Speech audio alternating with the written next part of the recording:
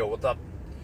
I need to go inside and get ready now, and the car is still not ready. Wow, we have, really? How long is this gonna take, man? Usable remaining, it's only 64 kilowatt hour. I hope the battery was not damaged too much. It was sitting at 0% for the longest time at Nasir. It's been over 2 years since I measured the degradation, and he has done only 20,000 kilometers.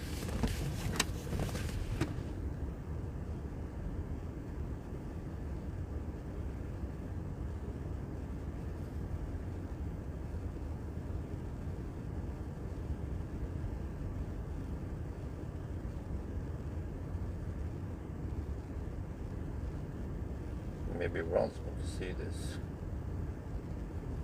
Okay, I need to get ready. Oh shit, I need to...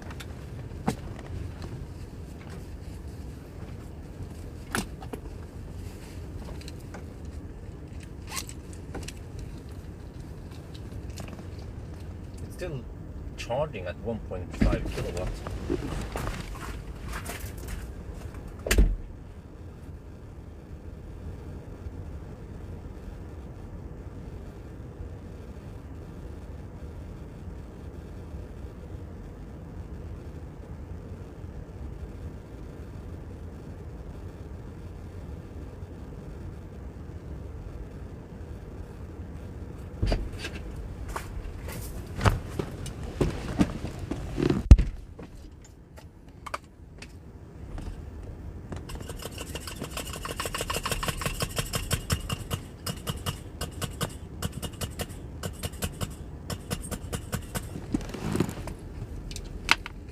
Okay, I have to go inside and get ready. But it hasn't finished charging yet, so that's a slight bummer. Can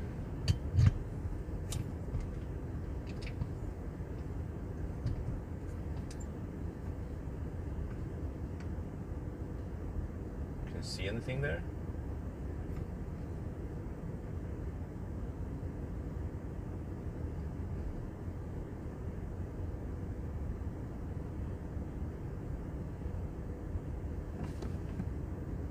They're still taking 1.6 kilowatts.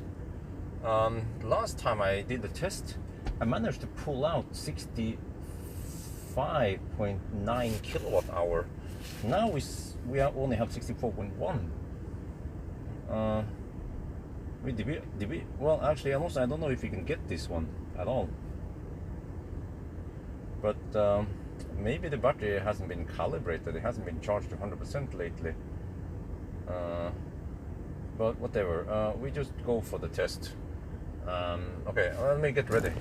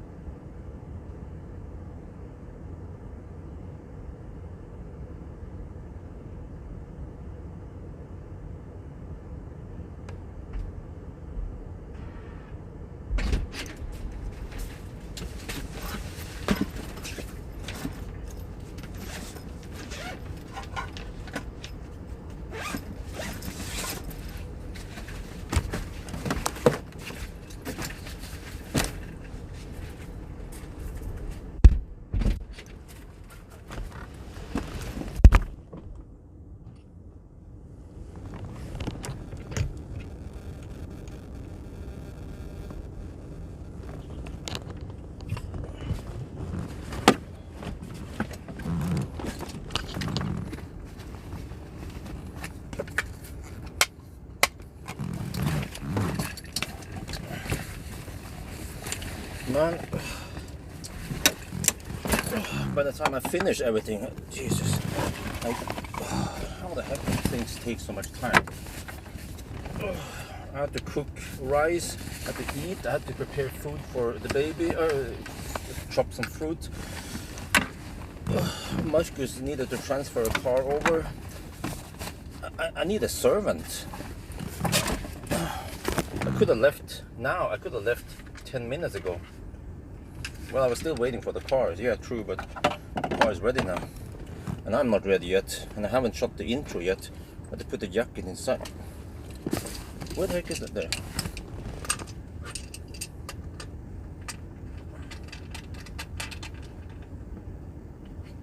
Interesting, it stopped at 64.9 kilowatt hour. And then the car was parked with 0% battery for the longest time. Wonder how much damage that took.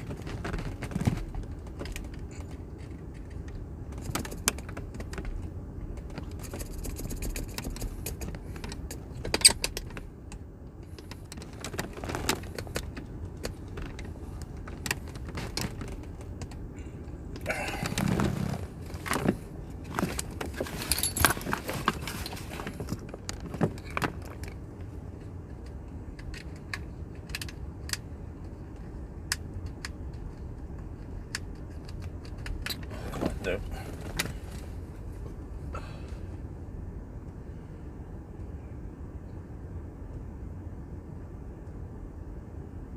Where did you see 4.17 volt?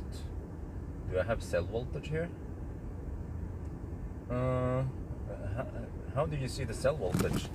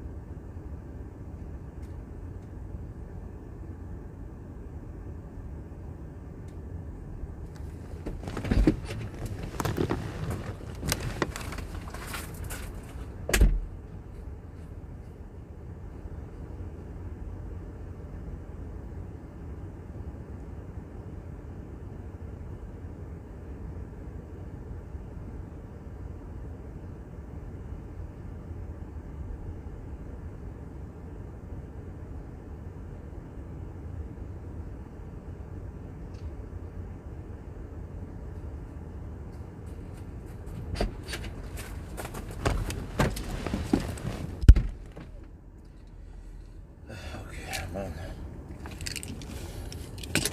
About time I leave soon.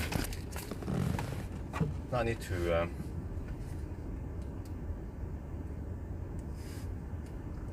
prepare the intro. Okay, Gjøvik. First, Gjøvik. Okay, we take Renabygdsfjellet.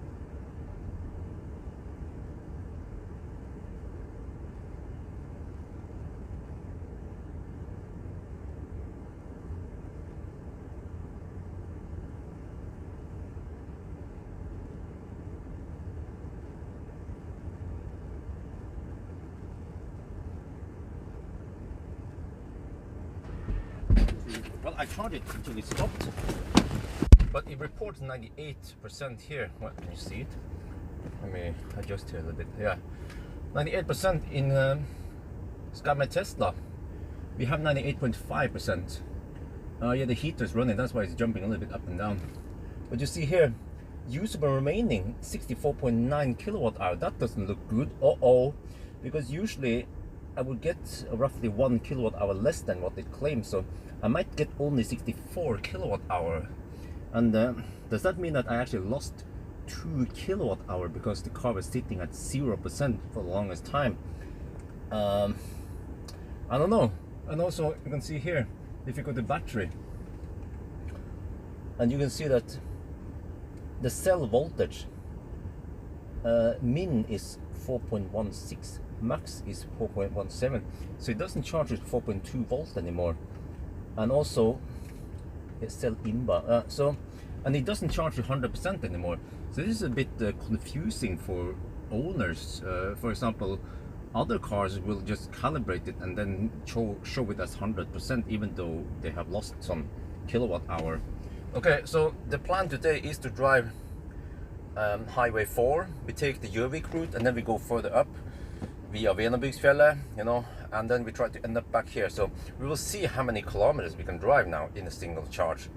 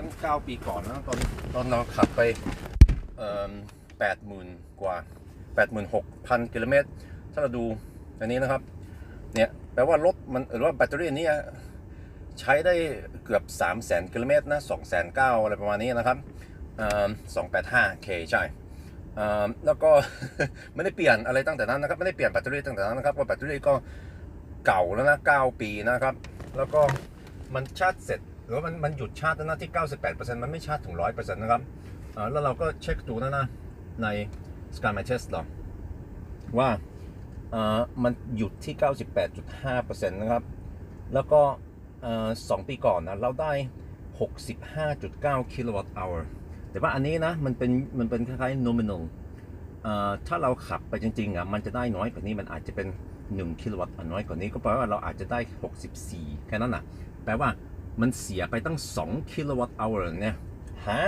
เป็นไปได้เหรอเนี่ยโอเคแล้วก็อีกอย่างที่เราเช็คแบตเตอรี่นะครับcell voltage มันต่ำนิดหน่อยนะ cell min เป็น 4.16 โวลต์ max เป็น 4.1 มันไม่ชาร์จถึงมันไม่ชาร์จถึง 4.2 4.1 โวลต์นะครับมันชาร์จต่ำกว่านั้นนะเพราะว่าแบตมันเสื่อมนะครับโอเคแล้วก็เดี๋ยวเราจะขับไปทางเหนือนะครับไปทางนี้นะเราก็จะขับตามลิมิตแล้วก็ลองเทสดูว่ามันจะวิ่งได้ไกลขนาดรถที่10 ปีหรือว่าแบตเตอรี่ที่อายุ9 ปีนะครับแล้วก็ใช้ได้โคตรเยอะเลยนะมันจะวิ่งได้ไกลแค่ไหนนะครับ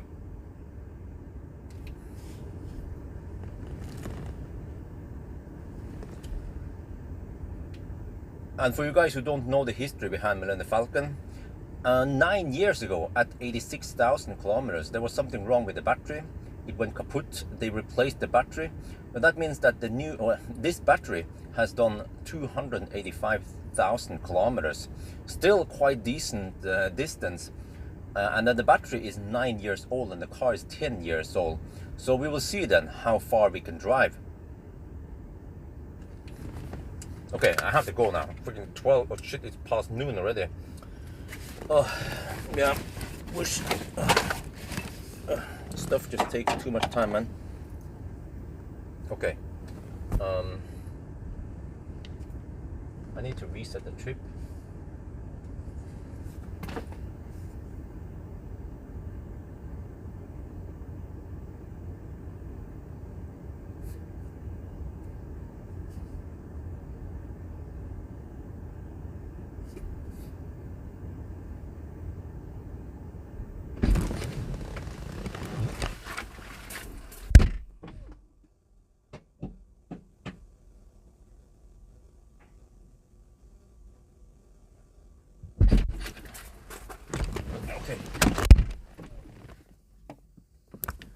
Just prepare the jacket.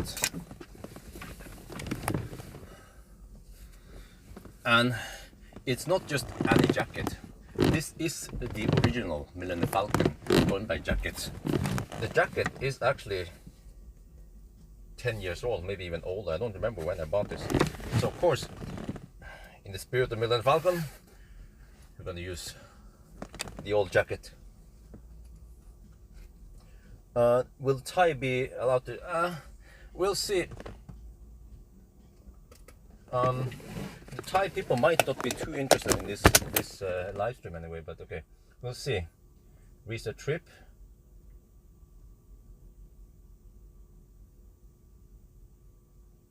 Okay. Reset trip. Okay, since last charge. Alright. Microphone on. Off we go. We actually have 15 kilowatt power limit. 15 kilowatt power limit. Region limit. So interesting. The car reports 64.9 kilowatt hour net capacity. That is a bit concerning. Did I lose 2 kilowatt hour? And also the undercarriage sounds a bit weird.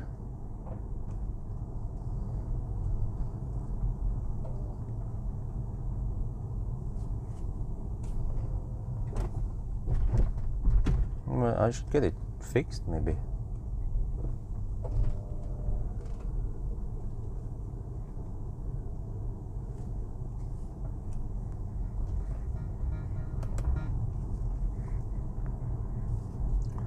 Well, first of all, I have no idea how many kilowatt hour we can get, but actually I have an idea. My guess based on the numbers here, we will get only 64 kilowatt hour. So then it boils down to what will the consumption be? I have no idea, but I will be running as eco as possible. So 150 watt hour per kilometer sounds a bit too optimistic. So maybe more realistically, let's say 160 watt hour per kilometer, right? We will know in about 1 hour, a little bit over an hour. Once we reach Gjøvik, we will get a pretty good indication of what it'll be. So over there, I can get a good estimate. But so you can do the math for me. Let's say, yeah, I'm not sure if this car can even do 160 watt hour per kilometer. Okay, let's say 160 then. If you take 64 kilowatt hour divided by 160, what do you get then?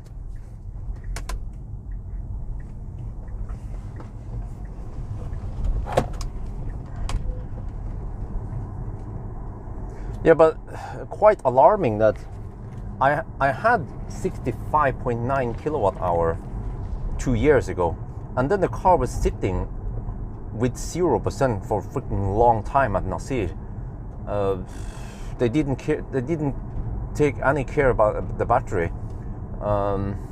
They should at least check it from now. I even think I even bugged him about it. That hey, the battery is low. You know, maybe you should charge it. And so 400 kilometers. Okay. Whoa, that's not too far. Okay, I will not. Yeah. But okay, maybe we should just still go Venabigsfjellet. As I'm not sure if there are any other shorter route I can take. Maybe I should also visit a supercharger. I can show for people who don't know how slow it charges. I mean, there's a small hope we get 150 consumption. We'll see. But yeah, so I wonder if the battery, because you know, I know from testing so many batteries over the years that age doesn't really the age doesn't degrade the battery that much, but cycles do, and maybe some other things like fast charging, heat and shit like that, but also maybe staying at 100% or at 0% is bad. So while guess the car was sitting at 0% for maybe a month, right? That's quite severe before someone plugged it in for me while I was in Thailand. So did that actually ruin the battery? Because 20,000 kilometers is nothing when you think about it. Okay, it was driven 20,000 kilometers.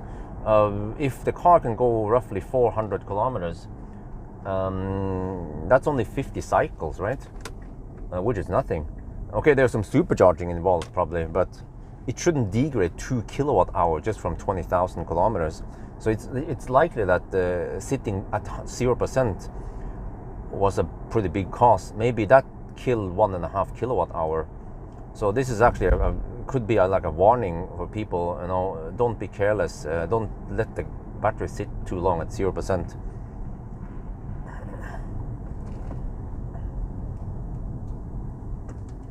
For the whole ownership I had it, I would, okay, sometimes I would take it low, but I will always charge it up right away. That's what I heard, is that as long as you're charging it up, then that's fine. Then the battery doesn't take much damage from it anymore. But if you let it sit too long, that's not good.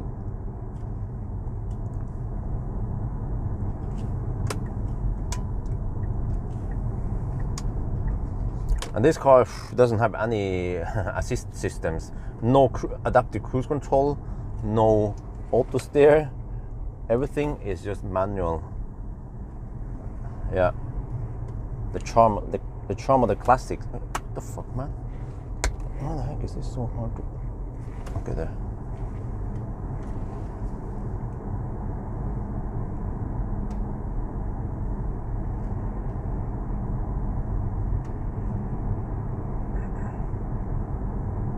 And now it seems a bit misaligned there. Wait, man, my head is not properly aligned, that's why.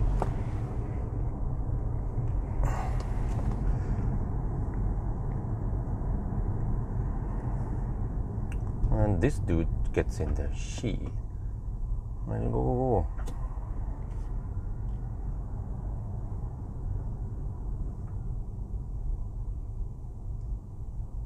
Just get the slowest mother trucker in front of us here. Shit.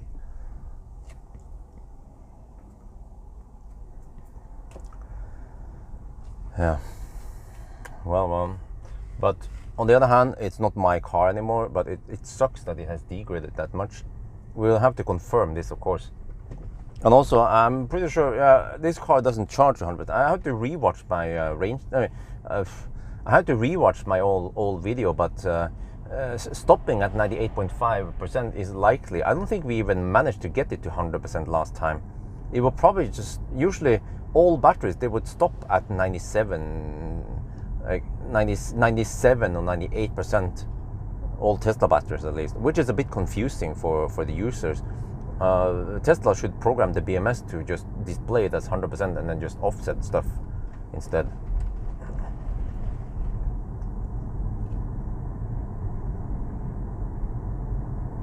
No, I haven't checked the voltage blocks.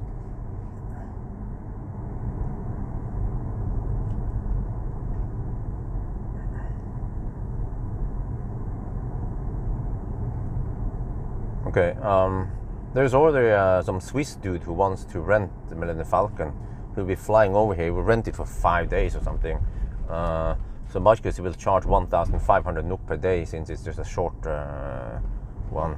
But if they rent longer, I think, yeah, he probably wants around 15,000 for a whole month, which means that as long as you rent it for more than 10 days, then you can actually keep it for a whole month instead. But then with some kilometer limits also. Is this guy gonna? Okay, I'll let him go. even though I don't have to yield for him since he's counted as driving.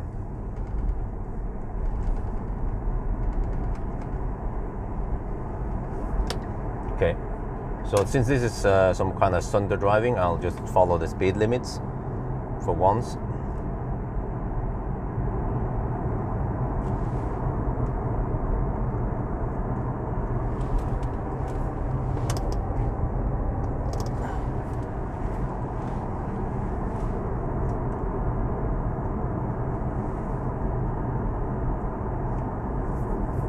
No, summer tires.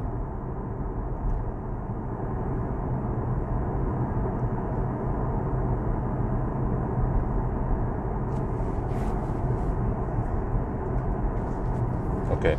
Wow, it's 13 degrees outside. Okay, that's good.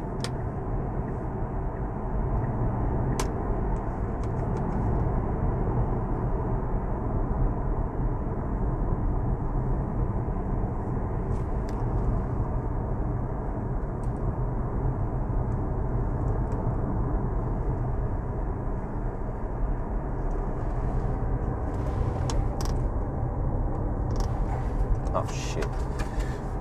Just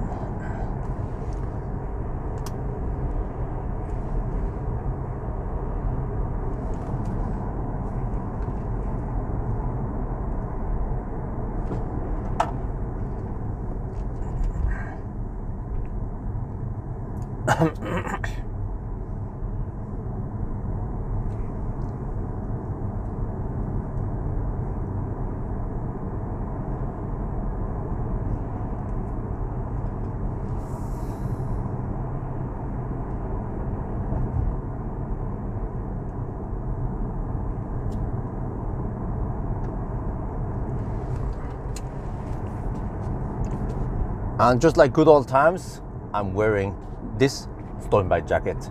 For you guys who know my channel from the start, you know, the old school followers, you recognize this jacket. This is the very old jacket that is also 10 years old, or maybe even older, that I used to wear when I was driving Millennium Falcon, and I did the Nimber task. Let me double check it. Let me redo that one. And in the spirit of Millennium Falcon, we are wearing the classic jacket. This is the Stormbike jacket I used to wear 10 years ago when I got Millennium Falcon. You probably recognize this one, right? Yeah, and it's a little bit worn down. There's a bullet hole in the back. No, I'm just kidding. Yeah, so the jacket is roughly as old as the car. So since this is going to be the last test for a long time, then yeah, but it's not over. I mean, it's not completely over since Millennium Falcon was sold to Marcus, and it's still in the circle of trust. So yeah, we'll see if there's any other test I can do eventually. But for now, just have to let him go.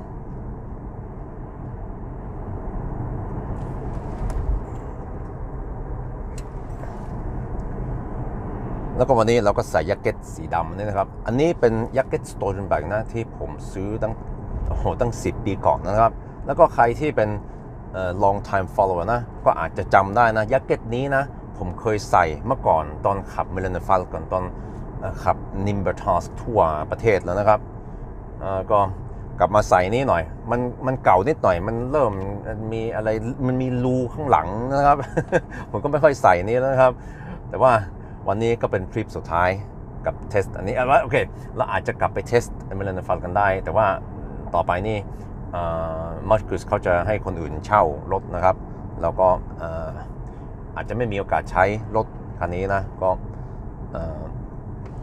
man, freaking light conditions are changing, so it messes up the. I need to retake that one. Okay, let's try again. Let me wait until. Okay, there. แล้วก็วันนี้นะครับเราใส่ Stone by Jacket สีดำนะครับใครที่เป็น long time follower นะก็คงจะจำแจ็คเก็ตนี้แล้วนะครับอันนี้แจ็คเก็ตนี้ก็อายุประมาณ10 ปีนะครับเมื่อก่อนตอนผมขับ Millennium Falcon แล้วก็ขับ Nimbus ทั่วประเทศนะผมก็จะใส่แจ็คเก็ตสีดำนี้นะที่ผมไม่ค่อยใส่ทุกวันนี้เพราะว่ามันเริ่มเก่าแล้วมันปุ๊ดนิดหน่อยนะครับมีรูข้างหลังนี่นะครับแต่ว่าอันนี้ก็เป็นทริปสุดท้ายรอบนี้นะกับ Millennium Falcon เพราะว่าต่อไปนี่มัชคุสก็จะให้คนอื่นเช่ารถนะครับแต่ว่าคงจะมีโอกาสกลับไปเทสวันหนึ่งเพราะว่ามัชคุสก็ยังเป็นสปอนเซอร์เราก็ยังอยู่ใกล้กันก็แต่ว่าอาจจะไม่ค่อยได้ใช้ช่วงนี้นะโอเคก็ต้อง enjoy เหมือน สมัยเก่านะครับสมัยเก่า10 ปีก่อนนะครับ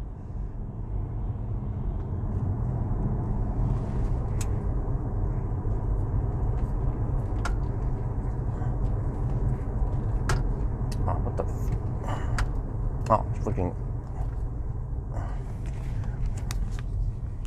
that was in the way. Okay, there's some weird clicking sound from the drivetrain. Ever since Nasir replaced the rear motor, there's been a clicking sound every time I apply some torque. So that's a bit weird.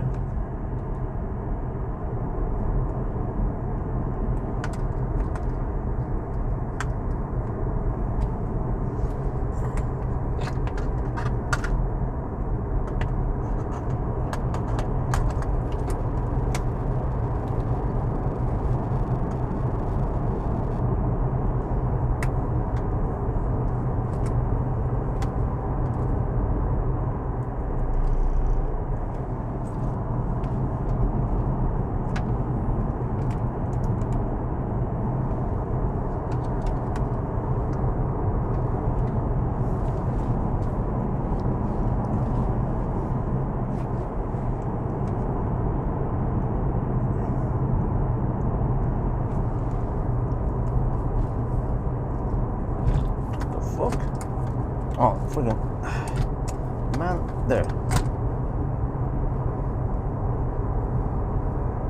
Camera's acting up.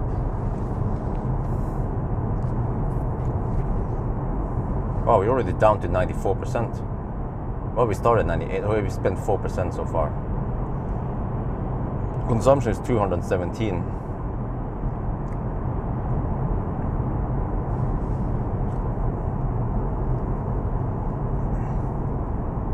Oh, there's Ralph, of course. As expected, Ralph was there. Yeah. Yo, what's up, Ralph? Ralph's been bugging me. Hey, Bjorn, are you gonna make some kind of 10-year anniversary? I'm like, I don't know, man. We'll see.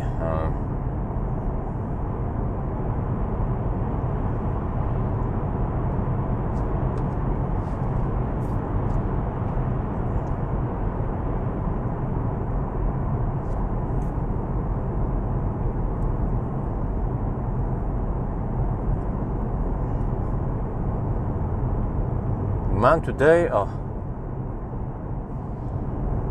woke up at 8. At first I wanted to do that Orleans dampers with Polestar, but then the PR guy at Polestar, he caught COVID or someone in the family, so I was like, oh shit, okay, well, stay safe, we hope for a fast recovery. So then there was only one thing to do then, we was to return the Polestar. But it wasn't that easy because there's a freaking stau around Oslo. So it took some time to drive over to Skøyen.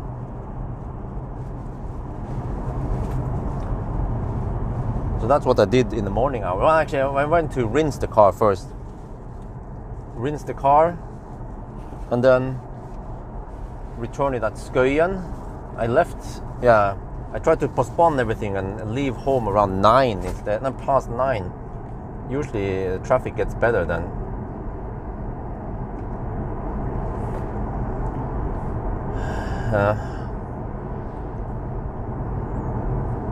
And then I took public transportation, and that took an hour, to travel 20 kilometers. It's just take one bus, change bus. Fortunately, I was lucky with the timings, and then change another bus again, and then I haven't used Millennium Falcon in a while, and I noticed that the adapter for the UBD was gone. I was like, wait, where did it go? I thought I would have it dangling there, unless I put it somewhere else. But I kept the adapters, various Model 3, Model Y, Model X adapters in one place. I thought this one is gone. So I was, then I had to go to. But fortunately, I called Amund. He works for EV Hub now, Nasir. Call him. He picked up the phone. I was like, "Oh, buddy, I need I need a new cable. The one disappeared. I don't know where the fuck it went." And he's like, "Yeah, sure." He had another cable. I was like, "Oh yeah. He's the expert, So then I had to go over to have to drop off, get off the bus at KGK at near my home. Then talk to him for a little bit. Took a look at the EV Hub. And Nasir was super busy. He's just been. Amund told me that no joke, Nasir gets around 100 phone calls per day. And I was like, huh? What kind of phone calls? Customers? He's like, private customers, but also businesses who wants to make business with him and shit. I was like, damn, man. No wonder why he's super busy and not very available. So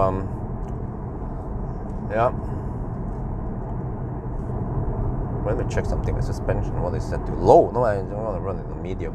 I don't want to run around low.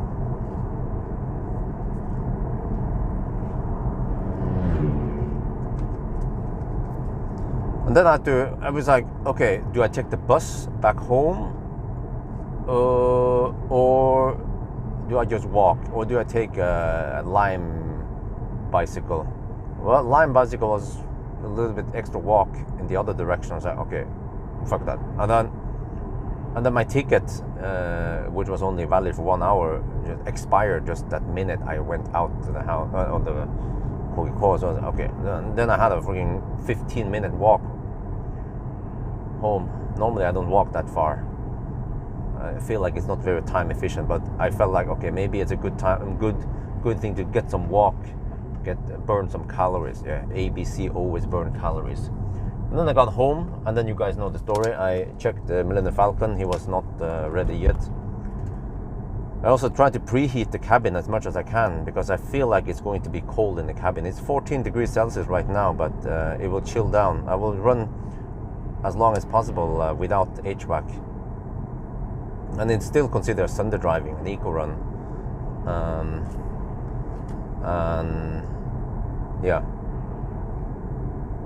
Actually, in the beginning, earlier this morning, the car was cold because I didn't prepare this. It came a little bit unprepared, and the car was sitting at actually at around 85% only. No, I think it was 83% when I started charging. So I had to charge him up. But if I also wanted to preheat the cabin, because I know that it will take actually over an hour, way over an hour, to fully preheat everything, the whole interior, not only the air inside the cabin. So, but then since I only have 5.5 kilowatt at home, and also I know that once wifey wakes up, she will start cooking or heating up shit, and that will throttle the power. So it might throttle to only, usually I see throttling from 25 amp to 17 amp. And also another strange thing is that most cars I see, they pull 25 amp, but Millennium Falcon for some reason pulls only 24 amp, even though the EC charging station allows 25 amp. So yeah, so then I had to just move. I moved 2 EcoFlows into the trunk, and then I folded the seat, and I put the cabin heater on 1 kilowatt. And then I went off to return the Polestar, and I didn't monitor everything. And also I saw that the EcoFlows, they were at around 70%, which was the resting state of charge I left it at. And then when I came back, I don't know what's up with EcoFlow, man. They don't balance the 2 batteries well. So when I came back, the main battery was at 1%, and then the slave battery was at 30, 40% or some shit. Like, huh? Why didn't it pull more power from the slave battery? And then left the main battery at 1%. Yeah. And then I moved the EcoFlows back into the garage, and then they have done its job, which is to deliver around 2.5, maybe 2-3 kilowatt hour of heat in the cabin, helping it heat up everything. And then when I went inside, I was gone for a long time. I forgot that I prepared sticky rice. Wifey said she wanted to eat sticky rice, and also Isabel loves sticky rice. So I soaked the sticky rice in water. I was like, oh shit, I forgot about that one. And then we have to steam the sticky rice, and I don't know, for some reason Wifey doesn't know how to do it, even though it's shit easy to do it. I should teach her. I think I tried to teach her how to do it. I mean, a teenager can do that. But I now have to do it. Wifey went outside to walk Dolly and Isabel, and I steamed the rice. I also prepared some mangoes for Isabel. I had to eat 1 slice of bread. I prepared drinks. I had to put ice cubes in the Stormbag bottle, and then pop a Coke. I need a Coke now because Isabel woke up at 5:30 this morning, and I've actually been awake since 5. So I was like, shit. I went to bed around 1 at night because I was editing videos. Are you guys still listening, or am I just talking to myself, talking to the wall here? Consumption is 172, but wait, shit, low tire pressure, scheisse. Okay, we have to stop at gas station and inflate the tires. Yeah, it's pump them up to, it's gonna be cold also, cold and 13 degrees. So yeah, at Hakadal we checked the tire pressure. Oh, we listen, okay. All right, what was it again? Yeah, so, and I was just doing stuff, and also I figured, okay, well, no, I have a cup noodle, yeah, why not? So then I had to heat up, boil water, but at the same time, while I was doing that, I was steaming the rice, but I had to then stop temporarily. I had to stop the oven for the rice, so I can boil water on the kettle. What the heck, man? Because if I pull too much power, it's going to throttle Millennium Falcon, right? So, yeah, stop boiling, stop steaming for a bit, boil the water, and then once the water is boiled, then start steaming again. Man, this house I'm living in right now has so many limitations compared to the new house. I already tested AC. I tested charging at the new house on ID4. It showed 10 kilowatt. Yeah, okay, I'm not sure why it didn't show 11 kilowatt, but yeah, that's awesome, man. 10 kilowatt is just heaven. Because having 43 kilowatt or 63 amp 3-phase at the new house is freaking heaven compared to this shit, man. Like, I mean, for most people, no problem. This house has around 11, 12 kilowatt available power. But for me, I need more because of the stuff I do. Yeah, so I did all that stuff, and then I was also paying attention. And then also Marcus wanted me to move over one of his cars over to his account. Yeah, so I also had to do that while I was doing everything else. You just go in nowadays. You go into the app, the Tesla app, and then you just supply the email, and then there's a verification code on email, 6-digit code you have to enter, and then the car is moved.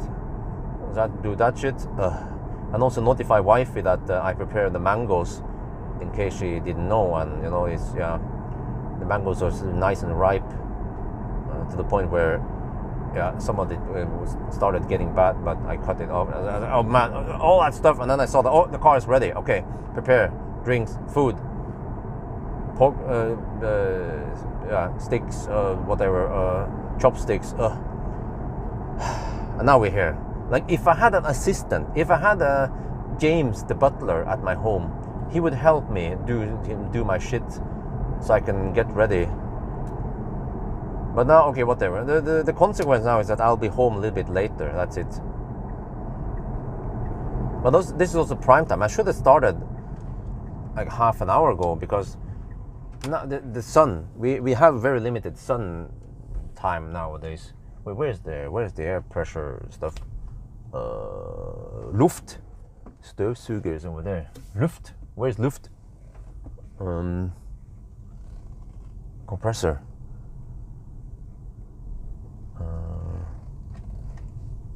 No, of course, the freaking dude is blocking the compressor.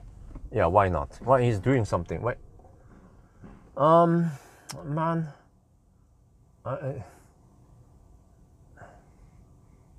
Okay, well, what the fuck do I do now? I mean, could he just park somewhere else instead? Okay, I need to just... Oh, man, Jesus. I should... Okay. Wait, shit. What is that? Crook. Okay. I need to get... Oh, I hope I didn't squeeze his cable or his hose.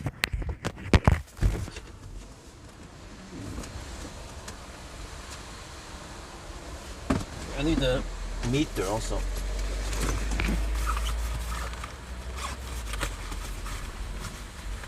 It's supposed to be...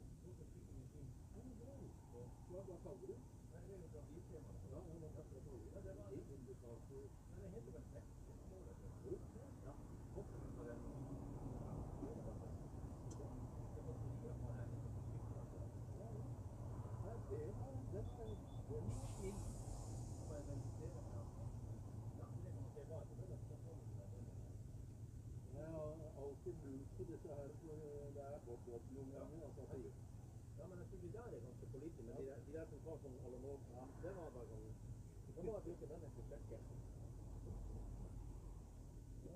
Den maskinen her da, hvor er han den, tror jeg? Han er inne på stasjon, tror jeg. Han har sånn der bilverksted. Jeg kan vente til du er ferdig. Ja, jeg så han kom litt i stad. Da er det... Nei, jeg skal ut. Jeg har vaske. Hva er beslaget? Nei. Ja, jo, det ligger ut. Det er sånn her. Ja, det er sånn her som går ut på deg. Ja. Det var vel et eller annet som må gjøre med det her. Hjembrennplass.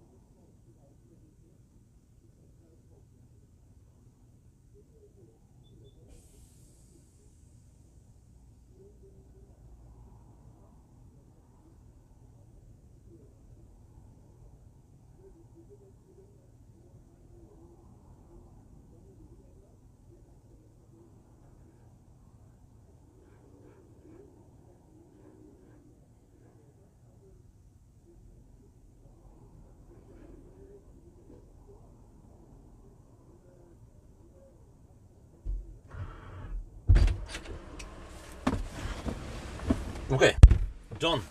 I fill them up to 3.3 bars since it's 13 degrees over here, and then I anticipate it's going to be colder.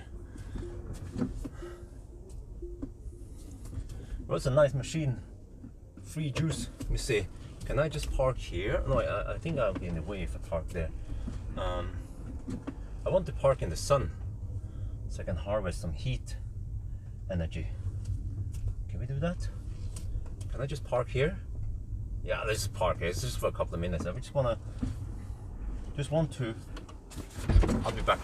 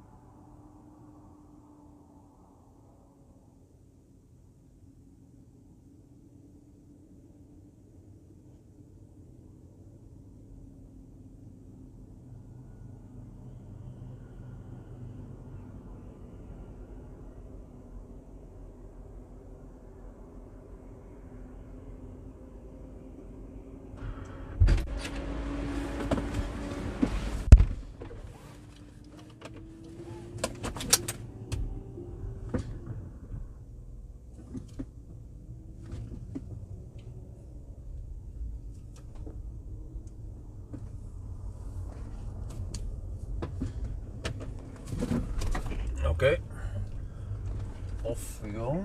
Wow, there's some traffic here. What is this? Hakadalstau.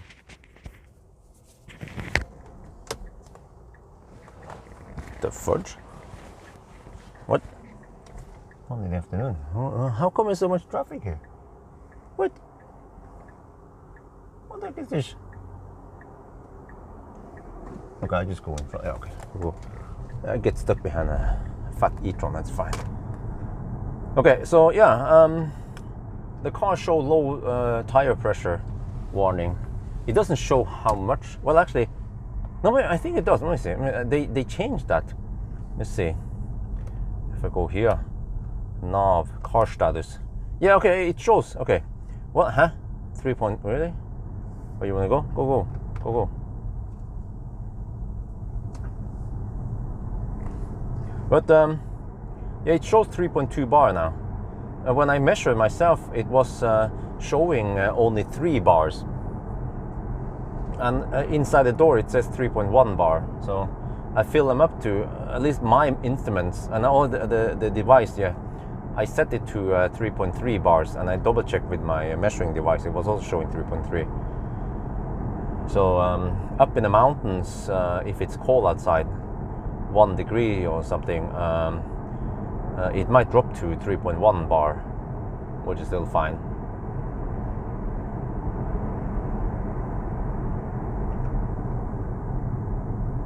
Well, okay, consumption right now is 174 watt-hour per kilometer.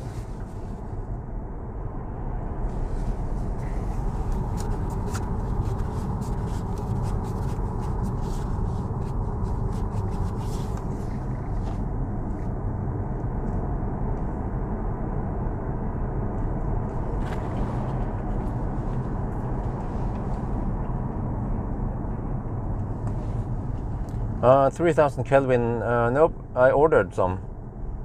How many lumen are they anyway? How many watts and how many lumens are they? I ordered some, I think they were 15 watt, 1500 lumen, 3000 Kelvin. They should arrive today. But I have my doubts that the 3000 Kelvin will be okay, because based on the spotlights, they have 3000 Kelvin and it looks okay. 2700 Kelvin, the IKEA Nymon lamps, they look too yellow because of the yellow walls. But when we tried 4K 4000 Kelvin spotlights, they look too cold. But that's because the spotlight, they don't have any cover, right? So but the feather lamps, they have some yellowness. They add some yellowness stuff because of the way it's been constructed, which means that I wonder if I have to go for 4000 Kelvin on those. But then the problem is finding a freaking 15 lamp. For ideally, I need 2000 lumen. I don't think it exists, but at least 1500 lumen should exist. But not sure if it comes in 4000.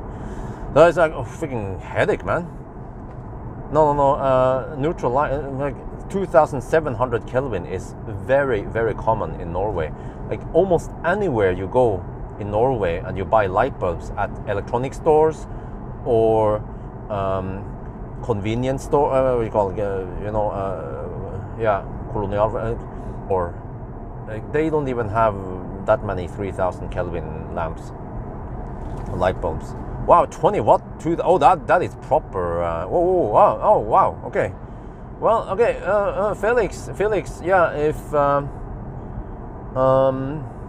have to try mine because I suspect that. Okay. The first thing is that I don't know if 3000 Kelvin is good enough. If it turns out to be too yellow, which I suspect, then we have to go for 4000 Kelvin, and then hope for the best. But then, yeah. But can you get 20 watt 4000 Kelvin bulbs, E27? That would be great. Yeah.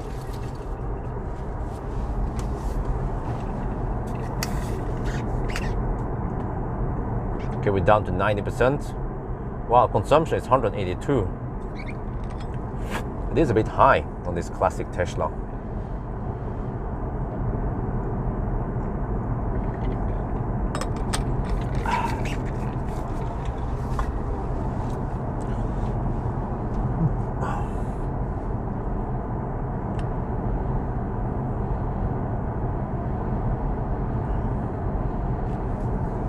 Wait, what the heck? Why did it default back to Spotify, man? The fuck? I changed from 2,700 to 3,000, and I think they give plus. Yes, they do. I don't know what's up with Norwegians. They just want yellow shit, man. They're like a yellow people. 2,700, in my opinion, is a bit too yellow. 3,000 is okay, but it's not over white or shit like that. It's not too cold. 4,000 and beyond, that's too cold for me. But yeah, it's just that the people here, they want 2,700, and that's why the businesses, they only sell 2,700, most of them. So you have to order it online or somewhere. Yeah, that's the Nittedal jordstation, Nittedal Earth Station. Morgan used to work there many years ago.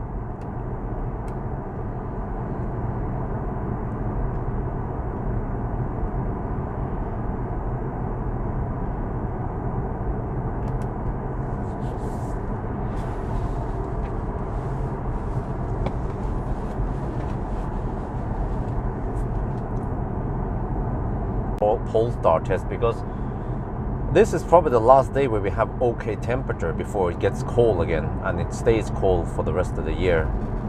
And I wanted to do Sunday driving with Millennium Falcon on a day when it's not too cold, but ideally we should have done this a couple of days ago when it was not too windy. But okay, on the other hand, Tesla, they have so good drag coefficient, so they are not that much affected by crosswinds and headwinds.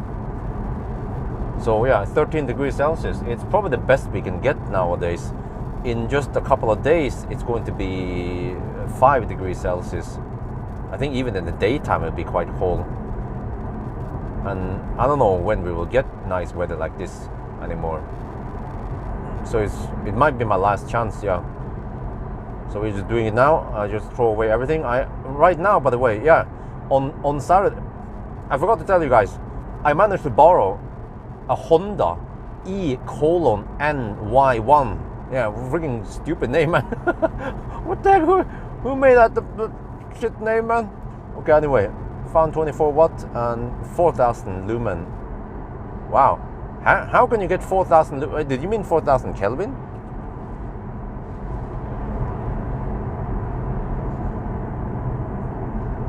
Ah, okay. Ah, I see. Yeah, 2,700 is... but I mean, it's like Vest, you know. Like, I think if you ask, well, no, not Vest, but I mean fake engine sound, you know. Some people say, oh, but I want to hear the RPMs and know how it's going. I mean, if you don't have a G sensor in your brain or in your body, then maybe you shouldn't be driving. But you can feel if you're accelerating or decelerating, and you don't need to know RPM on the electric motor. So fake engine sound, I mean, might be something like people who are trying to stop smoking. They need to hold on to that cigarette because they're used to it. But yeah, 2,700 Kelvin is just too yellow. Things doesn't look natural. It's too yellow in the current house, in the the V1 house also. The walls look dirty, kind of. Everything just looks a bit, I don't know, shabby.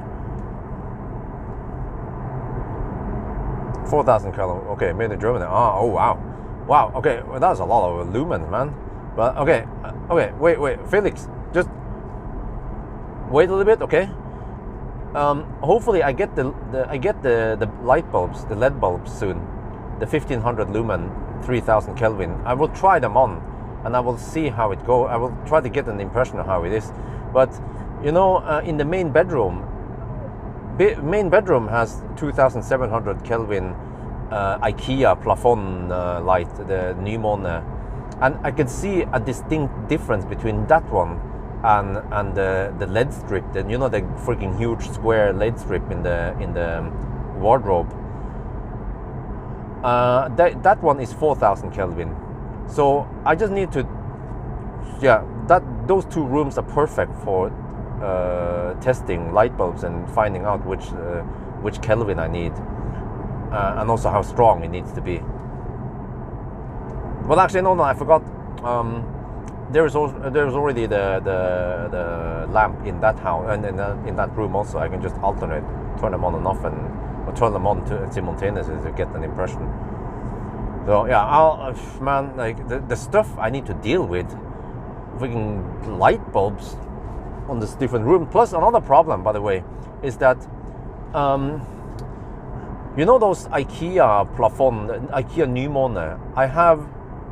I have it in the main in the main bedroom, in one of the other bedrooms, 2 bedrooms in the second floor, and also 1 bedroom in the first floor, and the washing room, plus I have actually, how many is that? 1, 2 upstairs, and 1, 2, 3, 4 downstairs. Well, that's 8. Holy fuck, man! I bought 8 of those. But I actually bought them mostly second hand for half price, and only 1 I bought full price, which is around 100 euros. So, yeah, what? Yeah, there'll be a live stream. It'll be a long ass live stream, man. 12 hours, 1,000 kilometer challenge with a freaking Honda. I calculated it will take 12 hours, which is actually going to be faster than Atto 3, and the Honda charges slower than Atto 3. It peaks at around 76, 77 kilowatts. It's limited to 198 amp. Lol. For electric car that comes out in 2023, limited to 200 amp. Well, but it's Honda. What do you expect, right? But yeah, so higher Kelvin the better. No. Yeah, it's like no. I think around 3000 Kelvin is enough, but it depends. It depends on so many factors.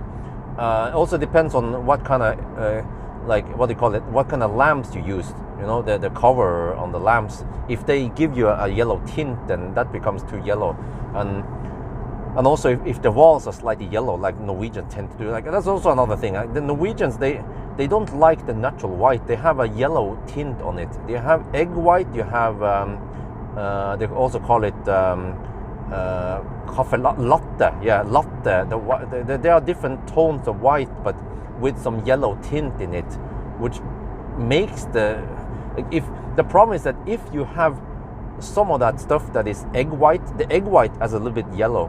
If you have egg white, what do you call it?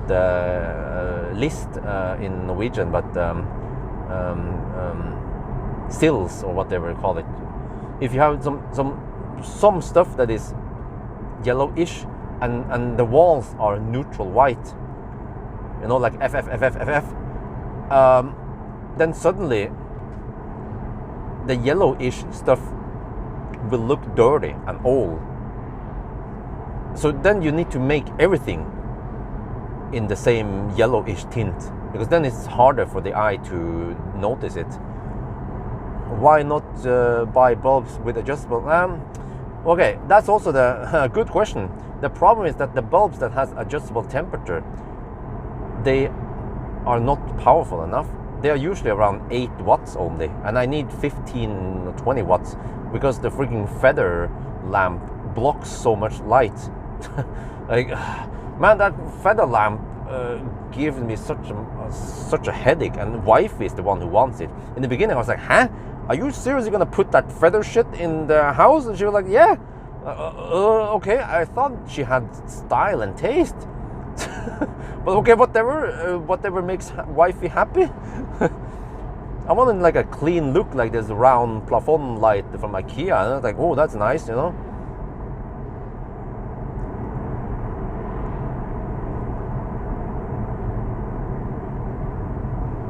Yeah. Also, that's another problem. The light switches. Some of the light switches are neutral white, and some of them are also egg white. So there's a little color difference there. You can spot it if you see it. Look closely. So, man, this house is not 100% perfect in terms of colors and materials and whatever. But I just have to give up. You know, I can't make the house 100% perfect. Death Star lamp from IKEA. Yeah. So, yeah. But now, okay. Let me tell you now. Now the problem is that those IKEA plafond lights, they are too yellow. They are 2,700 Kelvin, and you can see a distinct difference between the main bedroom and the makeup room or the wardrobe room. The main bedroom looks yellow because of the light, and also the walls are yellowish.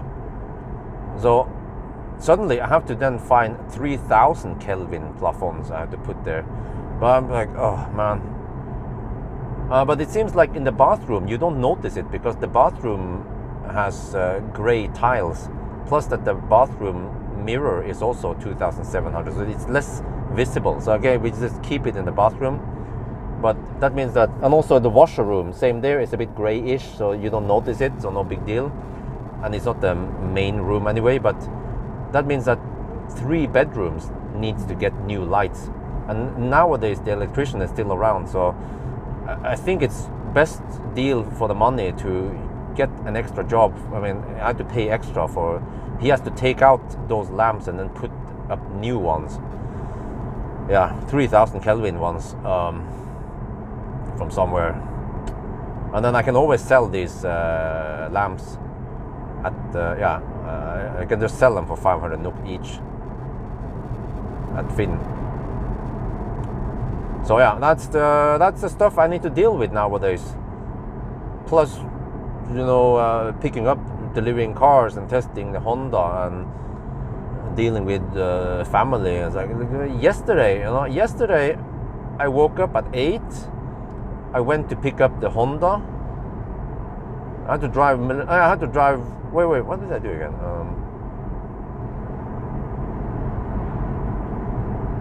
Don't remember. Yeah. Yeah, I woke up at 8. Philips Hue. Plenty of lamps. Okay. Yeah, but do they have 15, 20 watt E27 sockets? Because it can have as many features as it likes, but as long as it's not powerful enough, then it's not gonna cut it. Like I said, the feathers, they block so much light, and wifey wants that shit. I was like, okay, 2 problems with that feather lamp is that the feathers block light, and the whole lamp adds yellow tint. It gives me freaking headache, man. If it was just one of those problems, let's say if it just blocked light, okay, no problem. We just blast it with some powerful lights then. Or if it gives a yellow tint, then I could just find some 3,000 Kelvin lamps, bulbs, and then we're good. Oh, so yeah. Now yesterday I woke up at 8. I charged up Frankenstein, topped him up a little bit, walked Dolly, and then I had to go. And also I had to put Frankenstein in the garage, and then I had to start the fan. Yeah, I started heating up Frankenstein so I can drive without heater for a while. So you see, ideally I would just put the car in the garage and then have 20 degrees in the garage all year.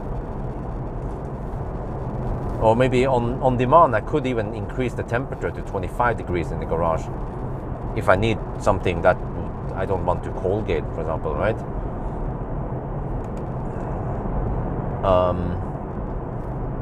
3-color temperature. Yeah. Last morning I had to drive over to Drammen with a Frankenstein to pick up a Honda.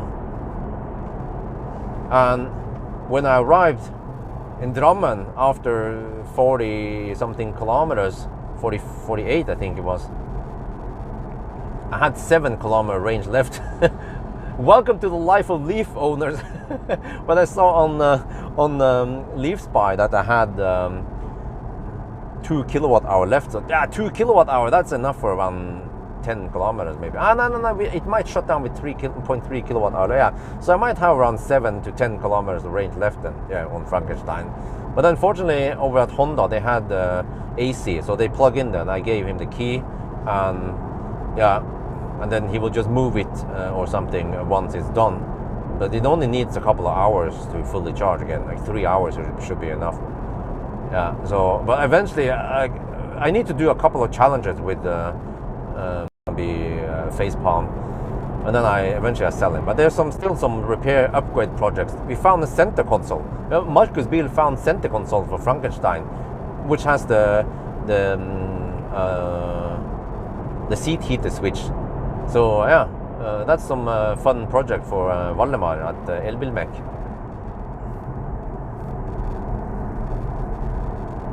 Portable. Yeah, no, I don't know about the portable DC, whatever. I'm not sure about that one.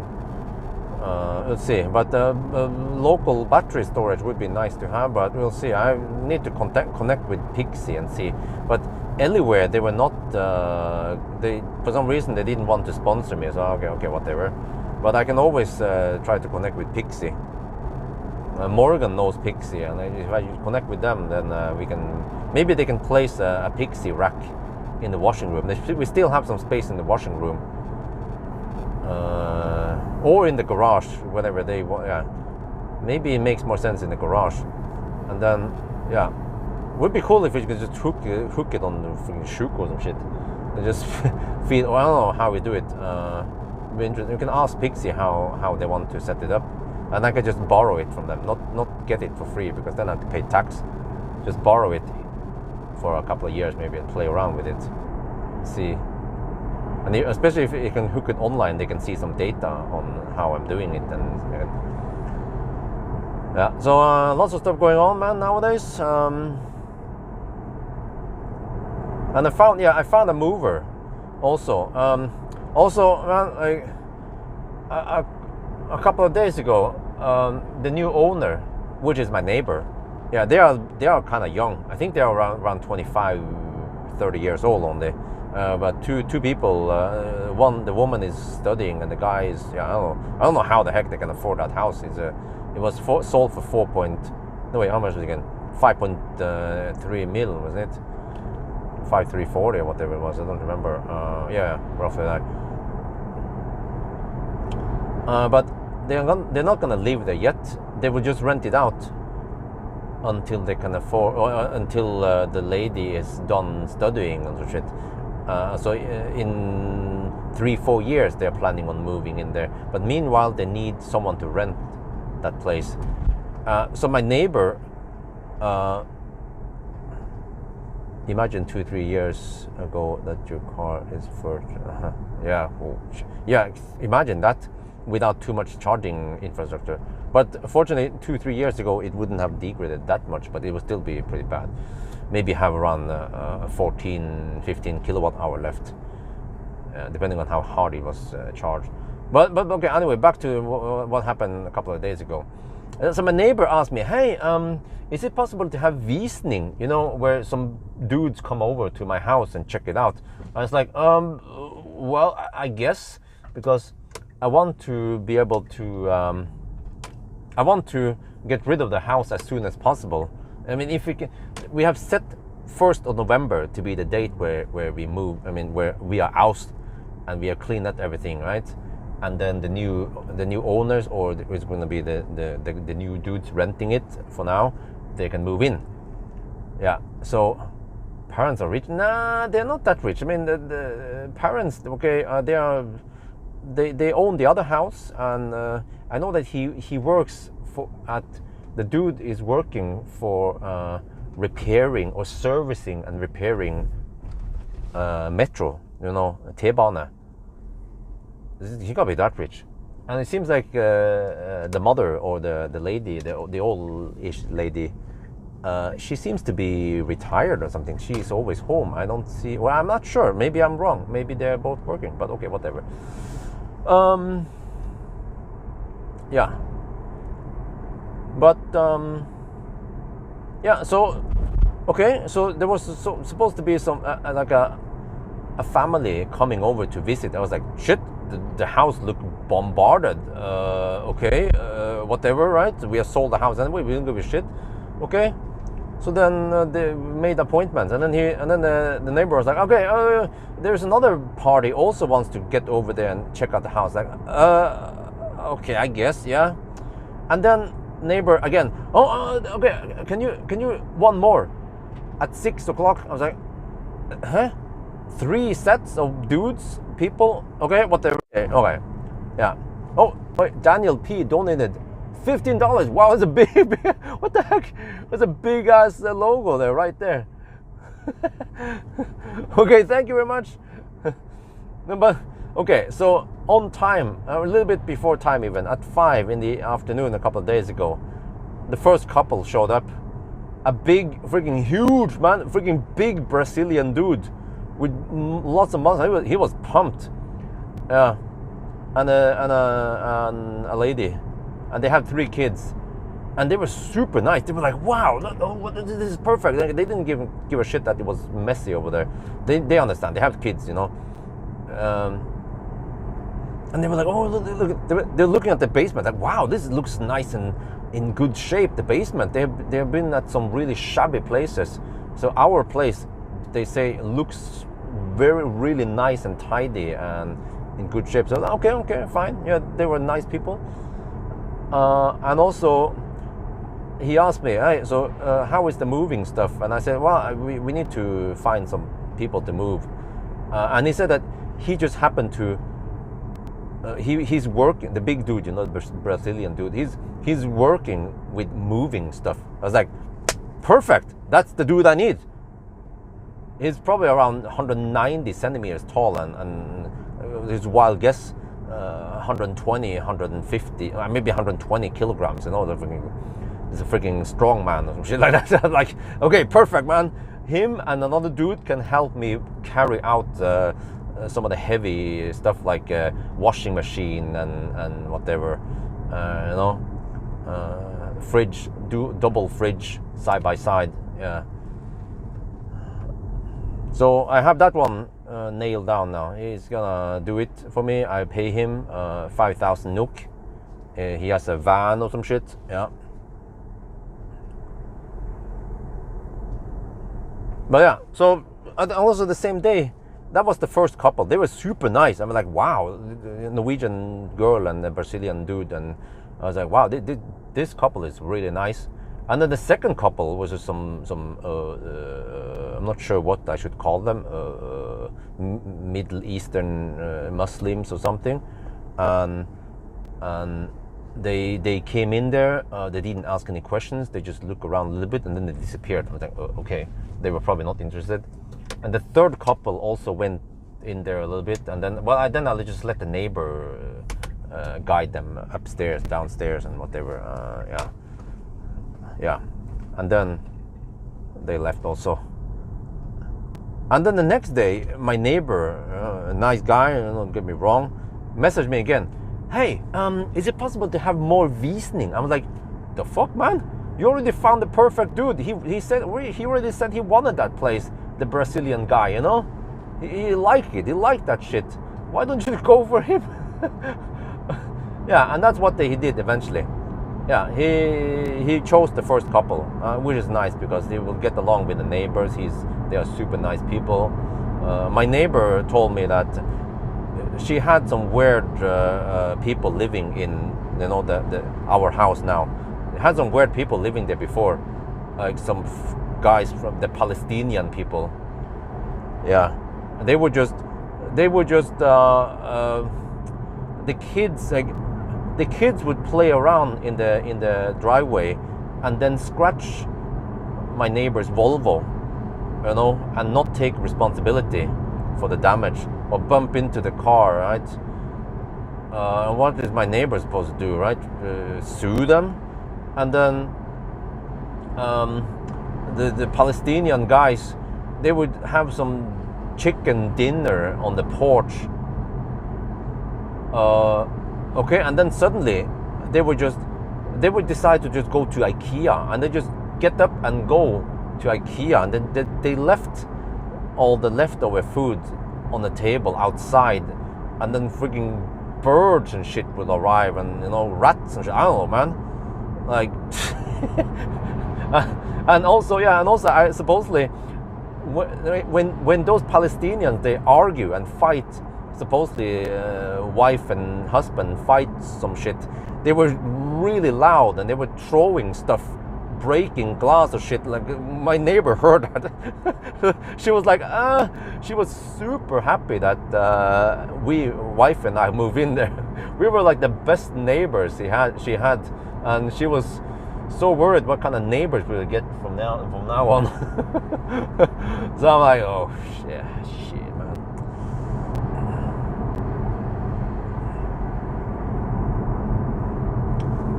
Okay, anyway, consumption is 169. Okay, so it might be 160. Okay, we might go 400 kilometers then. Yeah, right.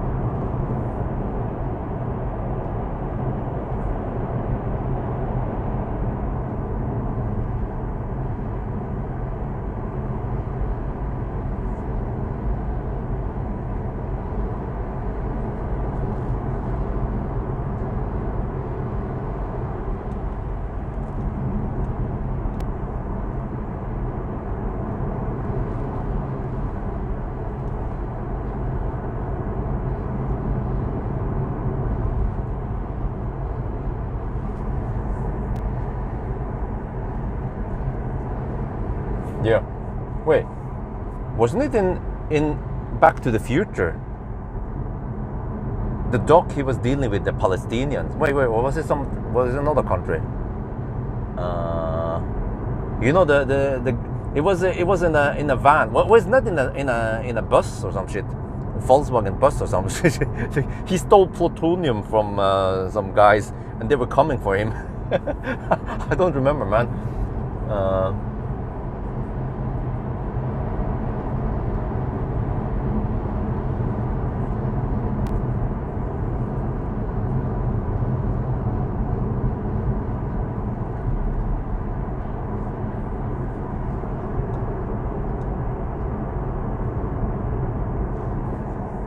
Oh, Libyans.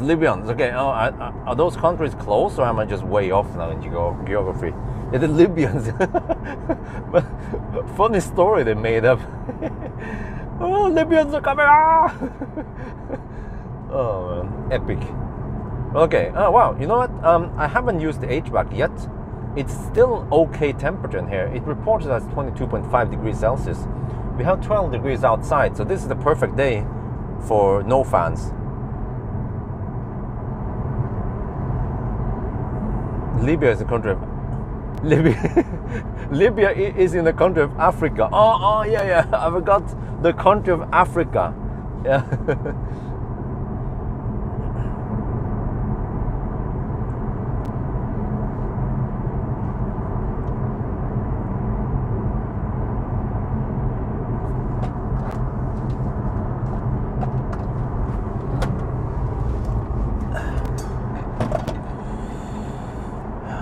No, well.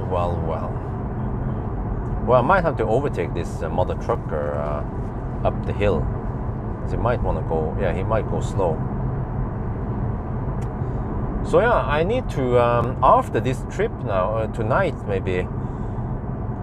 I need to clear up some stuff, move some stuff out, some whatever private belongings I have here, RFID chip and some stuff.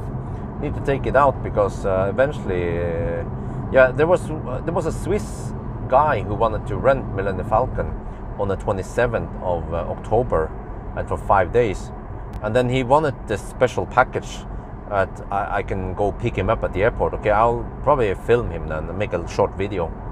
Yeah, and also that would be great promotional video, so Marcus can get more customers, renting customers. So, but I think from after this test now, then I'll just have to go and delete stuff, log out from Spotify and some stuff here. So I won't, most likely won't be using Millennium Falcon much in the following time. Now we'll see. Try to rent him out. Wow, that's some dramatic. Look at that. There's some clouds. There's some blue sky. Lots of yellow leaves. Yeah, the leaves are turning yellow now. The leaves are falling. Model Y, LFP, BYD, I don't know. Ich weiß nicht. But yeah, it came a little bit unexpected, a Honda. How do you pronounce that name again, the car? Honda E:NY1. It's even more complicated than Toyota BZ4X, man, with all this lowercase, uppercase shit. It sounds like Elon Musk child, yeah.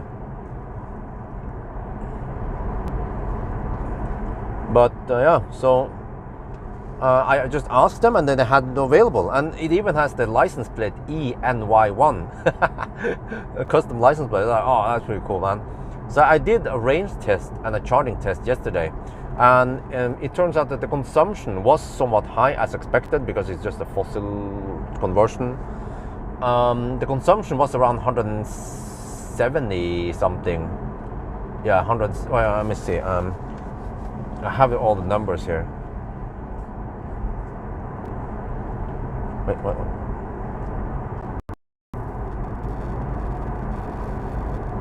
Okay, the consumption was 176 watt-hour per kilometer at 90. It was 14 degrees outside. And then the 120 test, it was 247 watt-hour per kilometer. And the car is actually smaller than e-Niro. I wonder if it's as small as the newest Kona, you know? It's way smaller than Model Y. And it costs around 400k NOK, some 40,000 euros maybe. And the battery capacity, I measured to be 59.5 kilowatt hour. So it's not 61.9 as they claim. And then the charging, it charged at 198 amp, 77 kilowatt, all the way to around 55%. And then it dropped to 55 kilowatt. But it did some weird shit. Yeah, you can add it to the, from yesterday to, from Wednesday this week to Wednesday next week, I have it. I have also some events going on. I have to look in the calendar, but yeah, some test drive and some other shit going on. But I need to focus on the Honda. I just called it Honda. Yeah, the Honda soon. Yeah. So range test done. I have to do acceleration, noise test, braking test. And then 1,000 kilometer challenge. Maybe tonight. Yeah, I think tonight, if the weather is still okay, it should be okay. I can do a headlight test. Yeah, tonight I'm planning on headlight test and acceleration, noise, braking test, because it is a bit noisy in a Honda. And then 1,000 kilometer challenge. And then I also have to do banana box test and interior review. And that's pretty much the most standard test I have. I'm not sure if I will do 0 mile test on it. We'll see. Yeah, maybe I should. Yeah, I could do that on Sunday morning. Yeah.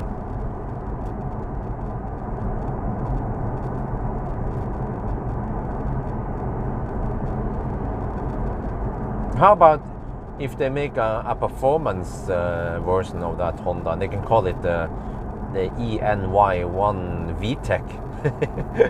When the VTEC kicks in, oh,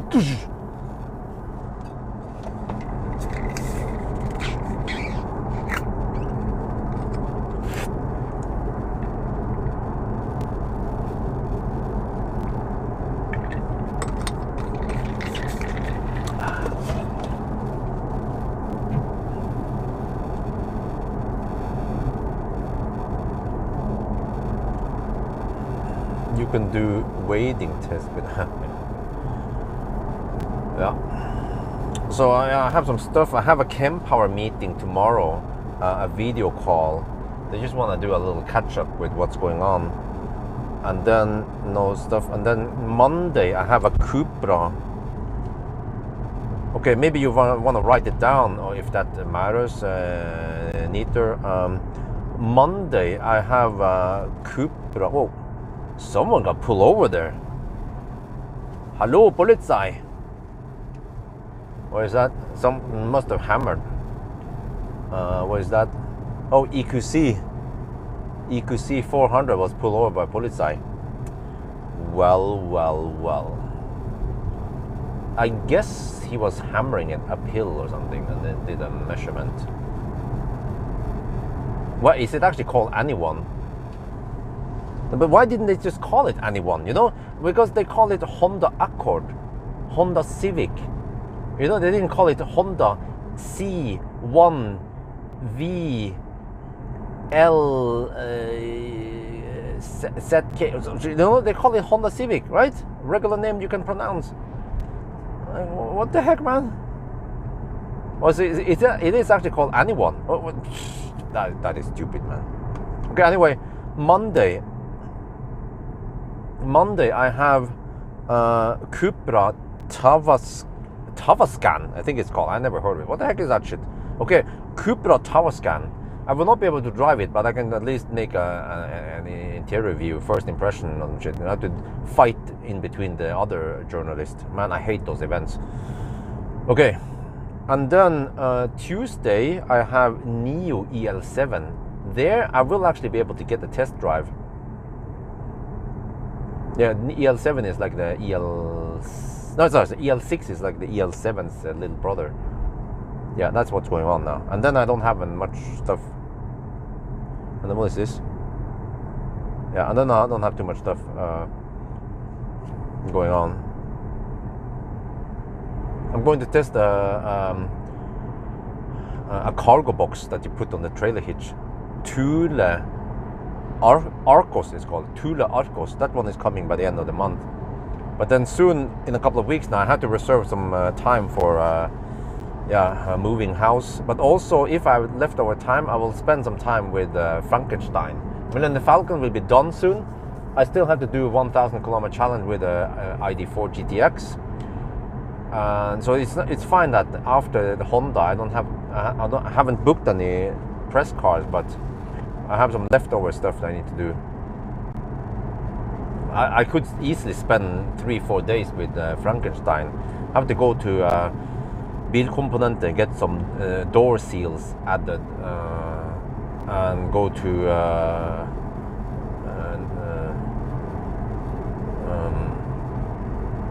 Elbilmek to get the center console added.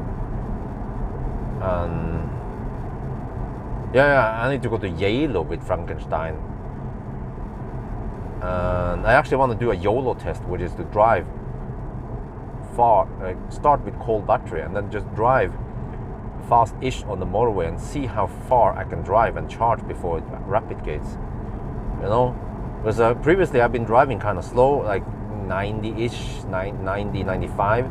But what if I go 110 at least, right? Which is 120 on the speedo roughly. If I go 110, I travel faster, but then you will just rapid gate faster earlier. But maybe that doesn't matter as long as you can drive the 300 kilometers or whatever you need to drive. Then that's good enough. You arrive. I mean, one upcoming would be, well, actually you can neither, if you want to add, you can just add next weekend, not this one, but next weekend, I'm planning on doing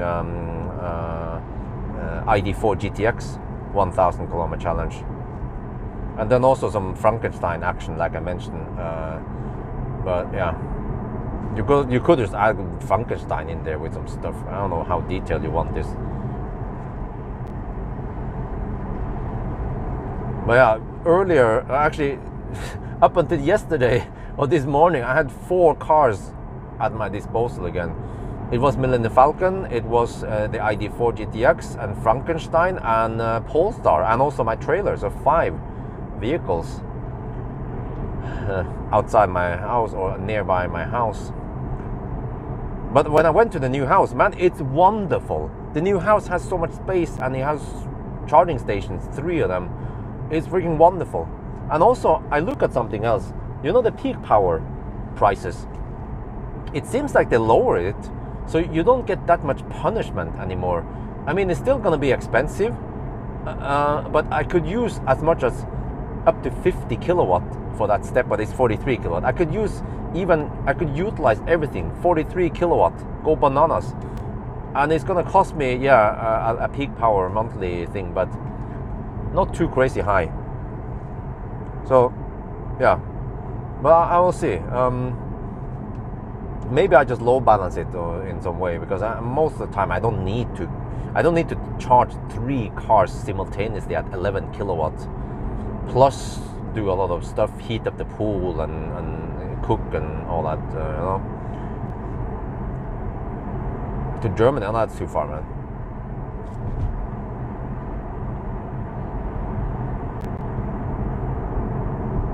Yeah, yeah, I should, you know what?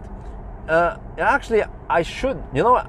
I actually want to make a 0 mile test of the Honda, and this time I will kind of taunt the sun. You know, I was like, yeah, I'm gonna make this thumbnail now, so it's easier for the sun to copy me. You know, I'm gonna do that on purpose. I was like, come on, Salma. Yeah, the lady is a lady, by the way, Salma. Yeah. You can copy my work now. Just twist the whole story, make it look as bad as possible. Yeah, just taunt them. Okay, maybe some Norwegians can Google this for me. Elvia, nettleie, tariffpris, whatever.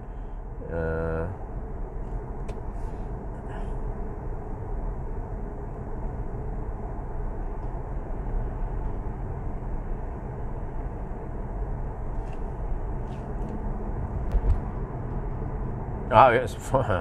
Unfortunately, it's not Salma Hayek. She's hot.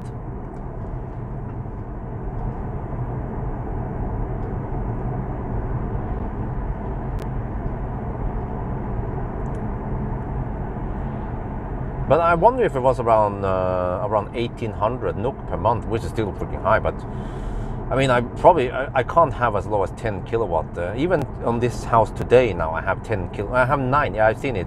I peak at 9 kilowatt at the V2 house, and at the new house, it's more likely to peak at least 15 kilowatt, or maybe 20 kilowatt, 15, 20 kilowatt. Well, actually, why would I need more electricity in the new house?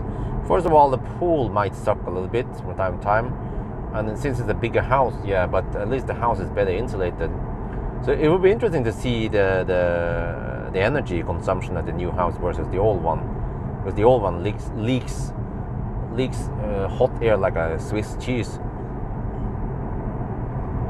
8,000 kilometers in 21 days. That's let me see, 8,000, 20, let me do the math here. That's 400 kilometers per day. Yeah, that's possible. It's gonna overheat every night though. It will replicate every night.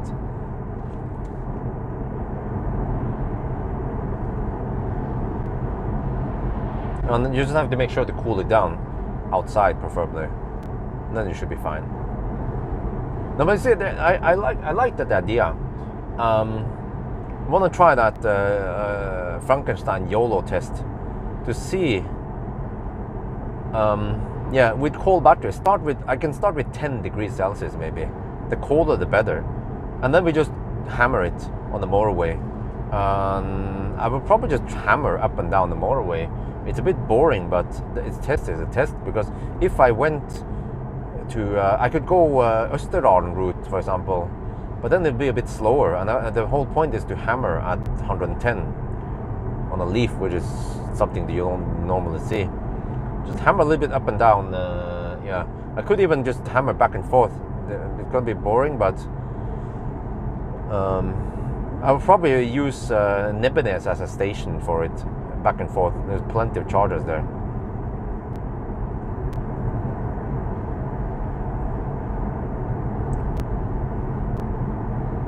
North Cape, oh okay, yeah. But yeah, so my idea is that I've seen it. I watched the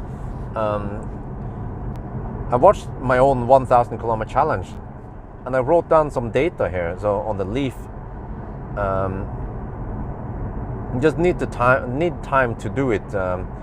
Okay, so when I did 1,000 kilometer challenge, well, okay, I could see that when the battery was at 31 degrees Celsius, I got 46 kilowatt.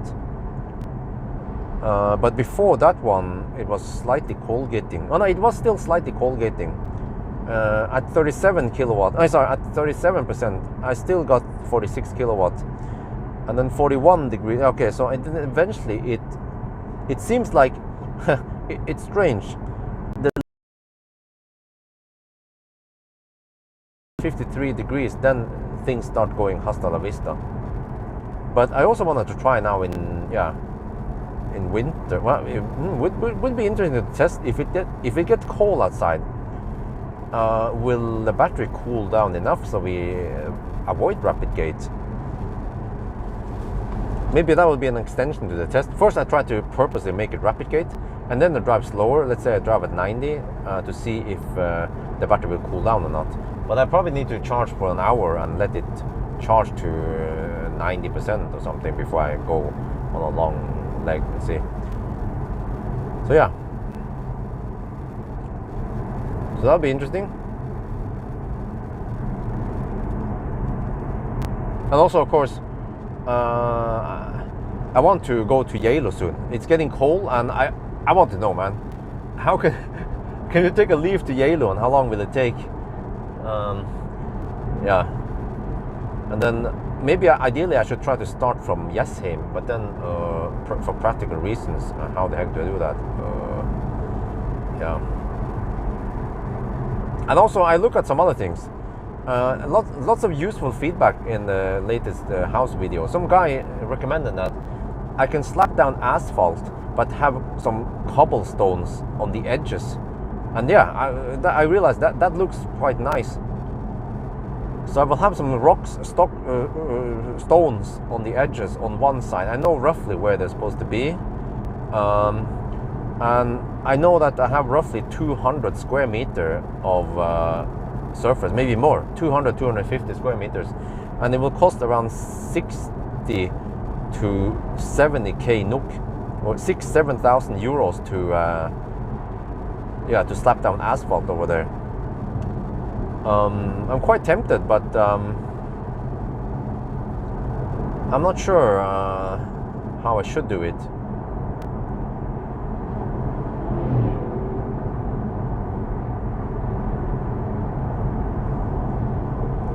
Maybe I'll just wait until spring comes, because I probably want to do everything in one go, which means that if I need to add the rocks, then it might be around 100k NOK, but it will look. Oh no, the problem is that I also want they call it støttemur, but then there needs to be some digging before they put up the wall.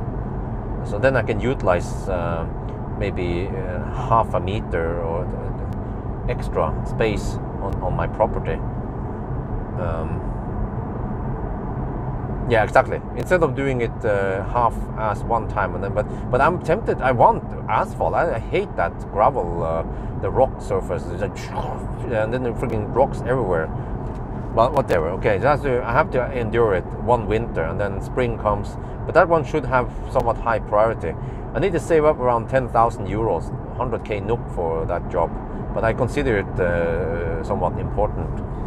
Other stuff can wait, but also some curtains should also have high priority. Curtains and stuff, blinds and whatever you need for privacy. Because I actually start getting a little bit concerned about privacy when I look at it. I was like, what the heck did I design, man? How the heck will we get privacy? No, but concrete, I just don't like concrete. I prefer either asphalt or, and also in general, concrete they can crack, right? Or not many people in Norway, they go for concrete. They usually go for rocks, or I mean like gravel shit, you know, or the cobblestone or asphalt. Almost nobody gets concrete. Maybe it has something to do with frost, yeah.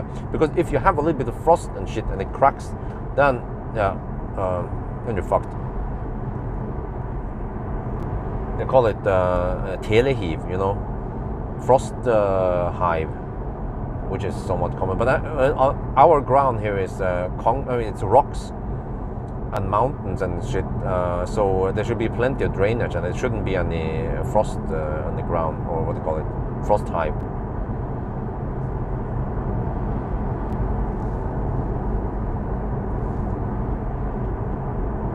Okay, consumption right now is 177 watt-hour per kilometer. We have 47 kilowatt-hour left. We have spent 16.8 kilowatt-hour already.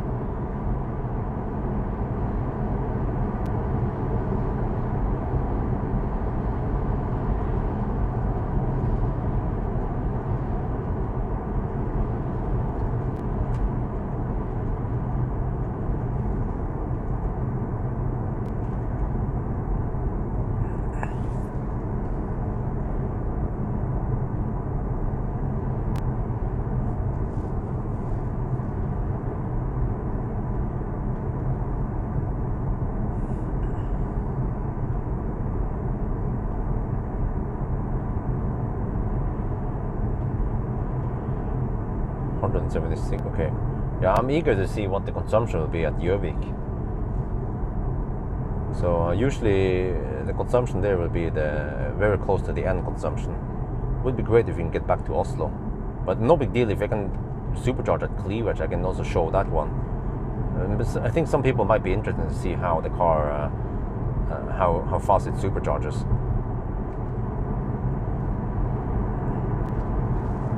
Building carport. Nope. We don't want to ruin the aesthetics. I mean, if you look, you know what the house looks like, right? You don't want to block that shit with some car.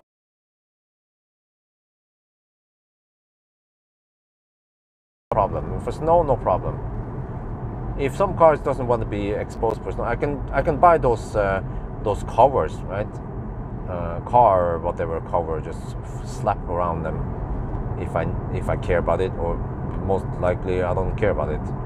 But actually I'm slightly tempted to get heated driveway, but on the other hand, that is just the V2 house, so I don't want to sink too much money in the V2 house, because I'm thinking that if my business goes better and my channel grows, then eventually I want to get some V3 house. And then all the stuff we invest in the V2 house is a bit wasted, and especially because the more stuff you invested, the more expensive it becomes, and people might not be willing to pay that much for that house.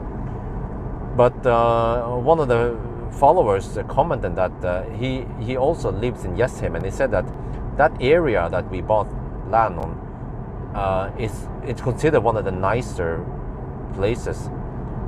He said one of the nice.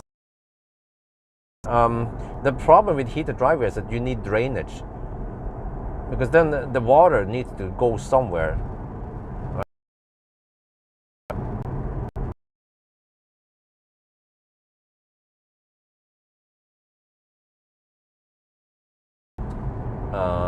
And how the rocks, at least the gravel there, can drain everything, and yeah. But that will also cost some money, heated driveway. But also I heard that it makes more sense to have heated driveway on asphalt. On cobblestones, they are thicker, and it makes there'll be less heat transfer over there. But I mean, heated driveway means you need to invest another. I mean, it will pull, I don't know, 10 kilowatt once it fires up, and then eventually maybe at least, I don't know how. I also heard that the NIBE, the NIBE heat pump system actually has a 7 or 9 kilowatt, I don't remember, PTC heater. In case it gets too cold, then it will kick in the PTC heater instead. So, that was something new I learned. Local kid clean the snow? I don't think so. Okay, you're gonna let the kid clean snow around the cars? Nope, I will do that myself. I need some exercise, and I can just invest in a battery-driven snowblower if it becomes too hard.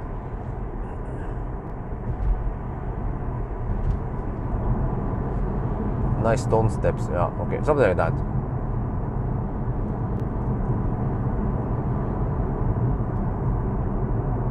Oh, the area, yes, it looks a nice place to neighbors. Yeah. So that's right. Their own, especially around my closest neighbors. There's one house that is most likely more expensive than my house. Also, I don't think I have the most expensive house. It's a house with some extra au pair, and they have some fancy art display, and they also have 2 stories high with some glass and I even see the stairs that they have glass wall, glass what do you call it, cover. So and also the light there looks nicer. They have a spotlight on the external also.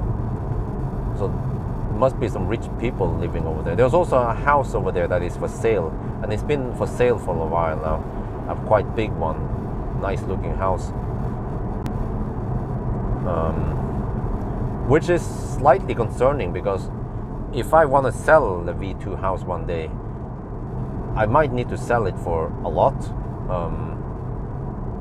probably at least 16 million NOK. Maybe more, 16, 17, 8, between 16 and 18 million NOK. Who the heck is going to pay that much? Okay, it has a swimming pool, yeah, fine, but why would anyone pay that much to live in Jessheim when you can, yeah, so I don't know.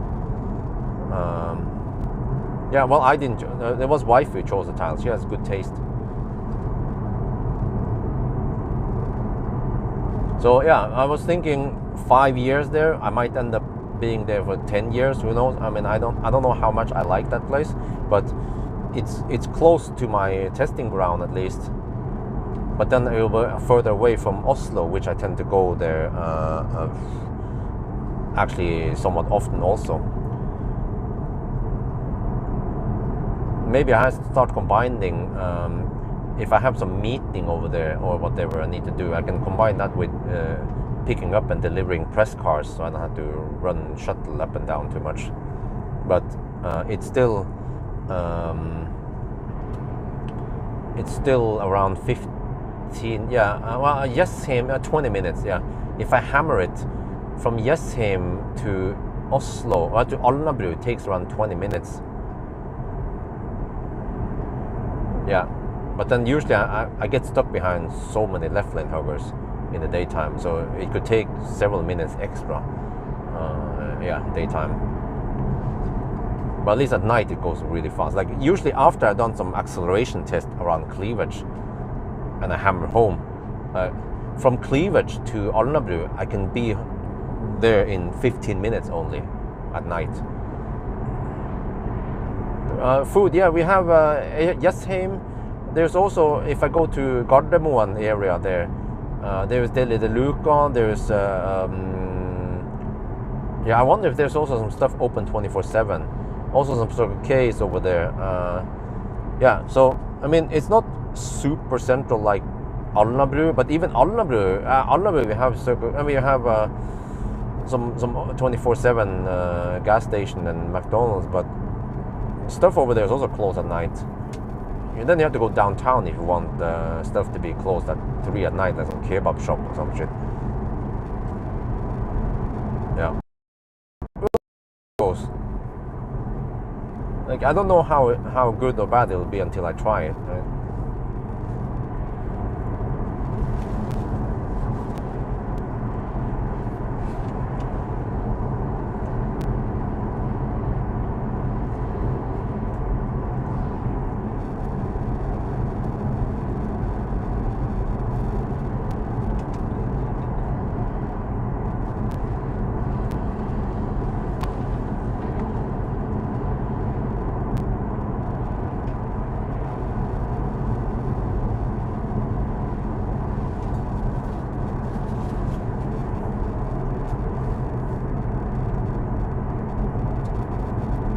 So you see how it goes. But you know, next summer, man, like seriously, I have to invite Pawel over for some summer party.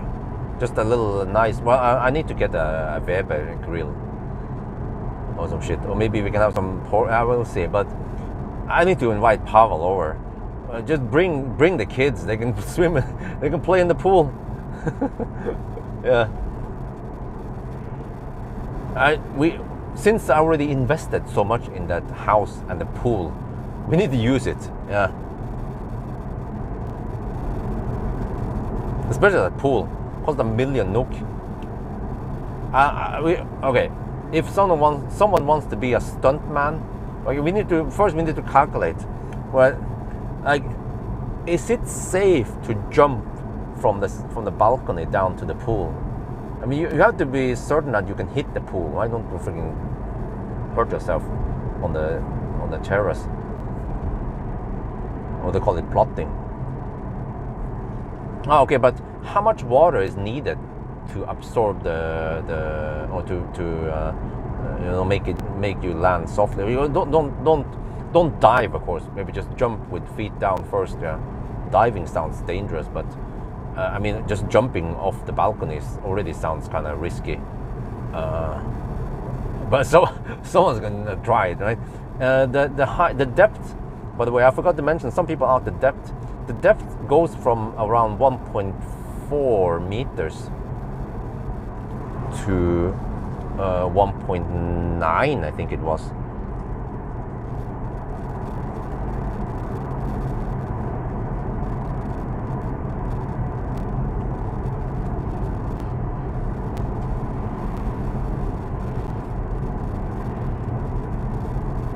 Well, I'm not the slowest one here. There's another Sunday driver here in front of me.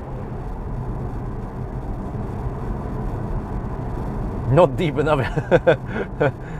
Yeah. Okay, I don't know how much is needed. There's like a 4 minute. No, wait. Actually, from the edge, we had to climb up there.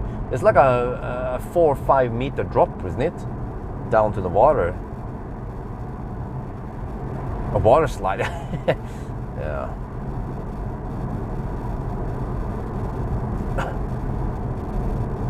But yeah, it turns out that I did order the washing robot, but it was not the one with the battery. The battery washing robot cost more. I mean, it looks freaking awesome, man. It's like a like a robot lawnmower, but this is underwater, and it has a 15-meter cable, so it would just fully autonomously clean the pool for me. So I don't need the pool boy. And that robot cost 18k NOK. Was that before VAT or some shit? Yeah, like 2,000 euro or something for that robot.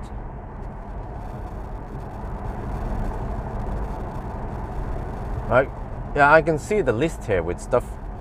The pool itself is. Wait, is this before VAT?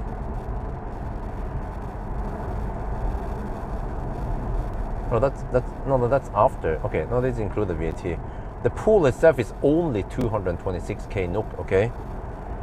And then the safety lamella is 120k NOK. But you need it, of course. And then some other stuff. And then pit wall. Oh yeah, the cover inside liner or something, 25k NOK.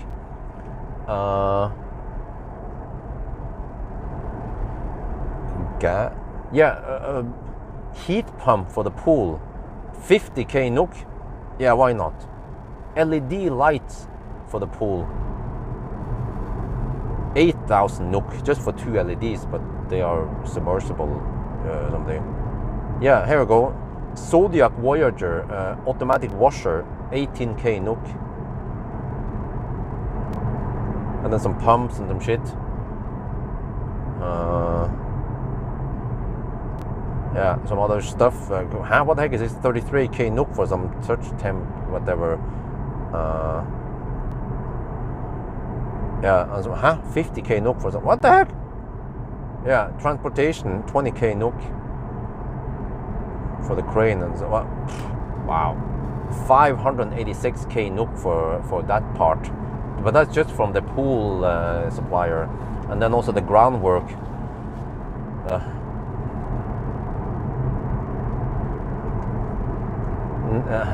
9 feet. Oh.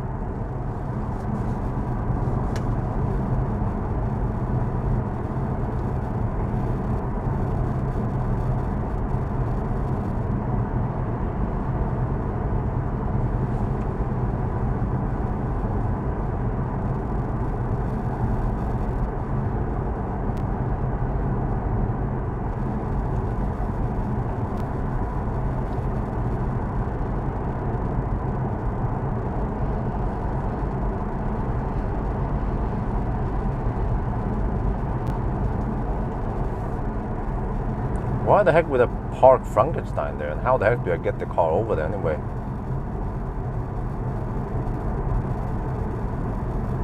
Oh, you mean on the ice? You can't drive it over there anyway. Oh, here it says, depth. Oh, really? Okay. The pool is 4.9 meters, but the 1 meter is used for the lamella cover, so it's practically 4.8. It's 4 times 8 meter. That's the net size of it. And then the height is from 1.1 to 1.9 meters. So yeah, 1.9 meters is roughly 6 feet. So we are 3 feet short. But you know, with water can stop bullets, right? So if you shoot into the pool, it should just break. It should slow down the bullet. Like, didn't Mythbusters or someone try to test that theory like, you actually don't need that much water, and you can see in movies when they jump, like the hero jumps into the water, and then the bad guys, they are trying to shoot him, and then the bullets are just slow down. But how much water was needed to slow down bullet then?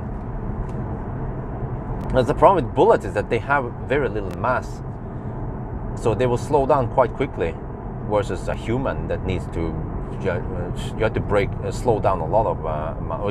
You can calculate the kinetic energy.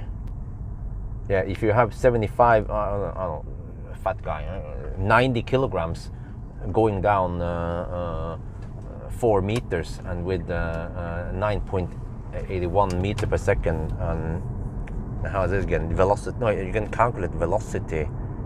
You can calculate velocity before you hit the water, right?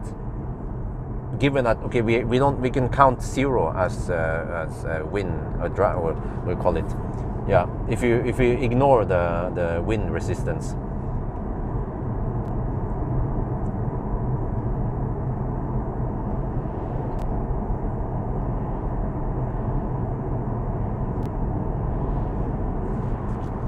Welcome to Gjøvik. Wait, how long did that take? 1 hour and 16 minutes. Oh wait, I stopped somewhere. Yeah, no, that was from Hakadal. Wow, it takes about 1.5 hours to reach Gjøvik. Okay, next stop is going to be Circle K.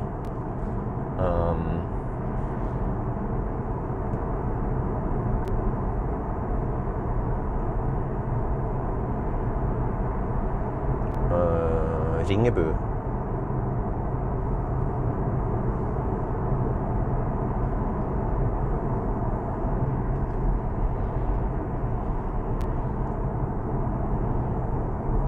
There, found it. I might just go all the way there before I stop and have some food. But this time I need to eat inside the car. I need to eat sticky rice in the true spirit of Millennium Falcon. Maybe I should try to gather some heat. while I'm eating. Pool seem only be 2 meters. Okay.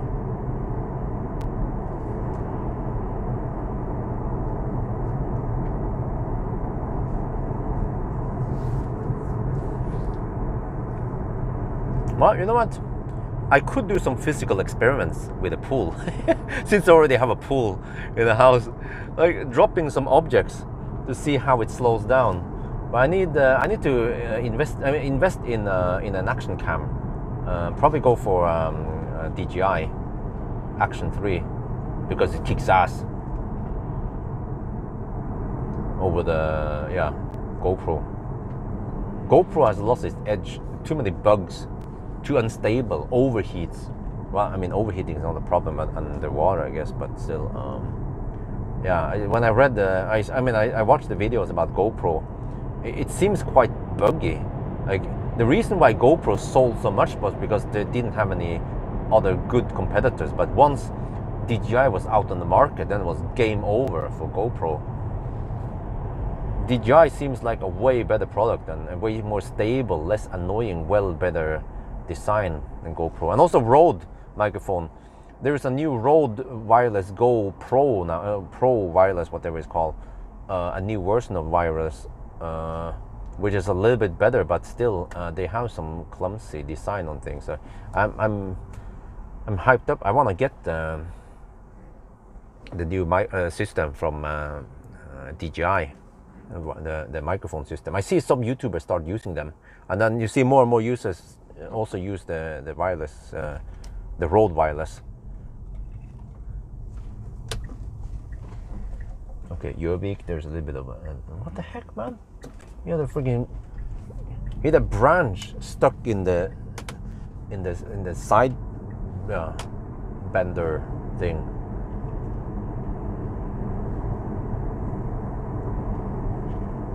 His stage name is Professor Splash. Oh, okay. Welcome to Gjøvik.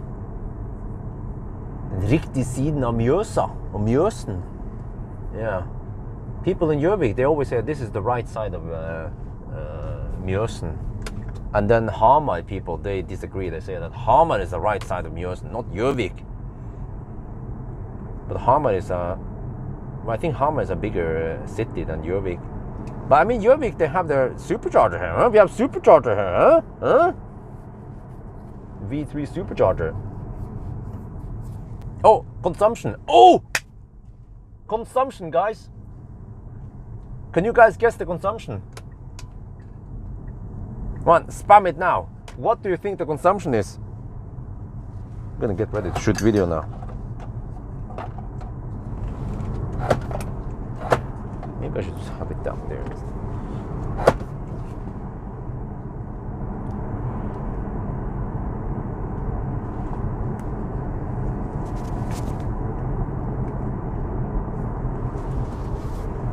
190, 145, okay? Yeah, you're gonna hear it soon because I need to record video.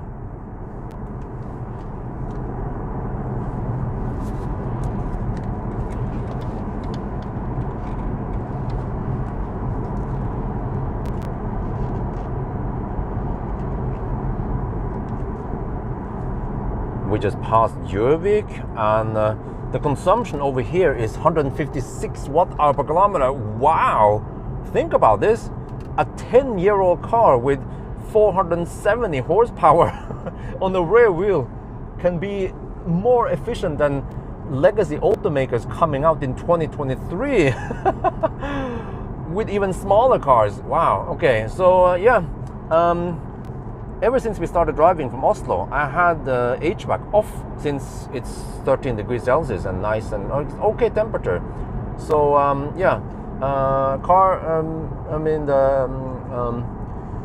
Sky Tesla reports 19.5 degrees Celsius. No, my bad. 21.5 degrees in the cabin. So yeah. So next stop is going to be, well, actually we didn't even stop at Gjøvik. I'll just keep driving. We will probably stop at the Ringebu and then we go for Venabygdsfjellet. So over there it might be cold. Yeah. So we should enjoy the nice warm weather here. The last bit of summer before winter comes. Yeah. Brace yourself.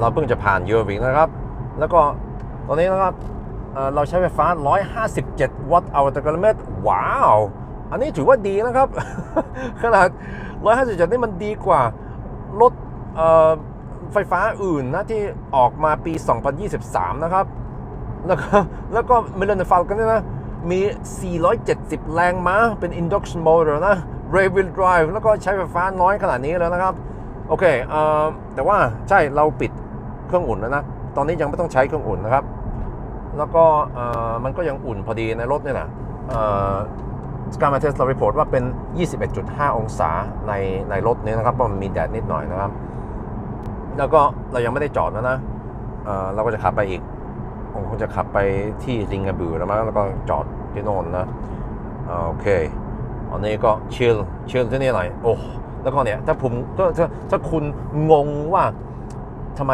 จอมันเป็นอย่างนี้อ่ะอันนี้นะครับมันเป็นคลาสสิกดีไซน์ของ Tesla นะครับ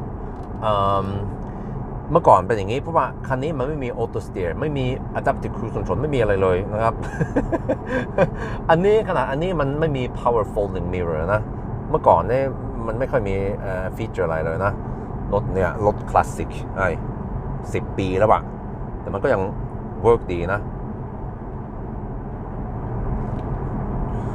โอเคconsumption went up a little bit 159 now so my guess is actually 160 since we had to go over a mountain and shit and then eventually we had to fire up the heater so yeah 160 that means that we will go 400 kilometers roughly and we will end up before Tong and some shit we just have to charge up somewhere well shit I hope I have I should have the CCS adapter with me just didn't double check everything because I didn't bring the Type 2. Maybe I need to, once I stop, I need to pop the hood and double check that I have it with me. I took out the Type 2 cable because that one supports 3-phase.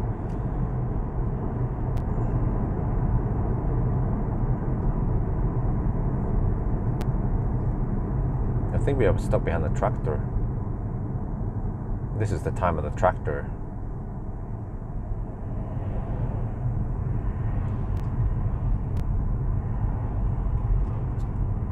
But we also need to figure out the degradation eventually.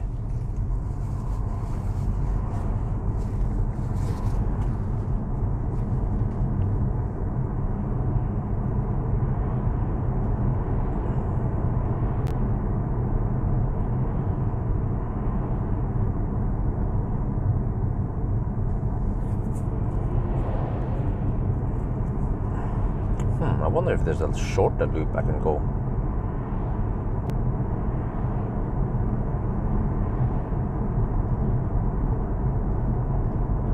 Well, actually, oh shit! No, we already passed Gjøvik. But okay, no, okay. Now I'll stick with the plan. Okay. But it's just that we will end up maybe around Elverum then. I wonder if that's around 400 kilometers. Yeah, I could use the supercharger over there.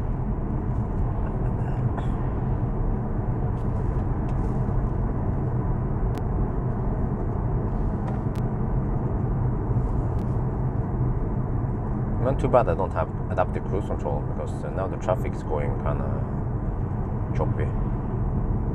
I just have to adjust manually now. Yeah, I don't know what the heck is going on here. Is it a slow poke or is it a tractor or a bicyclist or what the heck is going on here?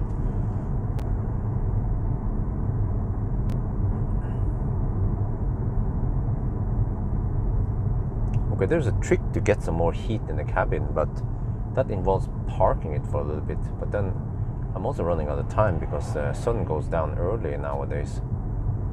So, yeah, what the heck is this? We are cruising at around 40 kilometers per hour. That sounds like a tractor. I just haven't seen the tractor yet. Let's see. They're not, huh? It's quite long queue.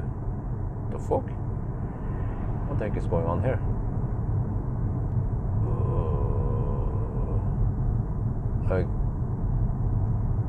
at least 20 cars in front of me.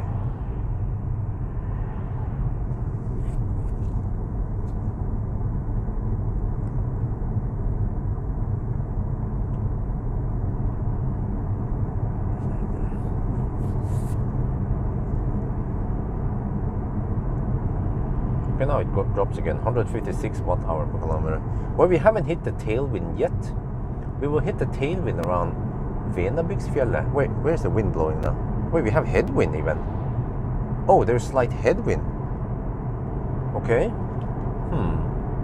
But yeah, maybe the wind conditions aren't the best today. Since I might get headwind.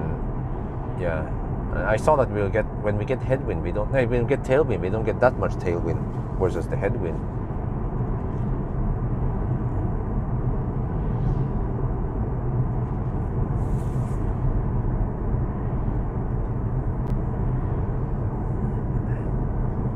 Yeah, so we need to make an entry in the Sunday driving. I think I will just count this as Sunday driving. Well, actually, you know, I could technically count in several different tests. This can be both in the Sunday driving test and also the degradation test.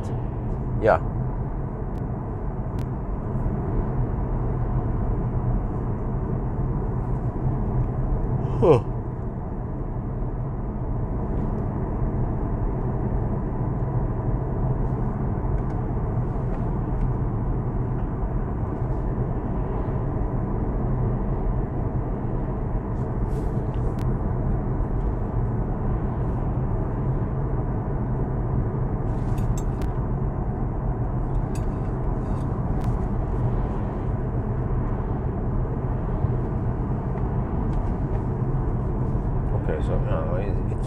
The cabin stays at 21.5 degrees. Seems like it hit equilibrium, where for the past 2 hours the temperature has been staying roughly there. 13 degrees outside now, but the sun is getting weak already. So I better hurry. Now there's also some clouds blocking some of it, which is not ideal.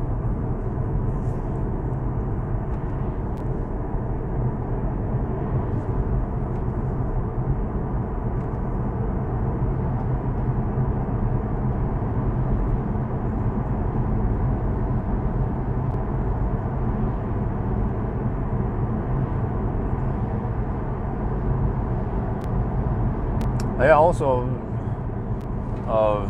when was it again? I think was it earlier this week? I think it was Monday. I used Optimus Prime's trailer for the first time in a long time. Like, I think I haven't used the trailer for 2 years, or ever since I picked him up from Bodø. I just put it there and been storing there. I had plans to use him when I moved. And I was a bit concerned if there was any water leakage and if the locks would even work, if they would be rusted. Well, to my big surprise, the trailer lock still worked, and also the lock for the walls, or the ramp lock also worked. I was like, wow. And then inside the trailer, it was dry. So wow. That is what you get when you buy a quality trailer from Ansems. 100% watertight, even after spending like 4 seasons outside, rain, snow, winter, whatever. I didn't touch the trailer for the longest time. I was thinking about selling the trailer for around 20,000 NOK. I bought it for 40,000. They don't really degrade that much in price, maybe a little bit. But I realized that once I move, for the moving and for the stuff initially, when we buy some stuff, we might need a trailer. And since I have plenty of space in front of the house, then I can just stow him somewhere. So I might hold on to the trailer for a little bit until I decide what to do with it.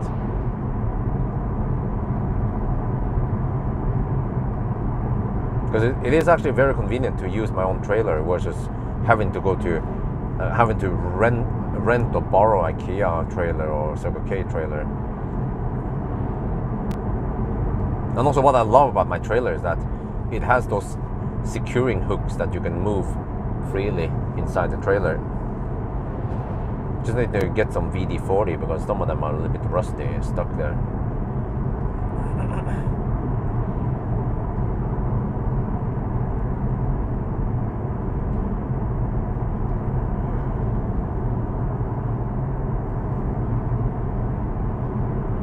Okay, the consumption has dropped to 156 watt-hour per kilometer.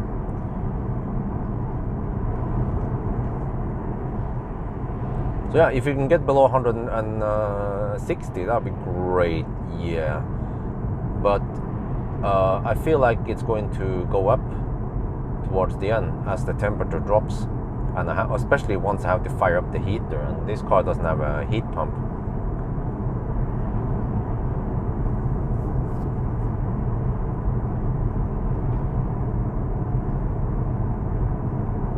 But I should try to travel as far as possible now, as long as we have some nice weather temperatures. But I'm also getting hungry, so I want to stop and maybe eat some sticky rice. I might do that at Ringebu. Have a 15-minute stop. Food is ready to eat anyway.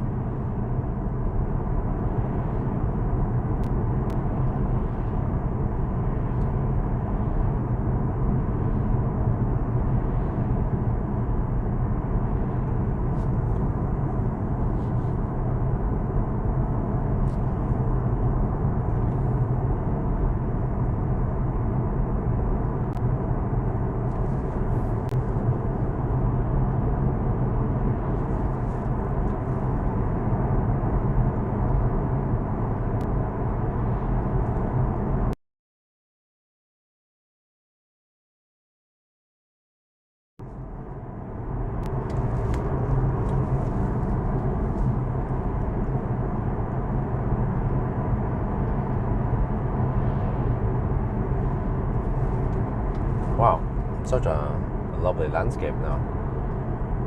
Have all these colors.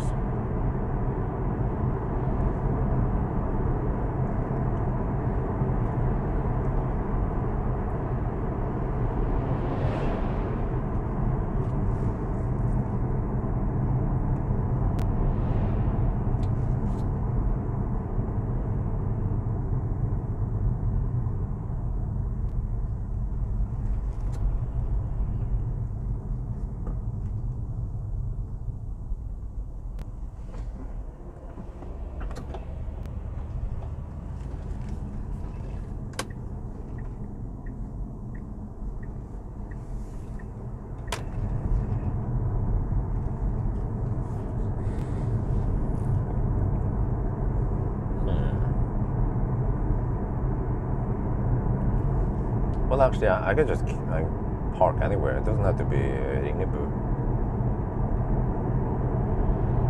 Let's see. I could stop at Lillehammer also, but I want to stop a place where there's some direct sunlight, so I can heat up the cabin while I'm eating. And over here, the sun is partly clouded. Oh, but I can't wait too long because the sun isn't really that low. Wow. I mean, this is October after all. What? Like 2:30 in the afternoon and we have that low sun already.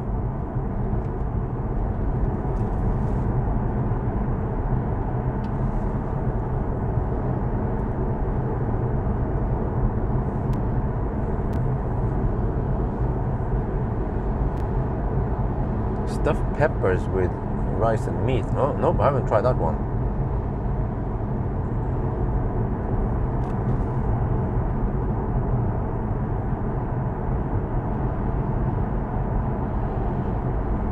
Wow, I'm surprised there's a lot of traffic here today on a weekday. Well, it's Thursday. Huh. Yeah, this is the last of the summer now before it gets cold. And I should consider getting some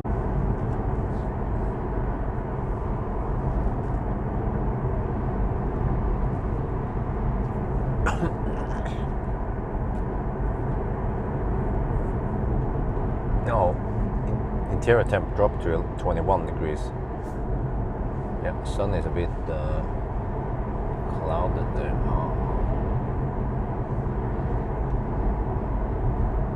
Bop. Need to find a place with clear skies. I can camp. Try to heat up the cabin passively. See, what is the battery temperature?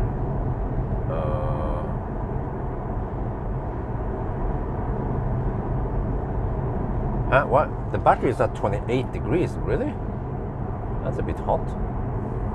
Okay, I'm gonna play some music here.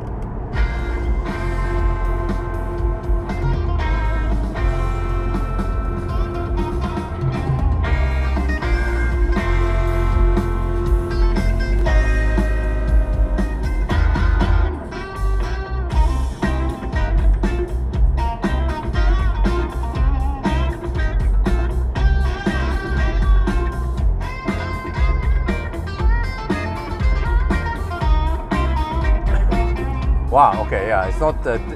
It's not deep enough.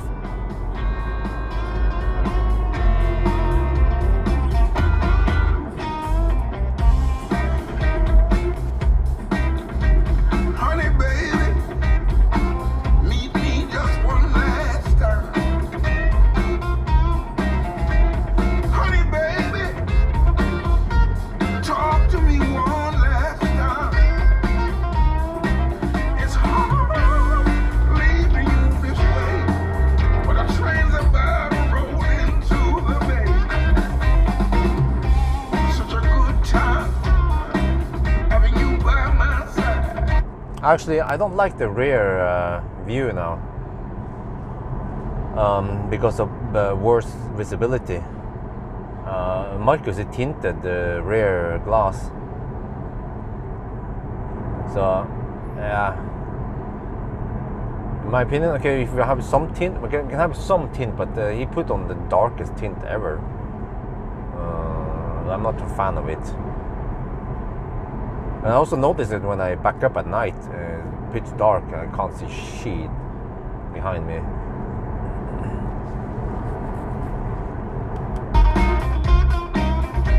It was such good times, baby, with you by my side. When my work is done, we go back to having fun.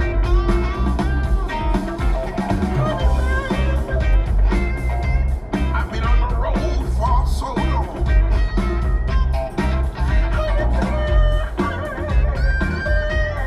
I'm begging you, please don't get me wrong. It's you I'm in love with. You got to know it ain't no me.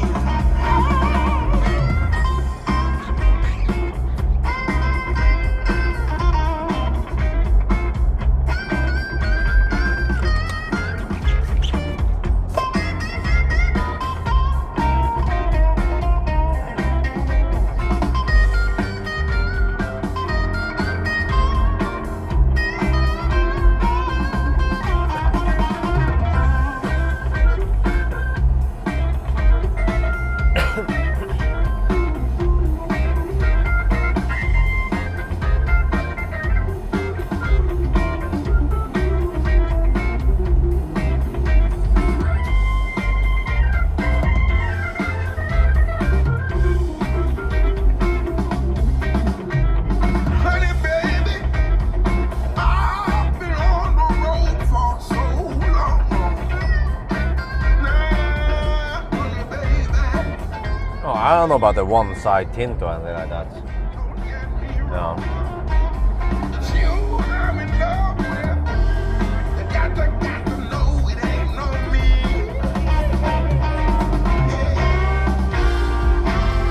Come on, baby. Please.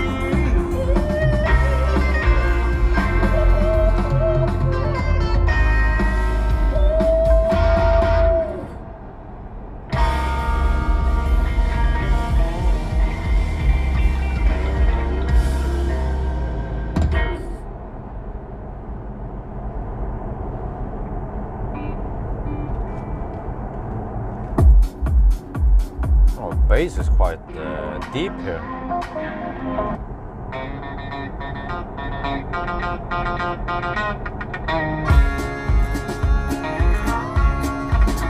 Well, howdy, y'all.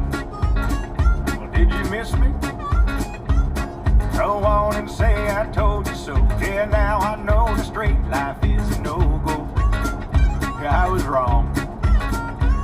I tried to get domesticated, but yesterday I finally couldn't take it, and I was gone. I probably should have told my wife, but the minute I saw the light, I just took out my boots and threw out the fanny pack, sold the plan and got my old Harley back, cranked up the bike and flew out the cul-de-sac, straight to the nearest bar. AC/DC on the jukebox, back and back, got so drunk I was singing like a maniac, smoked so much I about had a heart attack. So it's a fact, the rascal is back.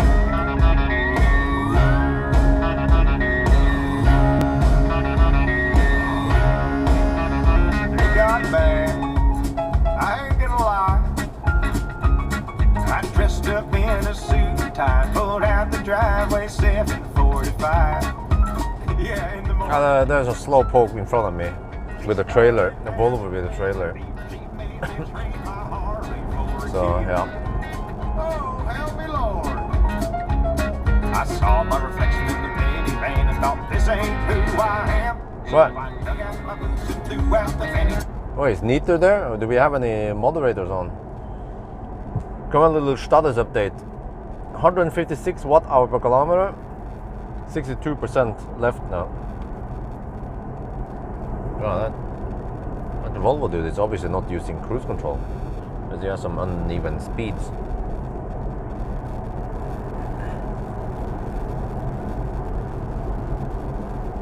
Wow, the sun is so low on the skies. Seems like it's going to set in about an hour-ish. Wait, huh? Wait. When is sunset? Is it around 4?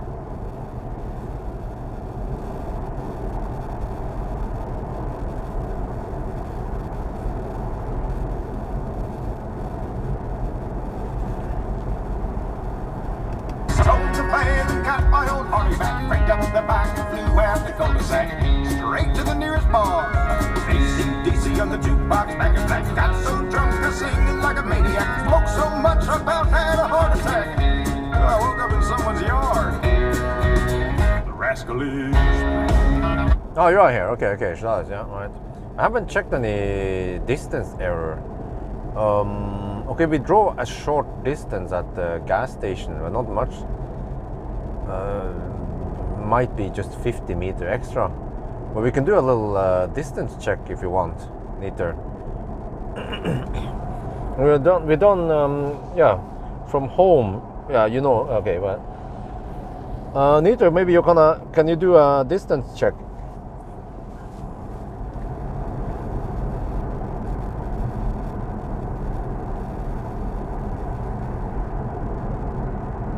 Not sure how to report this. We have to check at a landmark somewhere, a checkpoint.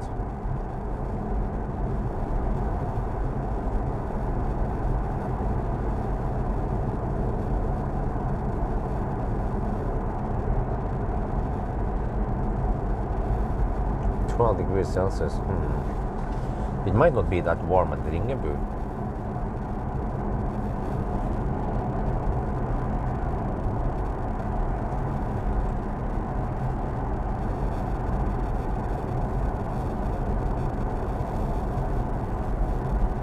It's only 9 degrees over there. So maybe I should stop at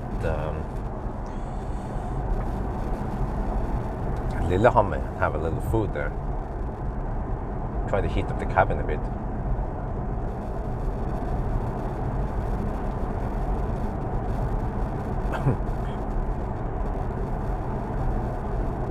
Okay, well, do you have do you have a map ready? If you can navigate from the, wow, I have around 30 cars behind me. Holy shit, man, this Volvo. creating some long ass queues nobody can overtake. He's actually driving under the speed limit, the Volvo with the trailer. The white Volvo. Wait, is that Volvo? Skoda? Not sure.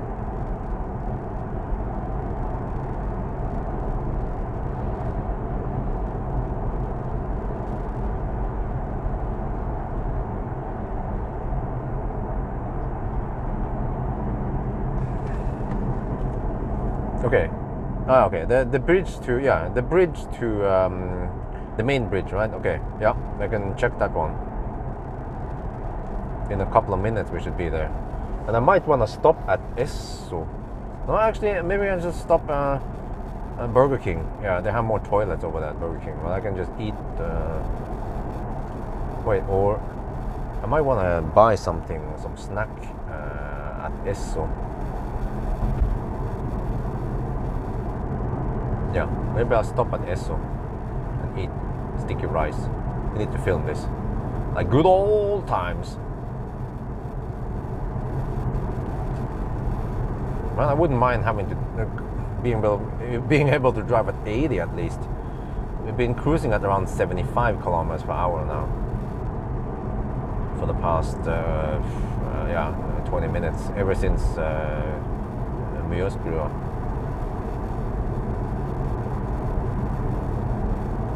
Well, the consumption is 154 now, and we have slight uphill. So yeah, I have a small hope that we get less than 160. Yeah, the closer to Oslo, the better. But I have to figure out. I have to check my adapters also. I should double check. Once I stop, I need to pop the hood open and see if I can find the CCS adapter and the Chalmo. I think the Chalmo adapter is in the front anyway, along with the CCS. But Type 2, I took it out. I need to get some more cables from Metron.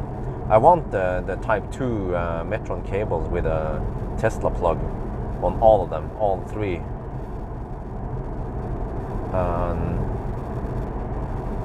Just wonder how long should they be. So I have two in the garage, but okay, I need to take into account that cars, they have a charge port on weird places, and I always want to back up the cars. So the cable should be at least 5 meters, ideally even longer, depending on, well, since I back up, then no cars has charge port on the very back at least. So actually 5 meters should be enough, but maybe just in case, let's say, yeah, they could have it on the wrong side, maybe around 7 or 8 meters, but I don't want it too long either. But then, well, except for maybe the one outside, yeah, the one outside might be around 10 meters long. Wow, that's gonna be heaven. Lots of charging stations, 11 kilowatt, plenty of space. Like, oh, it's just a matter of weeks now. It's like, supposedly in roughly 1 week the house will be finished, and they clear out everything and they clean up everything, and we can start moving in stuff, and I can actually start placing some cars over there, even though it might make sense to still be located at home until we do the final move.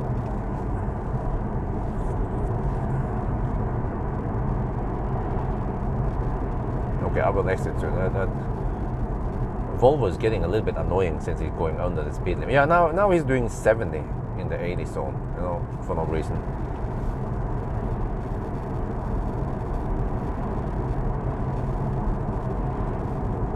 Can't be slowpoking too much, and I need to get back home tonight. It's already 3 in the afternoon.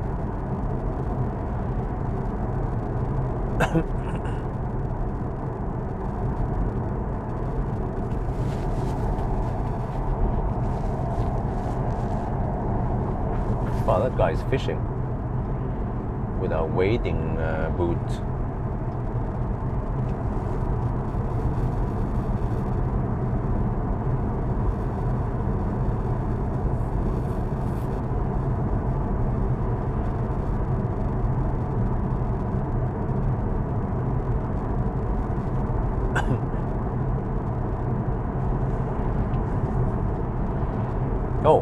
seems like the water at Mjøsen has been shrinking a little bit.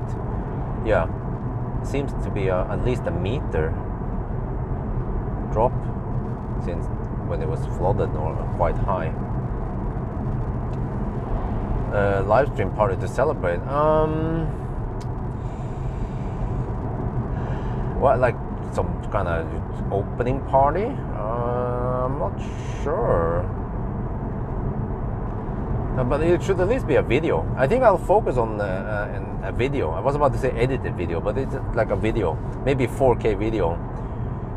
I might want to show the finished house before all the semi-ugly furnitures arrive, because they don't. They will look a little bit out of out of placement since. Where did the Volvo go now? The annoying Volvo. Oh, it's still there. Okay. Okay, bridge coming up. Let me see. Okay, bridge. So I can just count at the beginning of the bridge, right? Distance at the beginning of the bridge, or the south end of the bridge, is going to be 162.7 kilometers. Yeah, 162.7 kilometers.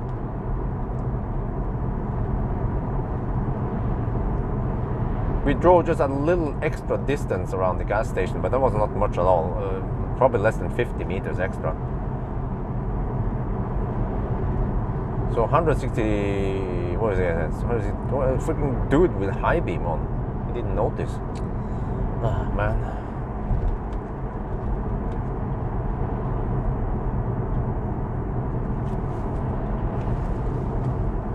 Okay. The sun seems okay strength here. I might want to heat up the cabin here and eat a little bit. Let's say I have a 15-minute pee stop, eat.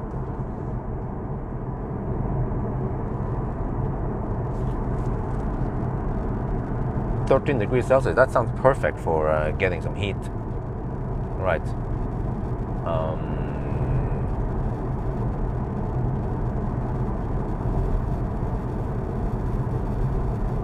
No, wait. Okay. I think I'll just park outside of Burger King. After all, let's see.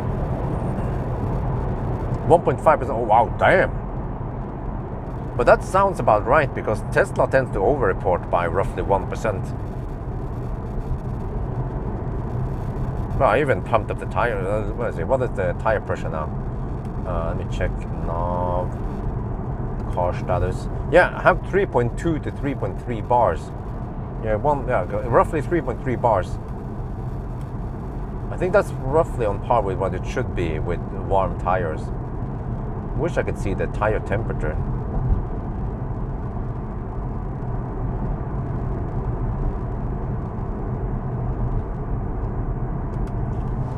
Okay, let's stop here.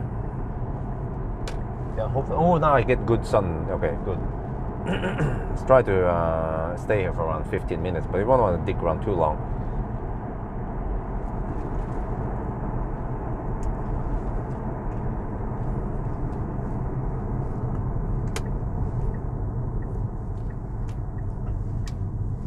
Yeah, there's this little click from the rear, or from the drivetrain, every time I change.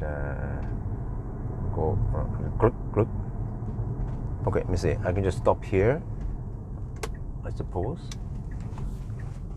Yeah, there you go. There's some nice places. Okay, get the sun right in the face. That's just what we want.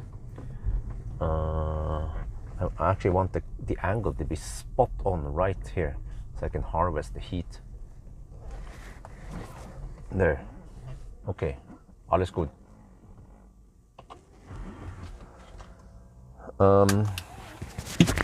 Right, now we eat, and hopefully the phone won't overheat. I have to put something there. Oh, I should have dropped my cover and stuff. Okay. But it shouldn't overheat because the sun is so weak anyway. Wait, shit. How do I deal with this one? Here, kind of.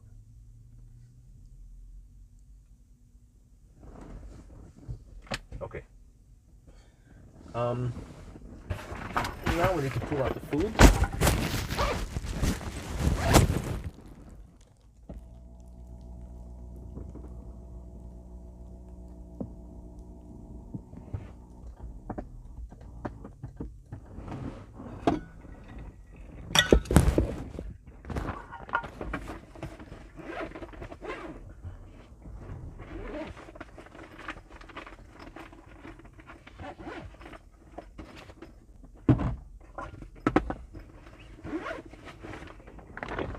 gonna go outside for a little bit, shoot a video, and then we can shoot video inside here.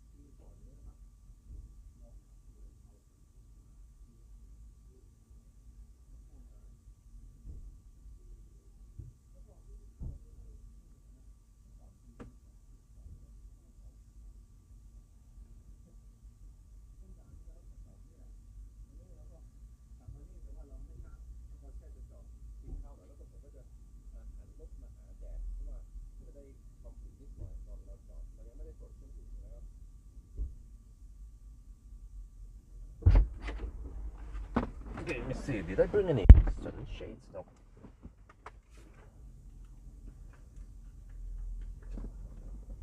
I'm getting hungry. See if I get any good image here when the sun is shining right in the face. It's great. No, I can use a little bit of blockage. This one. Just to control the light slightly. And that thing fell down. Okay, whatever. Oh, it actually gained a little bit of heat. Okay. Which means it should be working. There.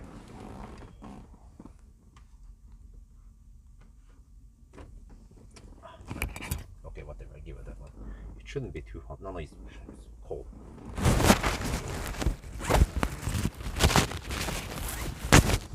How is the light now? It's okay. Yeah, it's actually okay. Let's see. I need to place it so that. Yeah. Okay. It should work. I know what to do. The trick is to use something there. Yeah, this one. Nice stable surface. There. Okay. And now I can adjust. There. Okay.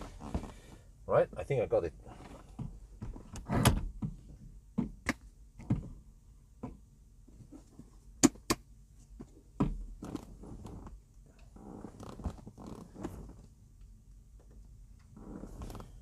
Light comes there.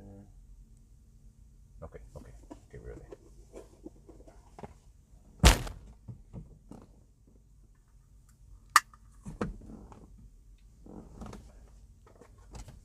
And then just like good old times, I brought sticky rice and canned fish. I used to eat this a lot back in the days. So yeah, see, oh, look at that. Oh yeah. So I would just take some sticky rice. And then some canned fish. And somehow it tastes great together. Well, Yeah. Good times.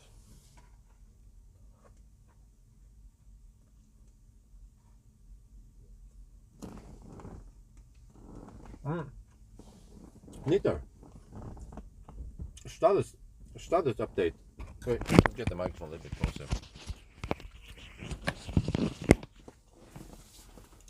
153 watt-hour per kilometer. 165.6 kilometers and 59% left. Let me get some tissue. This one. I don't know why it's so busy over here today, but I'm trying to harvest some heat. Yeah, it reports 22 degrees already. That's good. You want to heat up the cabin as much as possible while we're eating here.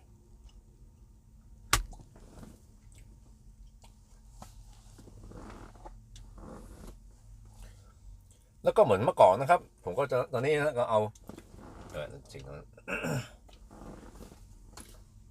แล้วก็เมื่อก่อนนะครับผมจะเอาข้าวเหนียวมาด้วยนะมัน sorry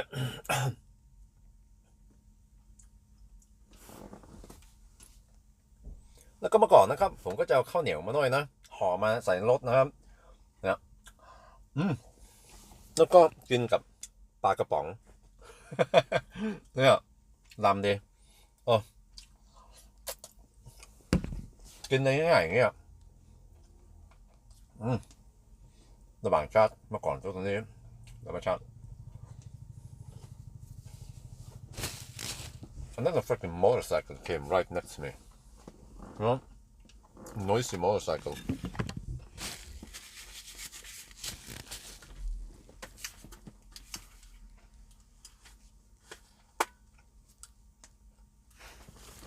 Right.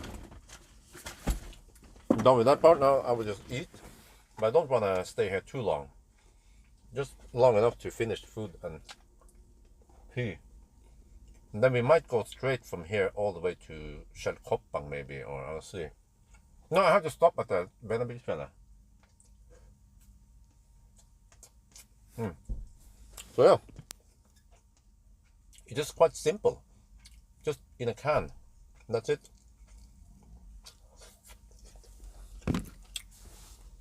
And there's some rice. And the rice will actually keep me full for quite a while. Ideally, I wanted to bring some omelette.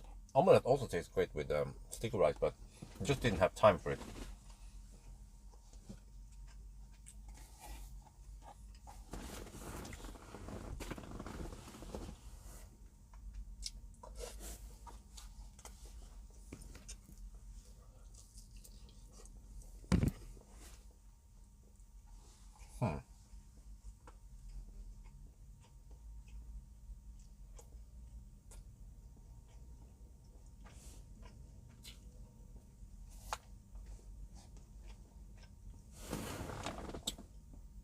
Uh-oh, it is actually heating up the ice cream cone.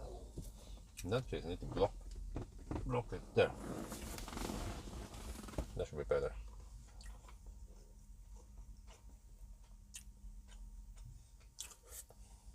And now we get the passive heat. Actually, with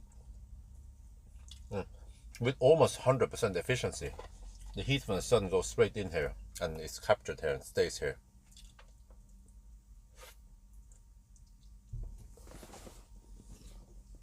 Man, I used to eat this a lot.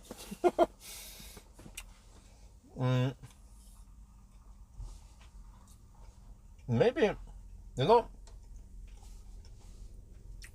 I consider taking a Nimber trip. But before I take a Nimber trip, I need to hire someone to help take care of Isabel and wifey. So maybe once I get the economy sorted out, next year maybe. Yeah. Or if we invite Maya again. Yeah.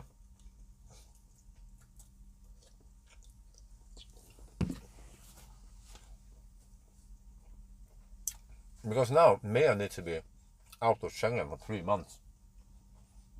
She went on 3rd of September. But we want to invite her back before Labor Day, which should happen in actually April, May. So she should arrive, let's say, in the beginning of April, maybe by the end of March next year.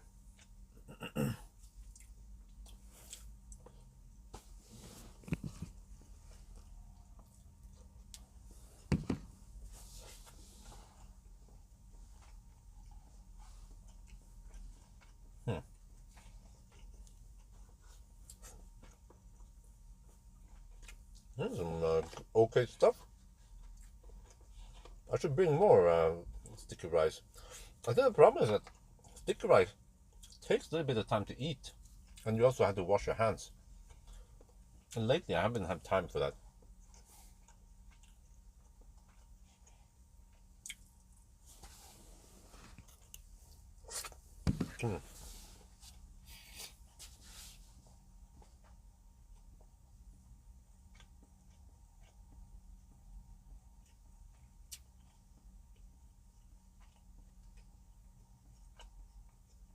Wow, 13 degrees over here. That's probably the warmest place now, Lillehammer. We want to try to accumulate as much heat as possible in the cabin before we leave. I suspect that once I'm at the Venabygsfjellet, I have to fire up the heater. Maybe already, yeah, already at Ringebu. But, you know, we are taking a little bit of a historical route here because I used to travel this valley a lot when I did Nimmertask. So, yeah, it's also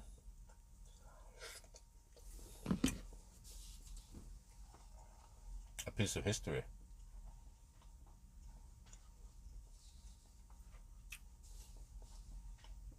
And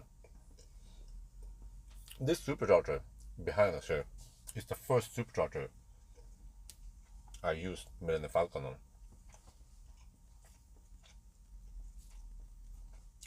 A little over 10 years ago. Maybe you guys remember, when was Millennium Falcon's birthday? Was it the 21st or 22nd of November? I don't remember. But how was it again?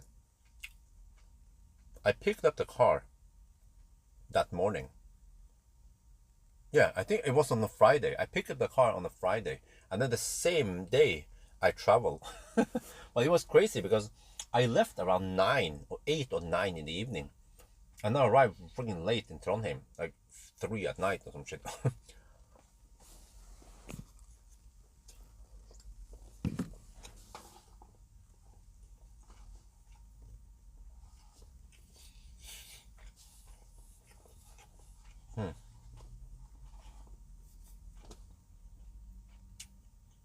Well, temperature is not rising that much. There's a thin layer of clouds covering the sun.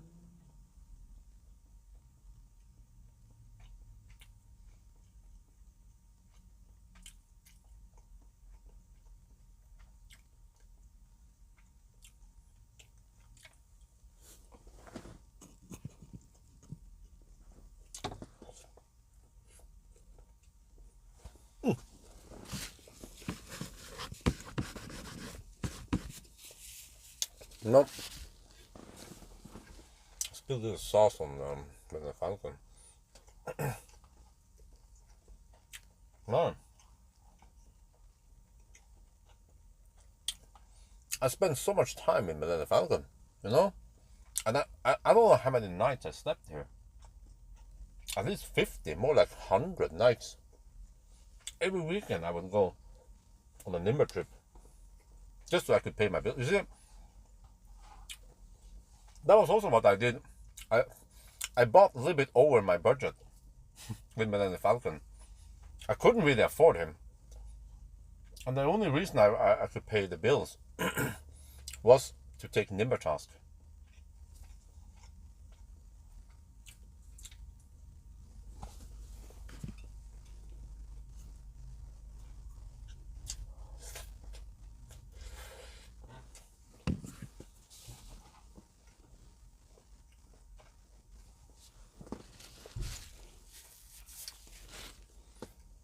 So hopefully the new house in Yesheim will make it better and easier for me to do my job and open up some new opportunities.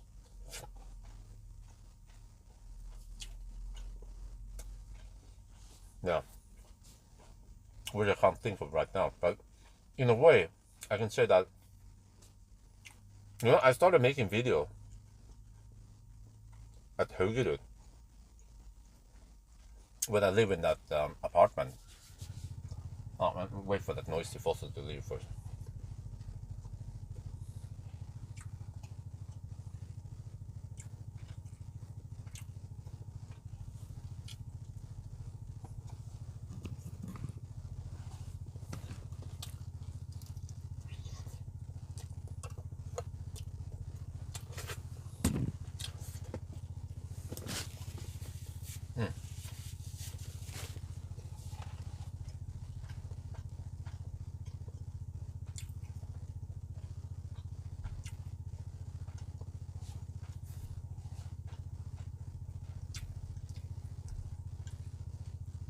Huh? Fast food. What? Okay, I'm not sure about that one.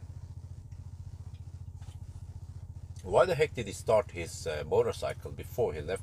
He put on his helmet and whatever now. Why didn't he prepare that one before he started his fossil motorcycle?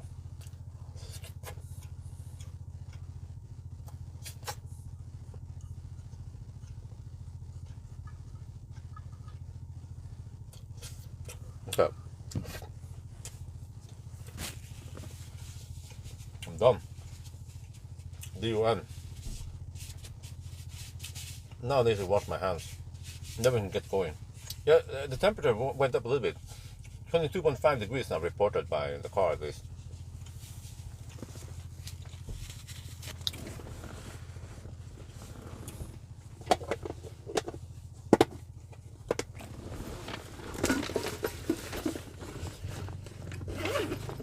Finally he leaves.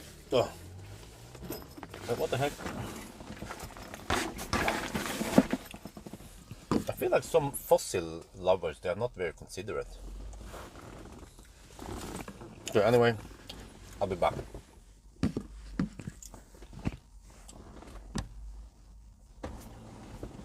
Clean 1 degree Celsius.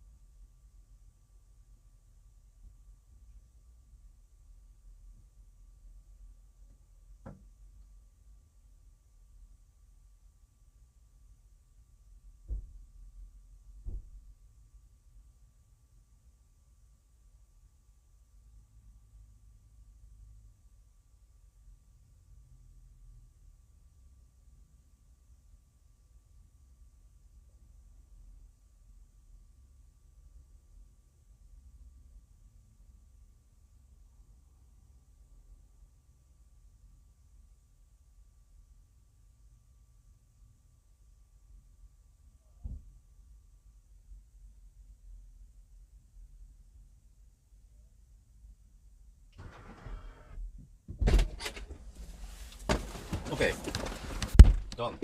Wow, oh, it feels okay, warm-ish in here. That's good.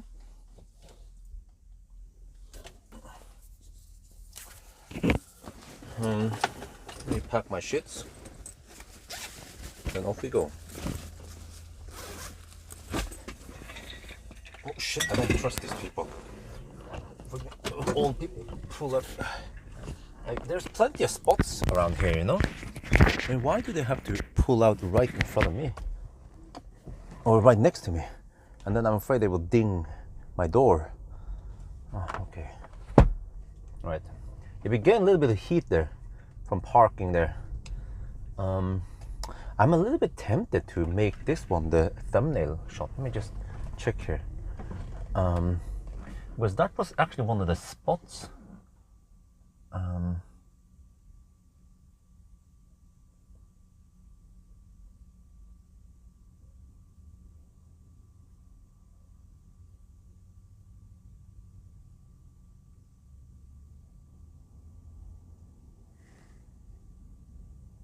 Nah, okay, whatever. Let's go for the mountains. But actually, no, wait. I need to prepare something here. I'm gonna prepare for the camera. Wow, that is always clumsy, man. This one gets in the way. Can I put it somewhere else, like this? No, wait, no, that's also in the way. Okay, let me get it ready.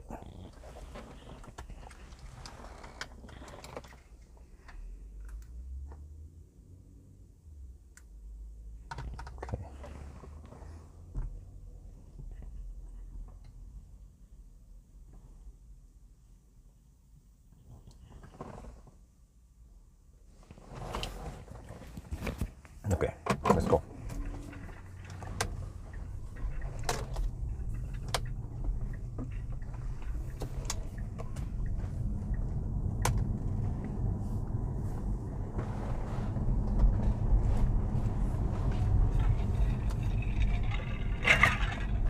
Oh shit, the sun might be in a bad position now.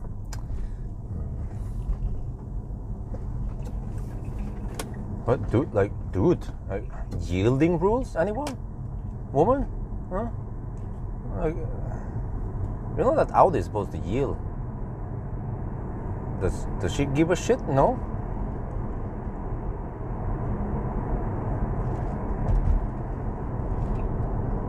Man, some Norwegian drivers are so annoying.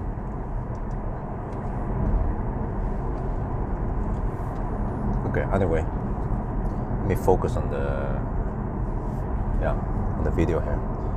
Let's see. That's actually pretty good. I get in the shade, but eventually, I will get sun from behind. Okay.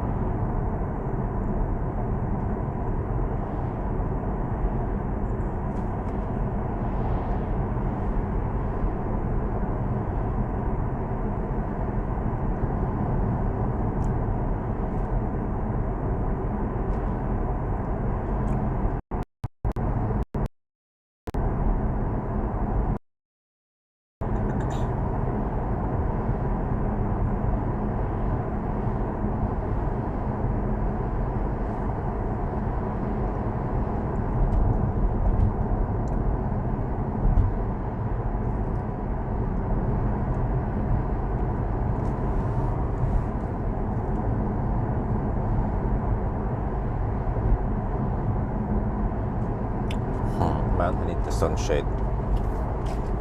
Control the light a little bit.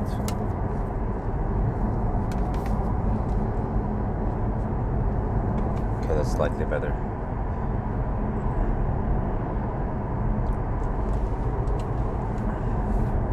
Okay, back on the road again.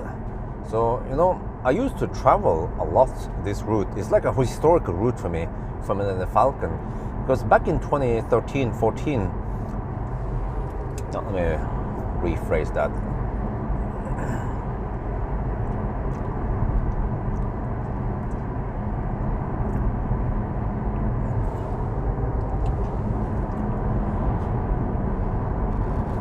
Right, we're back on the road again. So, you know, this valley here, Gudbrandsdalen, I used to travel it a lot with Millennium Falcon. You know, back in 2013-14, I had an office job. Well, man, the light conditions are bad, but suddenly I get this, let me see, let me adjust slightly up. There. And then it becomes overexposed. Man, the light conditions are pretty shitty now for shooting. I have to wait until I get behind some clouds or something so it looks better. Yeah, it's quite busy. I'm surprised that the roads are so busy now on a Thursday.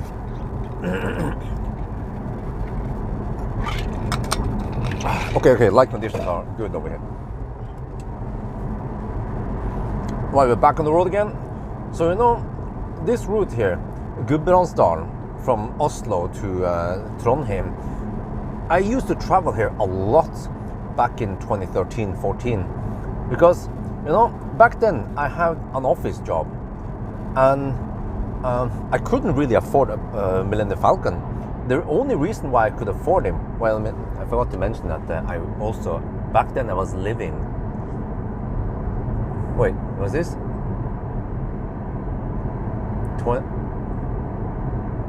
I live at, I live at Haugerud. Okay, back on the road again. So, you know, this route here, E6 Gudbrandsdalen from Oslo to Trondheim, I used to travel this route a lot. It's like a historical route for me, for Millennium Falcon. If you guys watch the old videos, you will see that I transported some stuff with a car. You know, the Model S is really spacious, despite being like a sedan, not even a station wagon. And I couldn't really afford Millennium Falcon back then. So in 2013, I still live at Haugerud. I lived on 42 square meters in an apartment, high-rise building, and I was working at the university as a programmer. And I think back then I had roughly 27,000 NOK after tax, per month, the salary. And I had to pay for the apartment and some other stuff. And also this is roughly when I met wifey. I actually met wifey a little bit before I got Millennium Falcon. And the only reason why I could afford him was to do Nimber task. I would drive every weekend and transport items, and I would make maybe a couple of thousand NOK per trip, and that would be enough for 1 month to pay for Millennium Falcon. But I also put a lot of kilometers on him. But I love driving, and this is how the channel started, pretty much with him. Millennium Falcon is.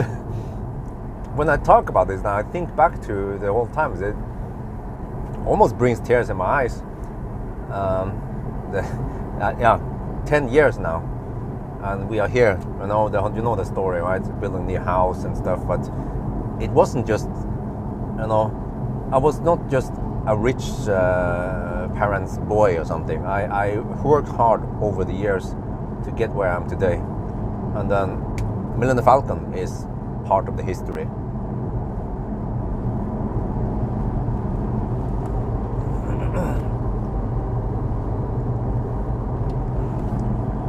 โอเคตอนนี้เราเริ่มขับนะครับแล้วก็เนี่ยทางนี้นะครับ E6 นะครับจากออสโลไปทรอนไฮม์ผมเคยขับเส้นทางนี้บ่อยมากแล้วนะเมื่อก่อนนั่นนะ2013-2014นะครับเพราะว่าเมื่อก่อนนั่นนะที่จริงผมไม่มีเงินซื้อ Tesla แน่นอนผมทำงานออฟฟิศที่ University เป็นโปรแกรมเมอร์แล้วก็ได้เงินมาก็แบบไม่ได้สูงมากก็พอดีแล้วก็เมื่อก่อนก็อยู่อพาร์ตเมนต์42 ตารางเมตรที่เฮลกิรูดแล้วก็ที่ผมมีเงินซื้อ Tesla เนี่ยนะเพราะว่าผมขับรถขนของใช้ Nimber แล้วก็ขนของก็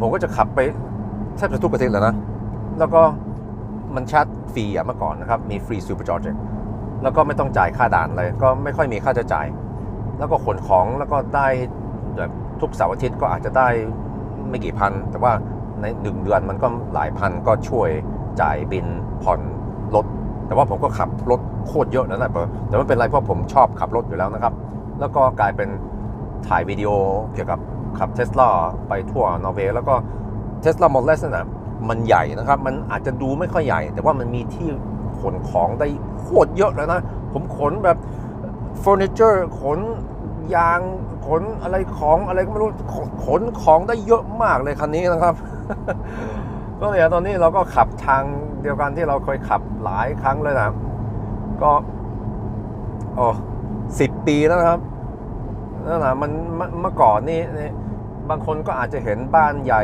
โตที่ผมสร้างตอนนี้แต่ว่าอย่าลืมนะว่าเมื่อก่อนผมไม่ค่อยมีเงินนะอยู่อพาร์ตเมนต์แล้วก็อย่างนั้นแต่ว่าก็ทำงานขยันทำงานขนของทำวิดีโอนึกไอเดียใหม่ทำยังไงดี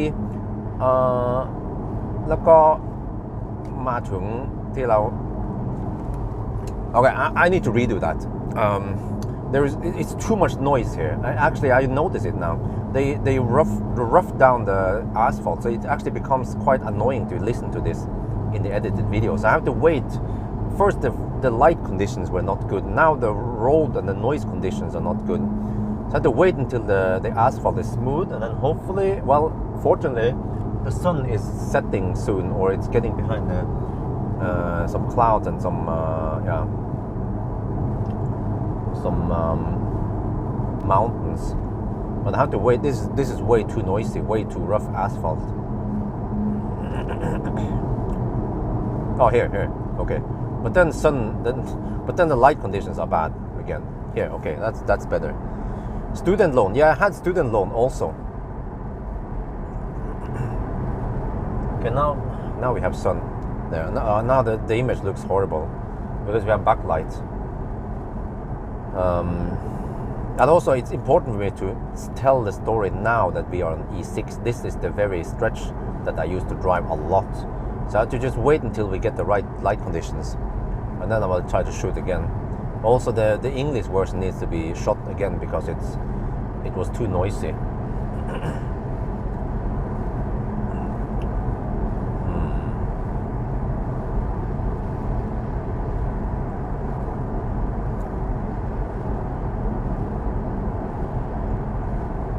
No, it's actually okay now. Wait, but then no. Once we turn slightly left again, then it will be bad. Okay, we can try. We can try, I guess. See, because we can turn it left soon. Yeah, no, it's gonna be bad again. Okay, shit.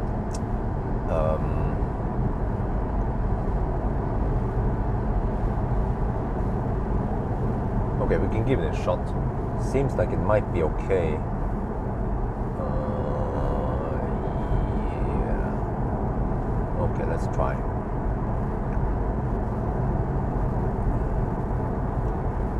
Wait, let me check here. Wait. Yeah, it's like a scenic. This is like a historic route.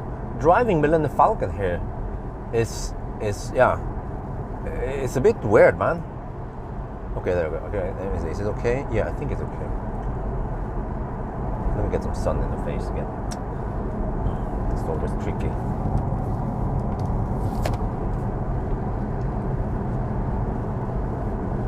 This is always tricky. In a car, filming in a car can always be tricky because you don't always have full control over the light, unlike in a studio or some shit. But even when I'm shooting banana box or something else, I usually have better control over the lights than in a car.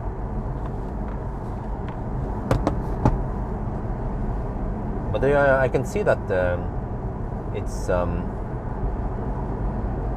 sun is about to go behind a mountain. I have to wait for that one.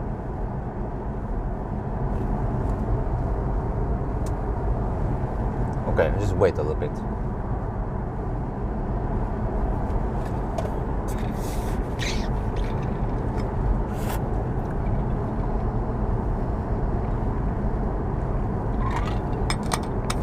But yeah, this is what wifey will never understand, that it started with Millennium Falcon, and in a way I am in a similar situation where I bought a little bit too much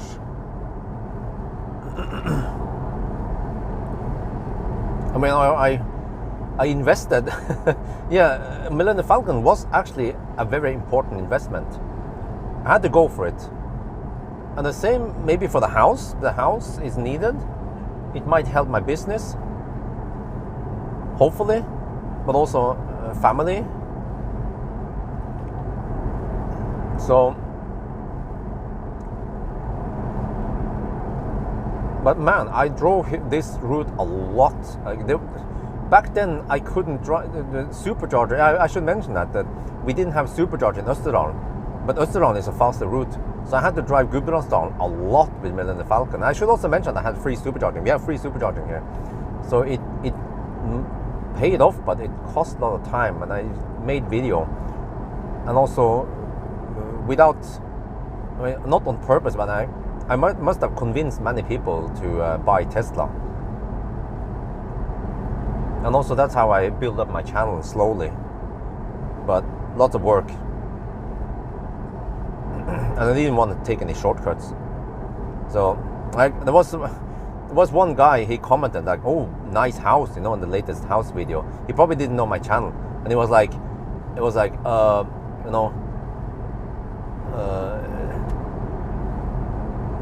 he must have good income or something, right? I was like, well, he has no idea where I came from.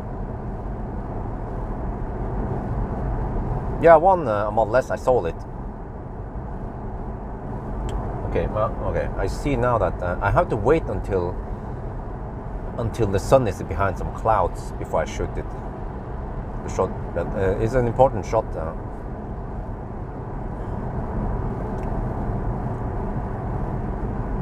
But if it did this earlier, and also if it did this a couple of months during summer, the sun will not be in this position. Sun will be further south. But nowadays, the sun's position has changed a lot, versus earlier this summer. Actually, after 13, I will maybe get a good angle.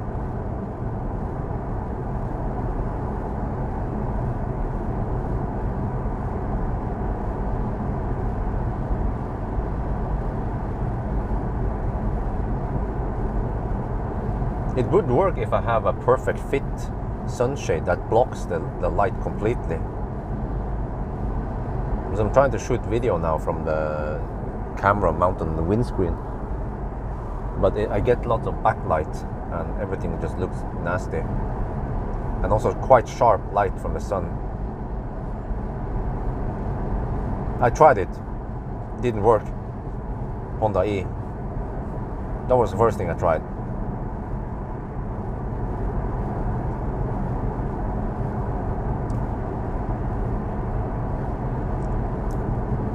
But yeah, also back then, there was the old road here. And man, if I have time, I should tell the story about Millennium Falcon. It's an interesting story. I had to travel up and down, and there's ideally it should be more visual. Yeah, I have lots of old clips. But actually, maybe that's like you people can just, if they're interested, they can go watch the old videos. I could just make a 4K podcast where I talk about this. But I'm not sure if people are interested. How it was in the old days. I had to use Type 2. We didn't have Chodemo. Wait, is that? Sounds like deja vu. Did I ever make a video like that before, a podcast?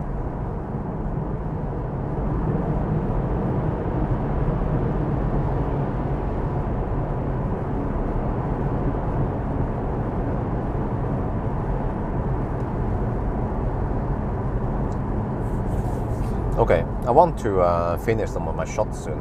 If I can just get the shot, that'd be great.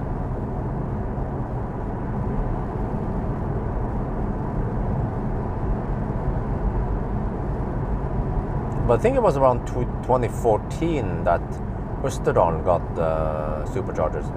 Elverum, Alvdal. Those two are the ones I needed to go Østerdalen. So fortunately, Tesla, they have pretty good range. and also good efficiency. You know, like you know, it's funny that people didn't realize how efficient Teslas were. I mean, despite that they didn't even have heat pump, but the Millennium Falcon, how efficient Millennium Falcon is, until I-Pace came out, and I-Pace seems to be quite thirsty. But I mean, back then also, like freaking P85D would beat the heck out of I-Pace in efficiency. But I-Pace is just so thirsty. Drivetrain efficiency seems bad, and also drag seems bad. And in the beginning, people didn't believe me when I claimed that the I-Pace was quite thirsty. They were just like, no, he's just making up things, or yeah. But nowadays, you know, it doesn't come as a surprise if a legacy automaker is thirsty. Just like the Honda E:NY1. Wait, you want to see the LED bar? Boom! Wait, why is the LED bar so weird? Huh? What the heck, man? I have a lot of light on the top. Wait, that's weird. I have to check the alignment on LED bar.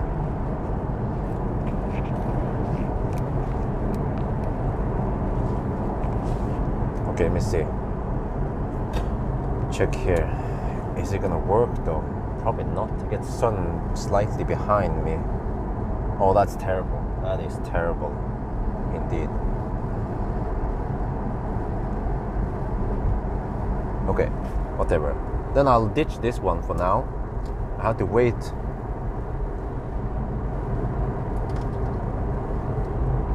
Maybe I'll just shoot the 4K shot now, but I'm not sure if people are interested in listening to it.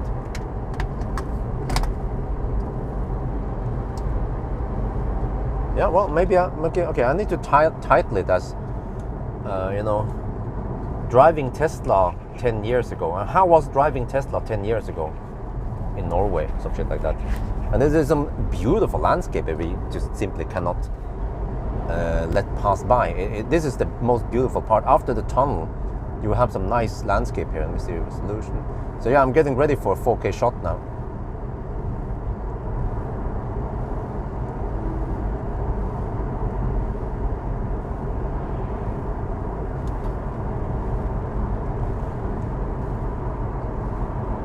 Okay. Yeah, it should be good, pretty good from here. Ringebu, and then yeah, Koppang. Okay, let's get ready.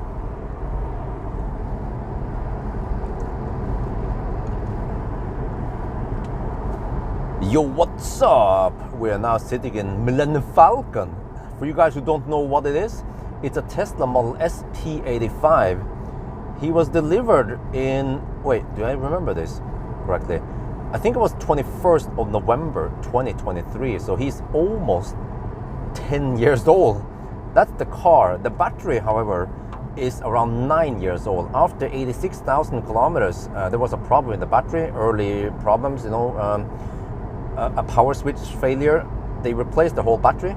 So, but the battery is then 9 years old, and the battery has done 285,000 kilometers. That's a lot of cycles.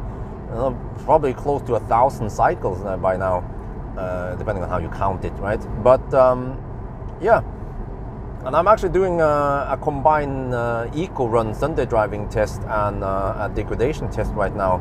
It seems like I have lost several kilowatt hours just lately, or last 6 months maybe, because the battery might have been sitting still with 0% for an extended time.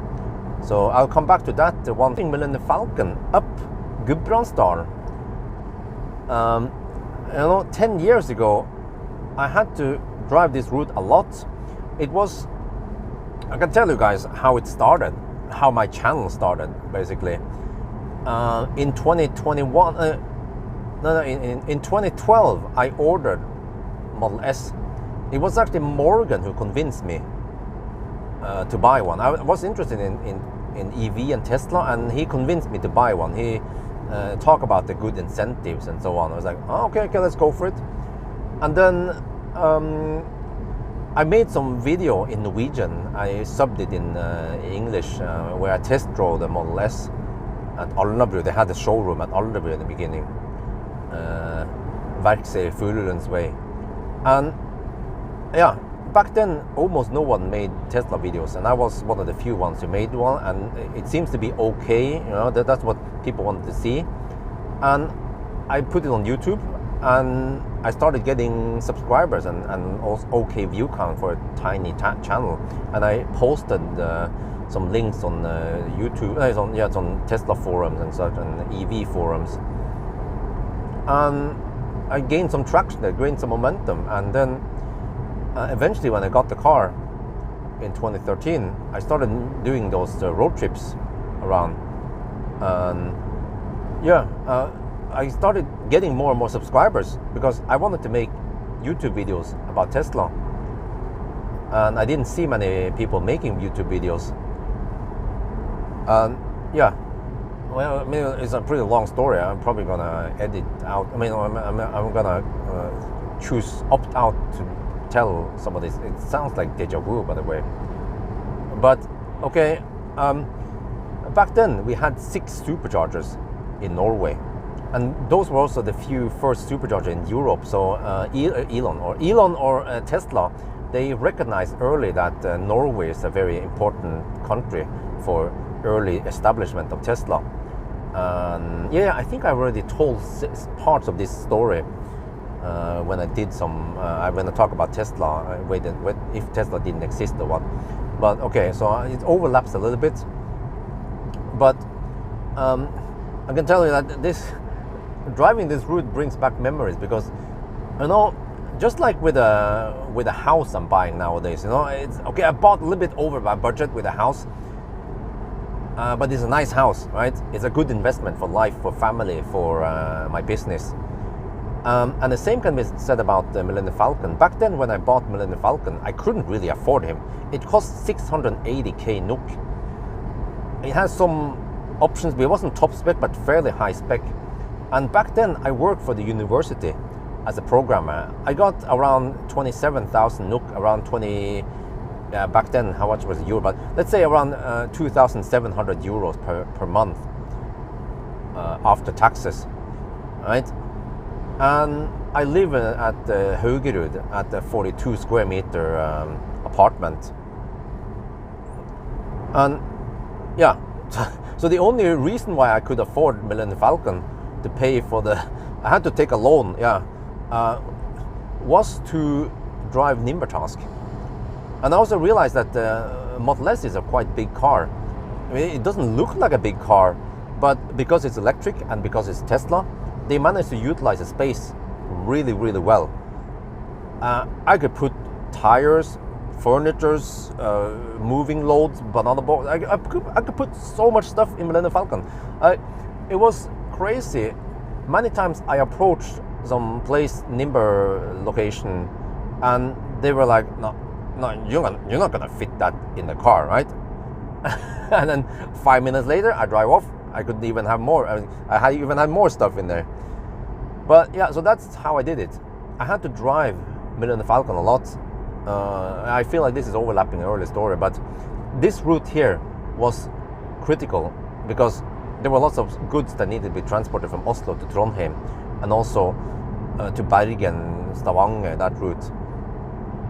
And also in the beginning, Tesla, they chose Gudbrandsdalen first. They didn't have supercharger in Østerdalen, which is actually the faster route.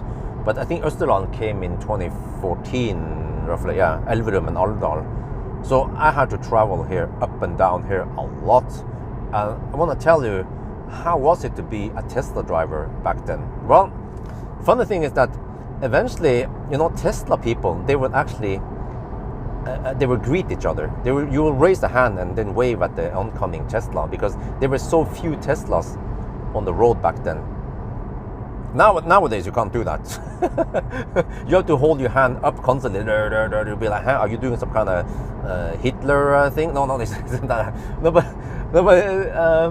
So, and then like Tesla was a small community back then with few people, and also, the skeptics, they were like, you know, they were just waiting to see all the Teslas with rear wheel drive and 470 horsepower, you know, getting like ending up in a ditch in winter. That didn't happen. And also, we could travel pretty far because you know we are now getting close to Fåvang, but I could travel from Oslo to Lillehammer, and I would still have plenty of juice left at Lillehammer. That's only 200 kilometer stretch, and then from Lillehammer I had to then juice up a little bit or a while, and then travel all the way to Dombås, which is actually Lillehammer Dombås is only 135 kilometers. So Tesla, they spaced out the superchargers like that, but that's the problem. There were only 2 supercharger locations between each big city. If you want to go to Bergen, it will be Gol and Aurland. You guys remember that, right? And then on the other side, you will have, if you go Stavanger, that's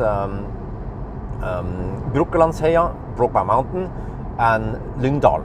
Those were the 6 superchargers. But somehow, you know, those superchargers are placed roughly 150 to 200 kilometers between in between each other, and then to the big city.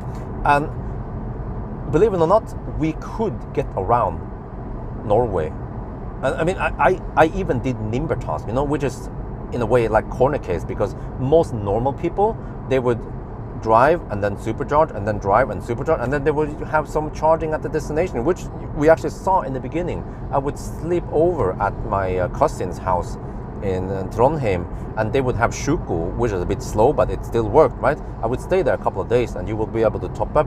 But eventually, when I started doing the more like bigger scale nimbering, I actually had to top up at Dombås, which is roughly 100 and I think it was around 180 kilometers south of Trondheim.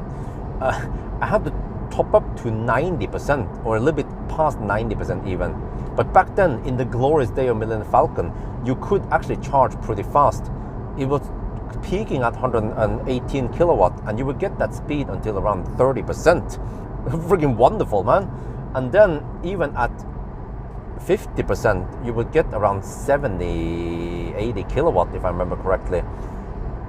So that was back then, you know, before the batteries started getting some issues and getting exhausted, or I don't know, man.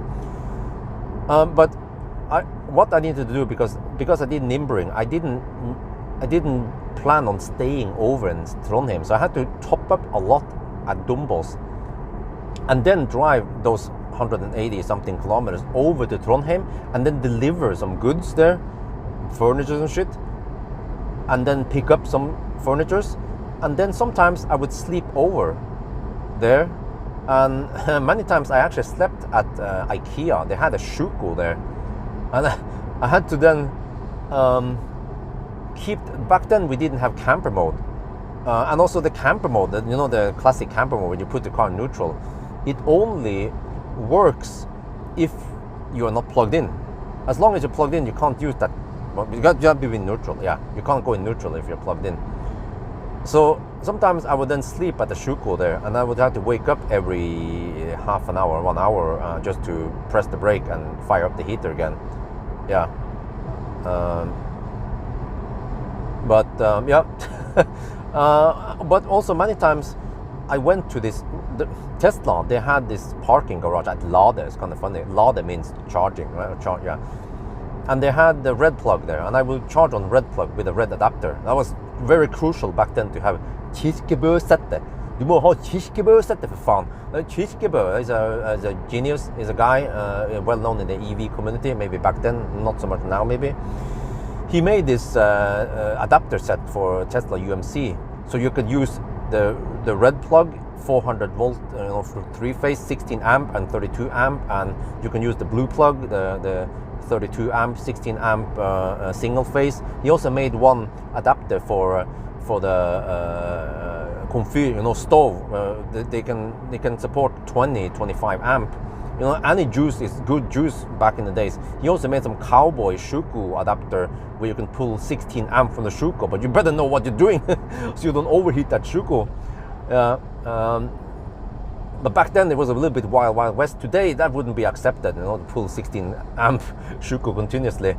But yeah, so that's what I did when I went to Trondheim. after I finished my Nimber runs, I needed to top up in order to get back to Dombås, which was the only supercharger. And I would then go over to Tesla, Lade, and then get the red plug, which gave me 11 kilowatt AC. Back then, we didn't have any charging adapter, and also Type 2 was non-existent over there. There was literally no Type 2 there. Tesla had one Type 2 22 kilowatt at a charging station. Also back then we didn't have juice booster and any nice equipment, like portable charging station. So you only have USB, and that's it. So either you get 11 kilowatt from that red plug, or if you're lucky, like I did sometimes, I would get the 22 kilowatt charging station. But there would be taxis and some other local Nisse using that one from time to time. So yeah, many times then I had to, in the evening or night or some shit, or really early morning, juice up at the red plug Type 2, maybe after sleeping or something, just to get enough juice, barely enough juice to haul over to Dombås so I could supercharge again. And then I'll go back to Lillehammer, oh yes, and then back to Oslo, and then I have to return my shit in Oslo. So yeah, that was this route here. I mean, I just memorizing, just thinking back to what I did, but it did work. And you know, I need to point out that you know, Tesla managed to make a really good car in the beginning. When I talked to what is his name, Rovelson, Peter Rovelson, he was one of the guys who designed Tesla back then. When I told him that, yeah, sorry, I said this before, but I'm gonna tell it again in case someone haven't heard about this. But when I said that, well, Model S seems like a good car, he said it was the best car, the best electric car engineered back then in 2013. It had heat scavenging, you know, it scavenges heat from the drivetrain to heat up the battery, so you don't get Colgate. So I never had Colgate, you know. Colgate was something I invented in the late 2020 or something. All right? I would drive Millennium Falcon in minus 20 degrees Celsius, and I would pull up to a supercharger, and I would get boom 118 kilowatt as long as I went deep enough, right? So yeah, but you know, Millennium Falcon, the cars, Tesla designed the cars from the start to be as efficient as they managed to get it back then. But you know, even if this car here doesn't have heat pump, it doesn't have octavalve, it relies on PTC heater. Yeah, in winter it becomes significantly thirstier than summer, but the car is already really efficient for its whatever it is, right? 470 horsepower rear-wheel drive. I would usually get around 200 watt-hour per kilometer. Sometimes when it was snowing a lot, yeah, I would be at 250. Yeah, that's the extreme cases. But most of the time during winter, you can just look back on the old videos almost 10 years ago, and you will see when I displayed the watt-hour per kilometer, it will be hovering around 200 something watt-hour per kilometer during winter. And in summer, it could be as low as 150, 160 watt-hour per kilometer, right? And it wasn't until, well, after we got the 85D, P85D, 70D, and until Jaguar I-Pace came out, that we saw how inefficient some other cars could be, you know? In the beginning, people didn't believe me. They thought I was bullshitting when I claimed that the I-Pace was quite thirsty compared to even the P85D, you know, which has similar power, actually even faster than I-Pace. Well, actually, also back then they had the Model X was already out, yeah. But the crazy thing is that even the Model X, at least let's say 90D, not the P90D, but the 90D, even that one was more efficient than I-Pace. And people didn't realize how efficient Teslas were back then. But now they know. You know, nowadays you don't argue. You know, they know, most people know that Teslas, they are the most efficient cars that exist. Yeah, okay. Some people say, yeah, but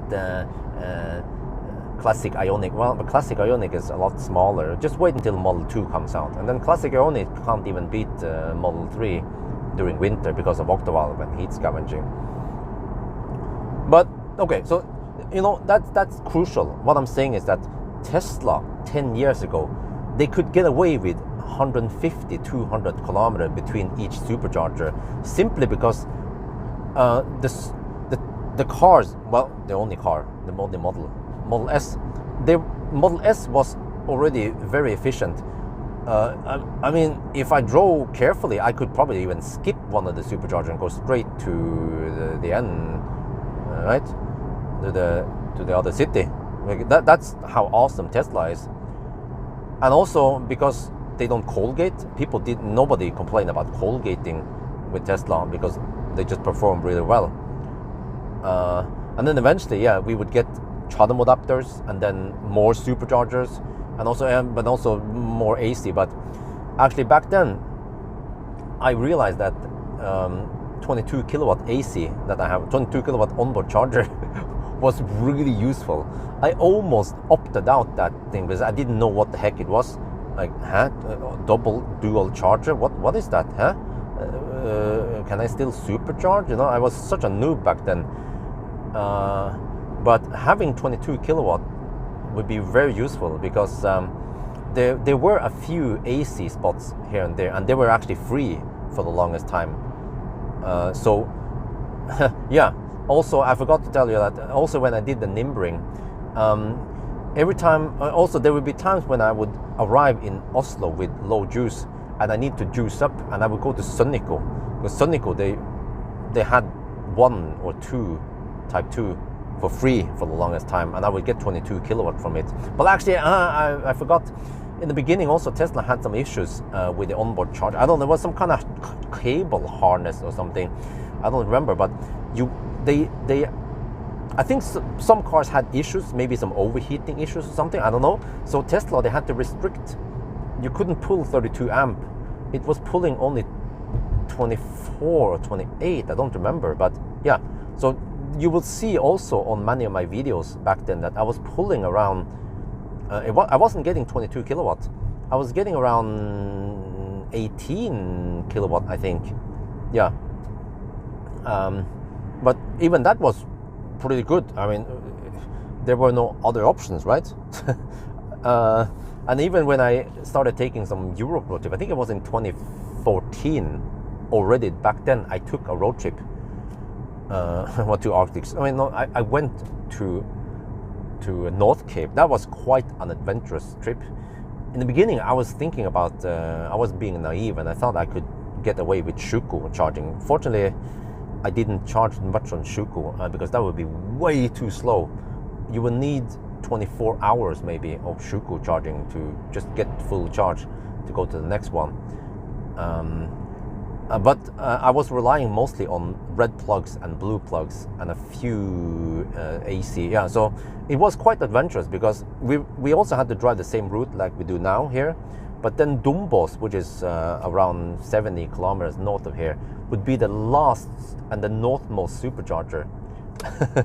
And from there, I had to drive quite long distance to Mosjøen. And then I brought this portable charging station. Yeah, I had to borrow it from a guy in Trondheim. You know, back then, yeah, you listen to the story now, you'd be like, huh? At the gid, you know, why did you bother? Well, back then we were enthusiasts. Only the true EV enthusiasts would do crazy trips like that. It was quite cumbersome, but just like the guys who walked to the North Pole or Mount Everest, they did this for the challenge, right? To show that it's possible. But okay, so but yeah, I had to go then to Mosjøen and then charge there. But there was a problem that the breaker kept tripping. Yeah, and we stayed there at Mosjøen for 7.5 hours just to get enough juice to go to Bod. Man, like 7.5 hours, right? The breakers kept tripping, and I wasn't getting the speed I was hoping for. I think I didn't charge at 22 kilowatt, even though the charging box, the portable charging station, could handle it. I think I was charging at around 15 kilowatt only. But you know, that was the thing back then. And today, you would go to motion and charge for 15-20 minutes only with a V3 supercharger, and then off you go to the next one. Yeah, wait, maybe motion doesn't have V3 yet. Yeah, but they have high power charger over there, no problem now. So yeah, that was, holy shit, man. Abort, man, guys. I fucked up. I had a pretty good speech. I'm talking to the live stream now. I turned off the microphone and I forgot to turn it on. I didn't see it, because I didn't want to. Oh, shit. Well. You learn as long as you live. Okay. But you know what? I feel like my story was a bit repetitive. Yeah, you know what? It was repetitive. I still need to keep this one because it's a B-roll for lol. Yeah, new mistake. Why didn't I check that, man? Knock myself in the head. Why didn't I check that? Okay, whatever.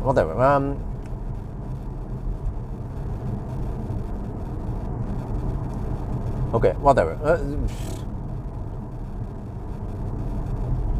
Resolution. Oh, you know what? I think I will do the speech when I go Österdal instead, because it's the sun. The light condition will be actually better when I do it there, Österdal. Yeah, I can mention that. Okay, I went Gudbrandsdalen first, but then eventually I also started going Österdal a lot. Man, I've done it before. I should have checked that, man. I was just a bit not very well planned. Just suddenly I realized, I want to do some podcast. That was a good speech, but you know what? Every time I mention something, I just remember that I said something similar in another video. I think it was, I said, if Tesla didn't exist, that video. So I should actually avoid repeating myself, because many people who watch this video or would have watched this video, they already heard the story, right? So I should focus on something else instead that I haven't talked about. Yeah, it might have been a good speech, but yeah, without audio, I could try and mix in. Oh, you mean I can mix in the sound from? It kind of looks sounds weird. You can take the sound from the live stream and then mix it into the 4K, but it looks weird because 4K looks tack sharp, and then suddenly.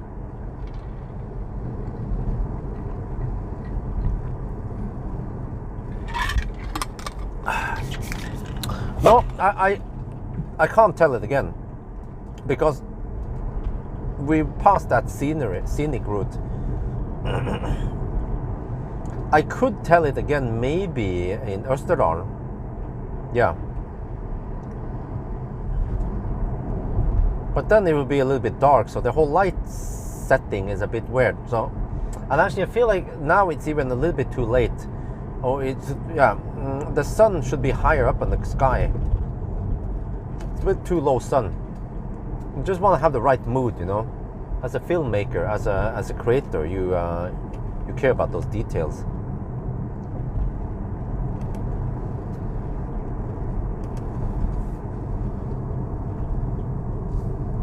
Wow, I'm still surprised that the infotainment is so nice and snappy. Well, and also I'm surprised that I haven't fired up the heater yet. It's still reported as 22 degrees in the cabin. Let's see, it's Shell Koppang. There, found it. Okay, I'm not sure which route he wants me to take. Oh, you take the short one. No, I want to go the long one. Well, actually, wait, maybe for once I could take the short route. No, wait, no, not 9. Okay, I want to take the long route. Yeah, take the long route.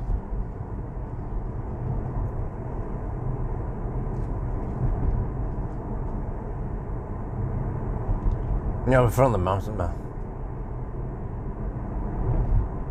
No, but I felt like it was too repetitive, because every time I sent something, I was like, hey, wait, I just said this recently. which I did. I did tell a lot of this stuff already in the what if Tesla didn't exist video. So I feel like I shouldn't repeat myself too much. It would be a bit boring for people to watch it and they were like, huh? Didn't he just say that in a video not long time ago? Yes, I did.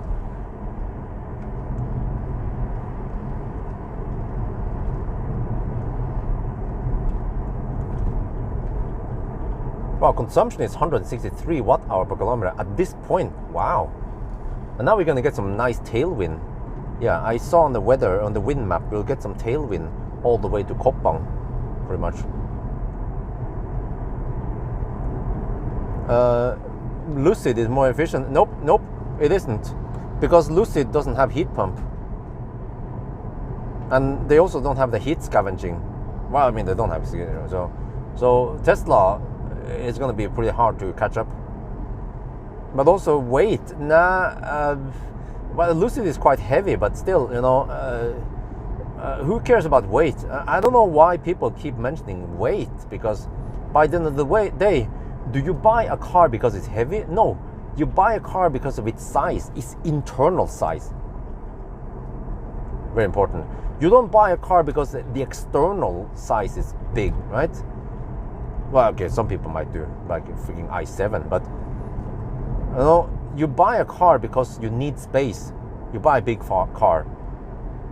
Otherwise, you could just buy a small one, right? Like a Model 3. So it sounds to me like people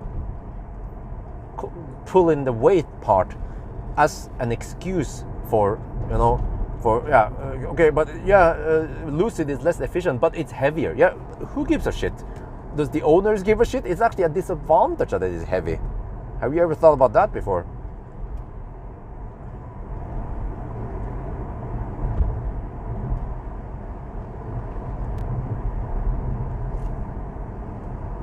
Oh, now I can feel the cold, yeah. 9 degrees Celsius and dropping. I had to stop at the middle of the mountain, up there, yeah. So, I have to shoot the thumbnail.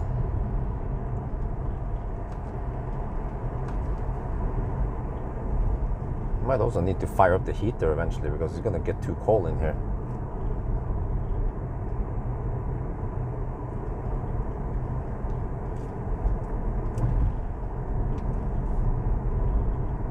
Wow, the leaves are just glowing now in the sunset. But seems like we have. Wait, can you guys Google for me? Sunset in Oslo, or yeah, somewhere. Sunset Lillehammer.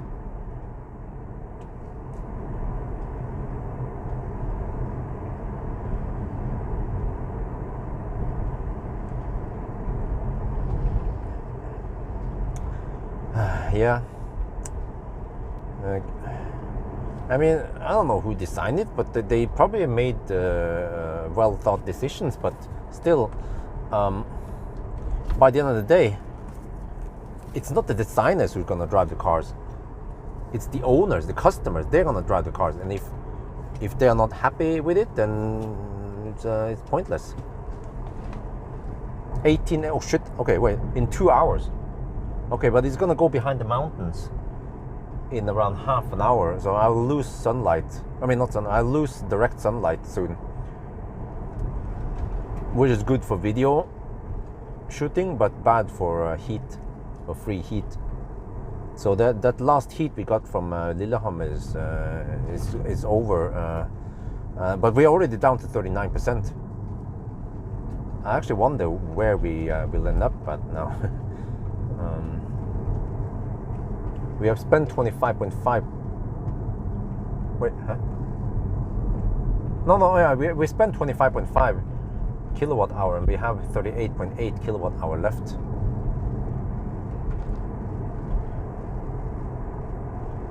Wait, shit! It might be dark by the time I get home.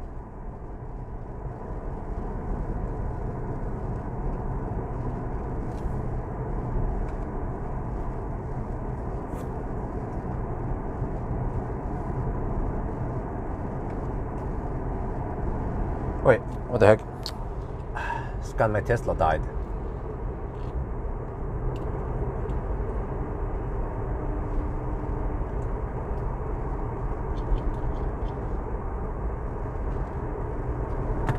Yeah, I need to hurry and do my shit because I actually, yeah, I need to do a 0 mile test of the Honda E. No, not the Honda, yeah, Honda E:NY1.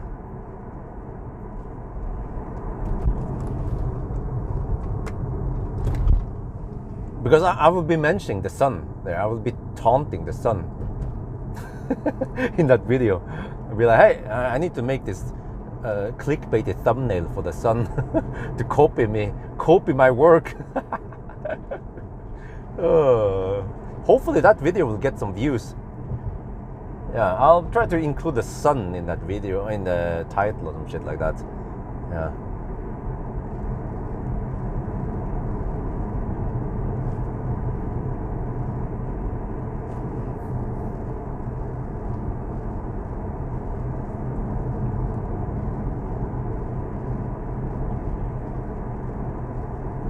Oh, you know what to do? I should just make for fun. I should watermark it and say, like, the sun copied my video without permission. Oh shit, you're gonna have so much fun, man. I mean, guys, I already made some money from the sun video. How is Honda? Oh man, the Honda, it has a weird ride because it's front wheel drive.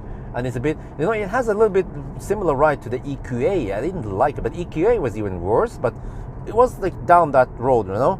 So I don't know how to explain it. It's like a little bouncy ride with front wheel drive, and the whole power going to the front wheel makes some weird.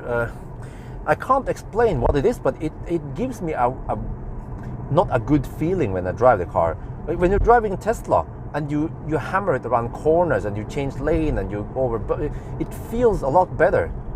But also other front wheel drive cars feels a lot better. There's just something weird about the Honda suspension and the way it's been set up.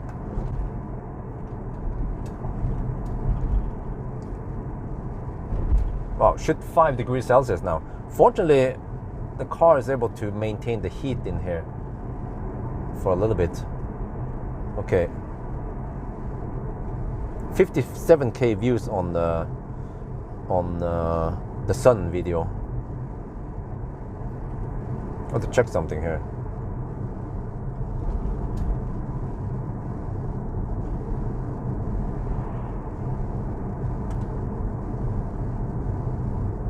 Yeah, I made $208. Well, I made around $200 on the sun video. So that didn't take me too long. I think I spent around 1 hour. Well, first I shot the video. It didn't take around 50 minutes. And then plus, oh, there's ice here, shit. And then I edited it. So maybe I spent around 1 hour total. And then I made $200. And it's still increasing. It's still, yeah, maybe it'll be 3. Whoa, there's snow up here. Shit. Freaking snow up here, man. Yeah, so I should make some more money. As long as people, yeah, I'm gonna make more the sun video where I explain this whole story, you know, how they twisted my story about Model Y. Yeah, especially Model Y running out of juice video. I can explain that, no, it wasn't like that. No, they're lying, you know, then they can explain. Like, he said, oh, and the charger had 500 kilowatt loss. I was like, huh? No, 400 kilowatt loss. Freaking noobs, man. Salma, she's a noob.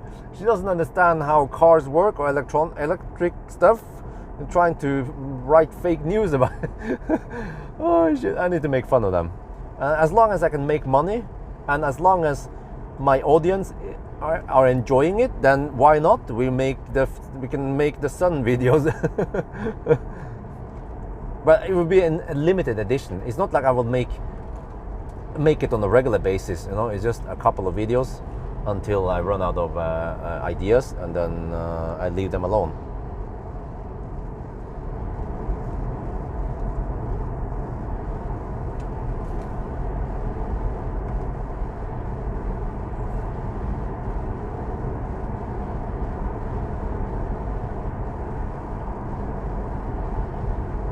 Oh shit, 4 degrees Celsius and windy.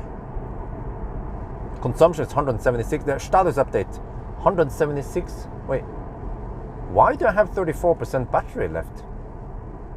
Wait, Huh? Wait, there's something wrong here. There is something wrong here. No, wait. Oh no, that trip is wrong. I have usable remaining 38.8. No, it's stuck. Car scan is stuck. Can I kill that shit? Come on, can you reset that shit? I was looking at the wrong data all this time. Can we just... since when did it... I'm down to 34%.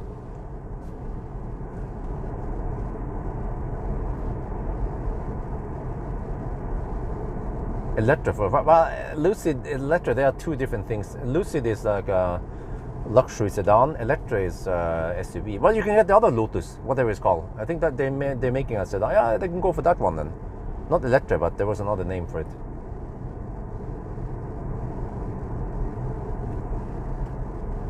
There, I have more correct data now. Oh, I have 22.5 kilowatt hour usable remaining. That should be good for roughly 150 kilometers only. And we are 80 kilometers away from Koppang. Oh, I think I might bail out around Elverum. Yeah. Oh shit, I forgot to check if I have the adapter. Okay, let me... I have to check the CCS adapter. Otherwise, I might be in some deep shit. If for some reason it's missing, because there was some other stuff missing from Millennium Falcon. Bjorn, are you still gonna borrow Millennium Falcon? Yes, sometimes, if there's something interesting to make videos about. Every year, yeah, something like that. I still have to borrow MC Hammer. I do a degradation test of him. Try to fit it in the, maybe after Honda. I have some time. Yeah, I still have a bunch of leftover stuff I need to do, but I need to focus on the Honda while I have him, or have it. The Honda E:NY1.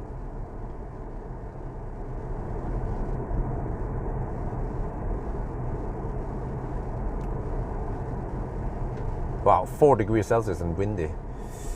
Okay.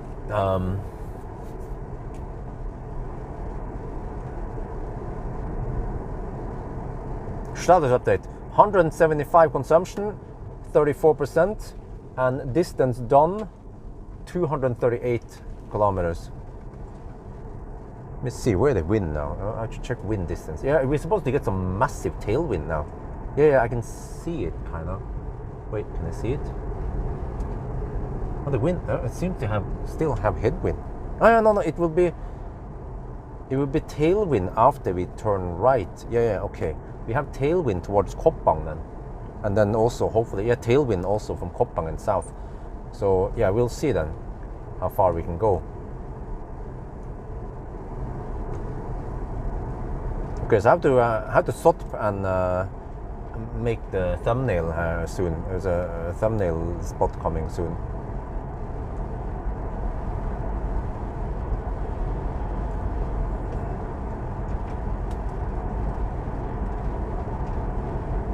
But yeah, okay. I don't want to stay outside too long because it's going to be quite cold outside. 4 degrees Celsius, but windy. That makes it extra cold. I can even see some ice on the small ponds over here. So yeah, things are freezing over during night. Additional information, MC Hammer. 140k supposedly. When I sold him, I have 80k on the odometer. Shit, this is gonna be cold. Maybe for once I will not go outside and dick around. Maybe I'll just go outside and get the thumbnail shot, and then I shoot from inside instead.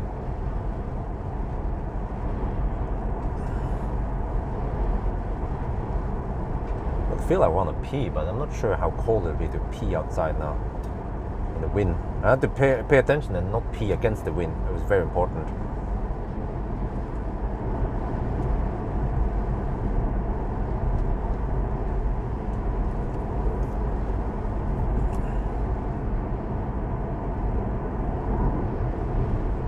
And also another thing is that I think eventually I want to do some Sunday driving, or just call it eco run in winter. See if it if anyone will watch it. But I can't go over these mountains during winter because many of them are closed. Well, actually, I can go over Hemsedal and Filefjell. Those are usually open. But this one is usually winter closed. No, wait, is it totally winter closed? No, it's only closed during shit weather, yeah. Oh, they sanded the place. Oh, that's why I felt like it was a bit noisy with the gravel.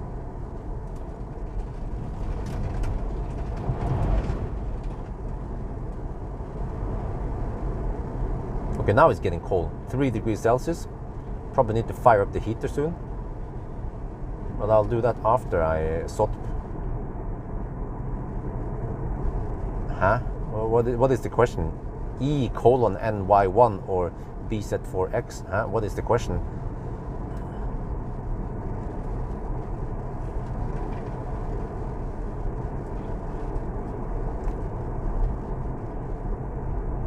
Okay. Wow, so I'm down to 32% now. Shit. Yeah, it's unlikely we can make it back to Oslo. But at least if I can make it to Elverum, maybe. I know that this guy is driving dog slow, but okay, whatever. Freaking Porsche driver, man. Okay, whatever. I can take it easy. I'm going to pull over soon anyway, so no big deal. I don't need to hammer this dude, even though he's dog slow. Hopefully I don't meet him again after I start driving. Gosh, that sometimes happens.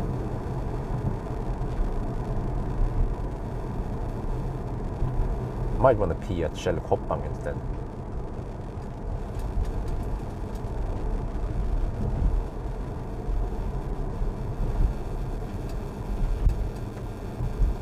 Wow, he's driving so slow.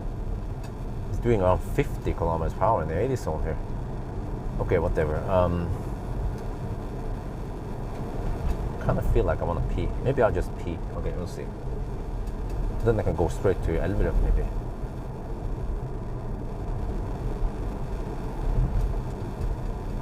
Which is worse? Oh, I thought you were asking which is best. Which is worse? Honda is absolutely worse. The Toyota is actually pretty good for you know, a Japanese brand that might not have too much experience with electric cars. Even I mean, the Toyota can even match some of the other cars that has been in the game for a while. Let's say, for example, versus e-Niro, for example. E-Niro doesn't have all-wheel drive, you know, it doesn't charge that fast. Okay, I mean, Toyota will eventually go dog slow, but as long as you can go those 500, 600 kilometers, you know, hammer it, and then you're good, right? Before it throttles. What was the highest mileage Tesla? Yeah, Millennium Falcon is the highest one.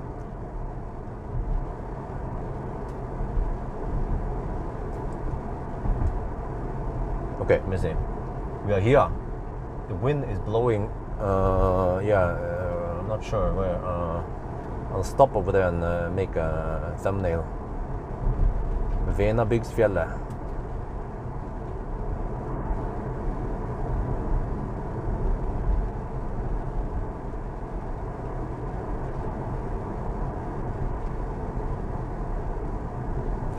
Here. Okay. Pull out now.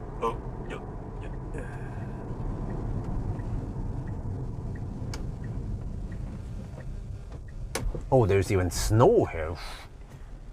Interesting. Challenging.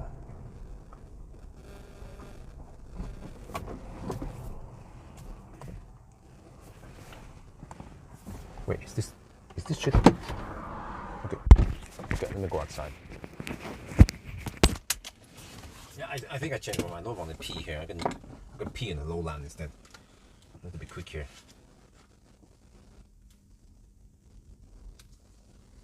Okay, let's go out and do the thumbnail. Oh shit!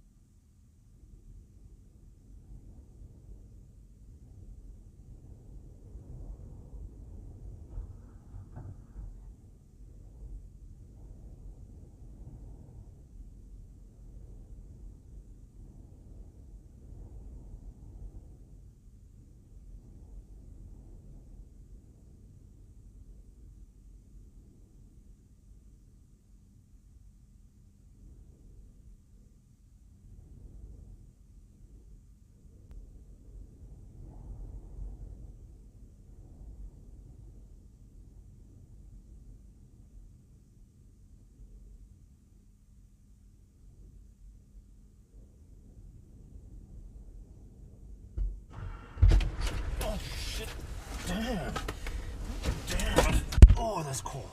Holy shit, man.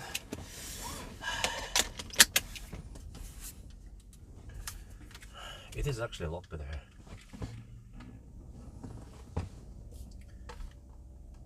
Oh man, the freaking battery is shit again.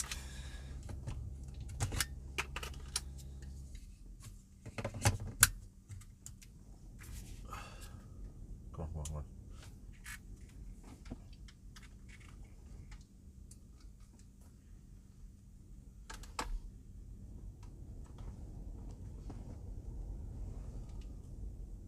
Oh, 3 degrees Celsius outside. We have 31% battery left. See, we've done 240. Okay, we have 1.5% overporting here, so which means that the consumption is worse than that. So yeah, over here the battery. By the way, wow, look at this. Huh? I'm surprised that the battery stays that hot. Oh, well, I forgot. You know, this car has heat scavenging, so the leftover heat from the motors are actually fed into the battery. That's why you never saw any coal gate with Millennium Falcon back then. I would get over to a supercharger and then get instantly 118 kilowatt as long as the charger was low enough. But yeah, so the car now estimates we will arrive at Shell Coppan with 23%. Okay, let's go.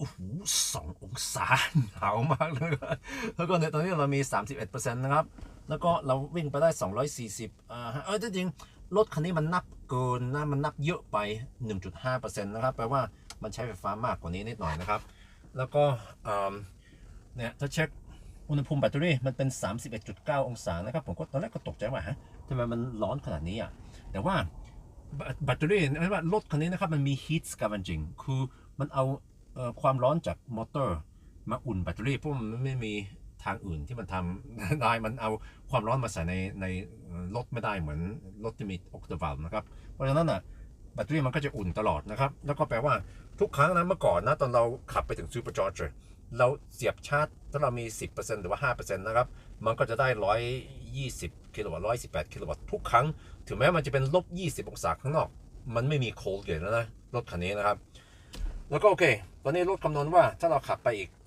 ไปครบป่องมันจะเหลือ 23% แล้วโอเค let's go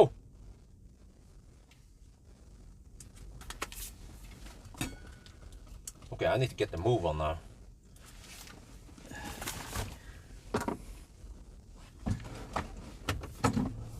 okay let's just get out of here there is snow on the ground here holy shit I'm on summer tires oh shit gode fjellvettregler vi har ja and then suddenly inside here didn't feel that cold anymore because outside was freaking cold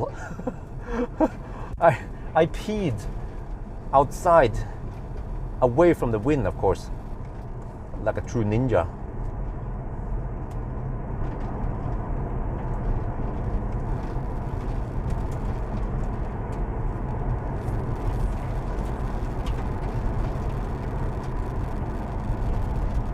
yeah, this might be the last summer, well, summer-ish center drive we do this route. I felt like we've taken this route a couple of times now lately.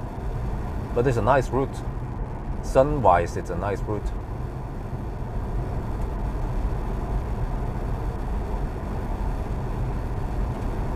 Yeah, oh shit, 19.5 degrees Celsius now.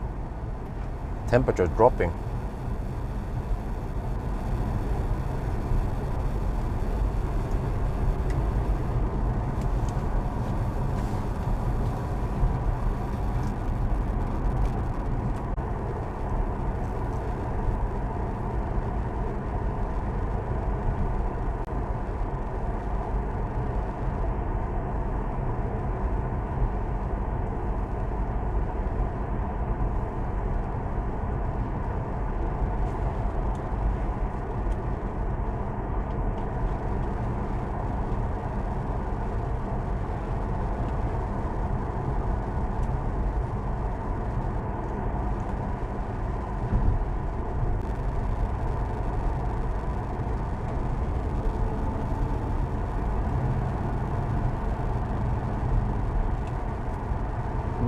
Buck. Okay. Coasting downhill now, but I don't want to have too high speed.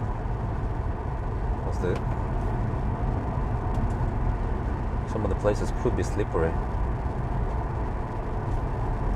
even though it's unlikely. But better safe than sorry. Yeah, this place gets quite hostile during winter. No wonder why it keeps closing all the time if there's a little bit of snowfall and bad weather. But then, for example, Hemsedal and especially Filefjell nowadays, they can keep it open even if there's some bad weather, simply because the roads are quite good. The Filefjell used to be so shitty before. Oh shit, I have to be careful here.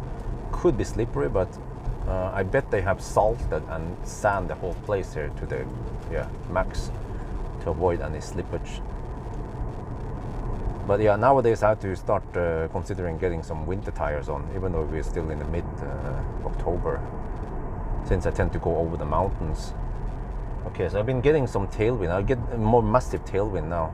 I think, yeah, from here, at least quite massive tailwind to Koppang, right? Or I have to check.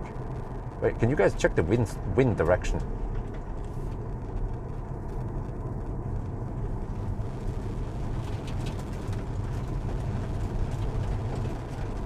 Oh, there's a lot of sand here. I wonder if it'll stop once we get to the intersection.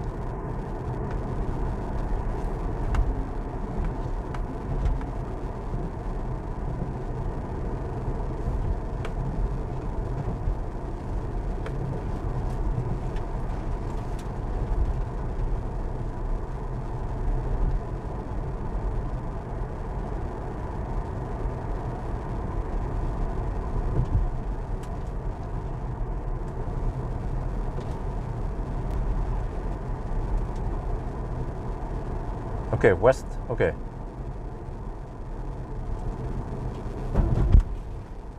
Okay, so getting west. Yeah, so I will get massive tailwind at least to Koppang, but then I'm not sure where it's blowing. Will I get headwind eventually, or how is that? Or is it just crosswinds?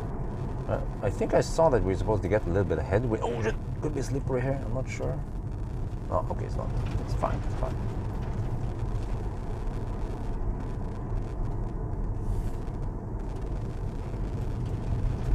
Getting a little bit cold now, 19 degrees Celsius in the car, but still bearable. Especially after being outside. It's freaking cold outside. 2 degrees Celsius and windy.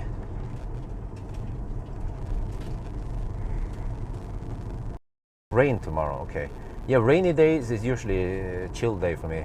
I tend to avoid traveling when it's too wet. And also another problem is that if it rains, and I just happen to go over a mountain, the possibility of snow is greater.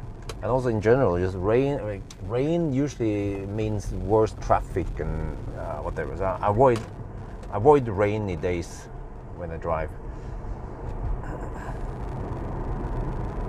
And I can do that, fortunately, nowadays. When I did Nimber task, I had to book in advance and say, okay, next weekend, next Saturday I can deliver this to you, or I can pick it up on Sunday, and then who knows how the weather's going to be. And also I was more or less stuck with a Saturday, Sunday. But now when I do a 1,000 kilometer challenge, I can even, if there's going to be some massive shitstorm on the weekend, I can always avoid it. But I think we'll get nice weather. I checked the weather forecast. We should get nice weather on Saturday night. But the Honda will need 12 hours. So, but at least it's faster than trailer challenge. Only west wind. Okay, okay. So I get just some crosswinds. All right, that's actually good. Okay, I mean it's not too bad. Well, I get some headwind. Yeah, from Elverum. Yeah, I get a little bit headwind. But I wonder if this Tesla is not that much affected by crosswinds. We'll see. I'm 29% now. But yeah, I almost forgot. I was surprised to see that the battery temperature is 31.7 degrees, because this car can only scavenge heat. It has only one mode, right? It scavenges heat from the motor and then puts it into the battery. So it feeds the battery with heat When we started driving, we had around 18 degrees, 17 degrees Celsius in the battery. And then as we drive, then it heats up, because first my explanation was, the battery has aged, so it has some significant internal resistance, and that's why the battery heats up. No, it's actually not. Well, I mean, it has some, of course, but it's mainly because it's being fed with heat from the motor. And also induction motors, they're not that super efficient, so there is some leftover heat there.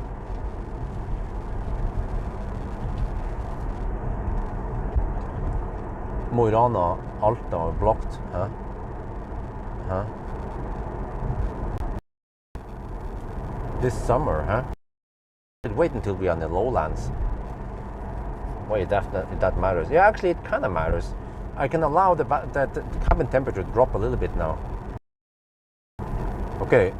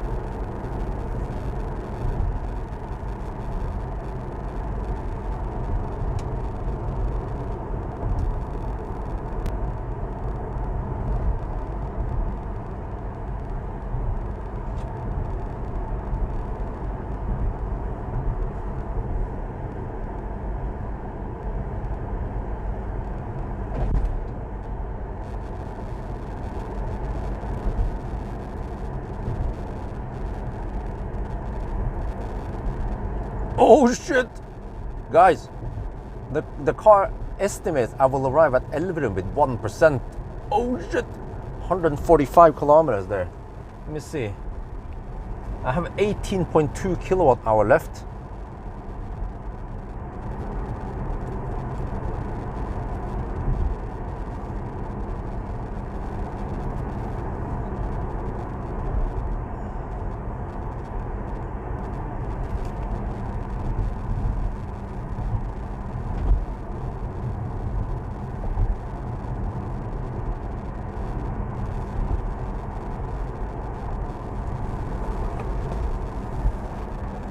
Okay, just have to see how. Oh, wow. Okay, I'll try to freeze a little bit. Just to, okay, let's see. Once we are at Atna, we'll get an idea of how the consumption is.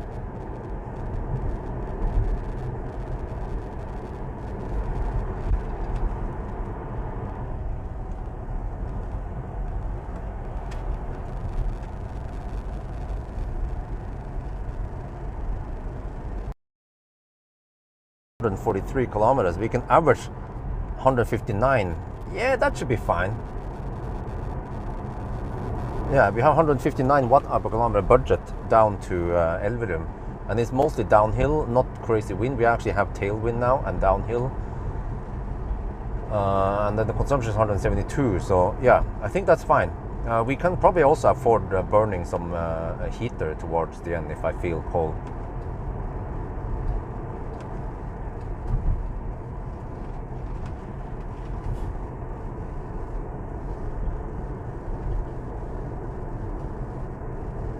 Oh, it's 4 degrees Celsius outside, but it's not cooling down that much yet. Maybe because I have a tailwind.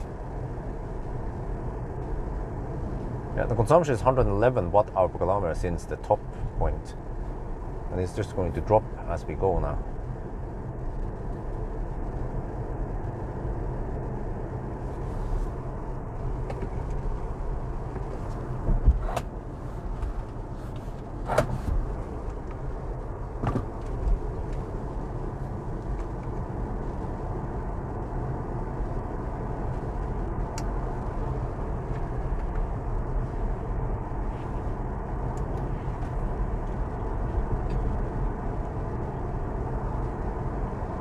Well, let me play some music here. What happened to that one?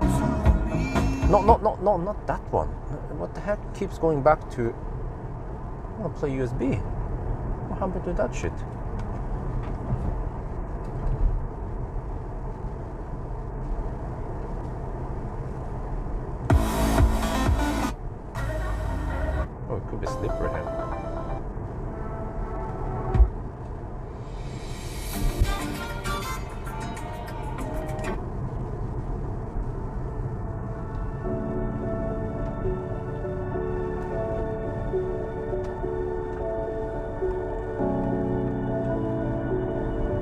Wow, I mean, for a 10-year-old car, this car handles quite well. When I just go out from a curve and accelerate, just nice, good feeling of the ride. Very impressive, man, this car. The same can't be said about Leaf. A Frankenstein is also 10 years old, but it's like,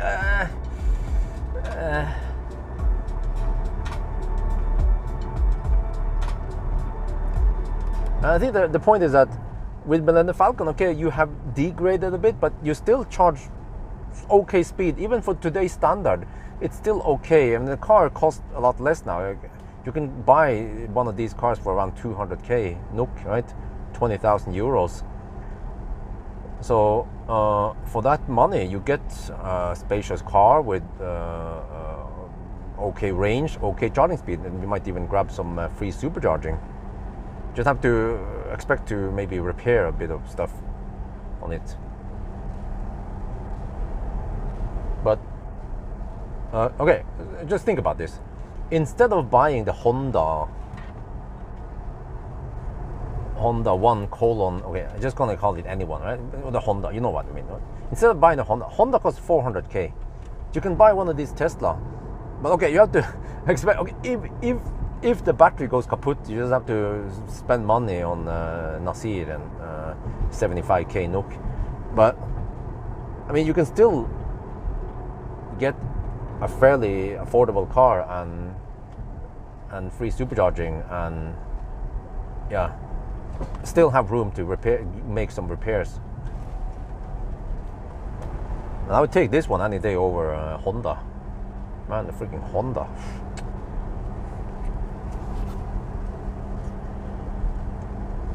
Okay, regen a bit now, 16 kilowatt regen.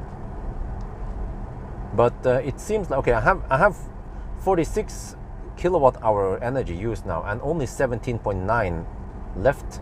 So best case 64 kilowatt hour, not 65.9 anymore. Like, how bad was it for the battery to stay at 0% for several weeks? But what about those 20,000 kilometers that was driven? I borrowed it to, I lent it to a couple of people, and they probably supercharge a lot, but that shouldn't matter. 20,000 kilometers is nothing. Most of the degradation already happened, but this is quite bad. What do you guys think? When the car was sitting at 0% for several weeks, I don't remember exactly how long it was before they, you know, and also like they just completely forgot about him, right? They didn't at least plug him in or do anything.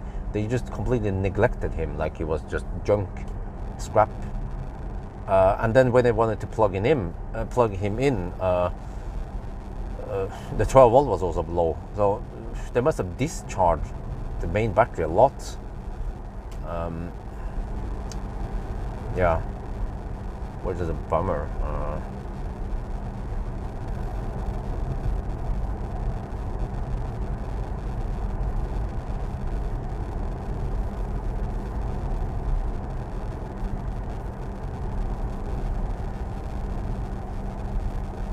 It was probably okay. It was. I mean, it wasn't that true 0%, because I think eventually it goes to so-called 0%. Yeah, but you still have that zero buffer, the 4 kilowatt hour zero buffer. So yeah, the cell voltage wasn't dangerously low, but eventually when it's self-discharged, it would get closer and closer to the lowest cell voltage. I don't know, 2.5 volt or shit. Wait, it could be slippery here. The curve. Nobody cares about rent. Huh? What do you mean rental cars? No. I think you mix up a couple of things here. Yeah, today's video was about rental car, but I'm talking about Millennium Falcon. Nasir took care of him while I was gone. I was in Thailand, but he totally neglected Millennium Falcon. He should at least plug it in, or I mean, I gave him the key. You know, he should at least check on him a little bit from time to time, or if he's too busy, just tell someone else to do it for him. So if he knows that he's going to be parked like that for a while, Okay, okay, I understand though. The other problem is that he was undrivable, so it becomes actually somewhat cumbersome to charge him up. Depends, and I think they stored him outside, so they're not gonna run an extension cord across the parking lot just to top him up. So yeah, in that regard, I understand that he didn't bother topping him up, but.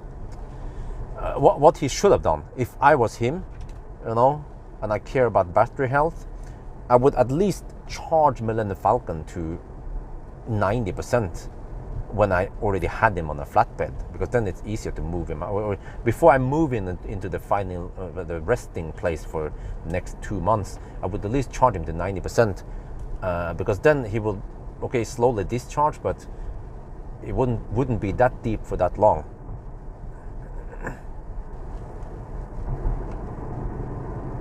No, like I said, those guys who borrow my car, they probably supercharge, but it's most likely nothing, because it's only that was only around 20,000 kilometers they drove. Or I mean, actually less than that, because I also did some tests and some stuff, and I also did drive it. So let's say the trips they travel, they might have used around 10,000 only.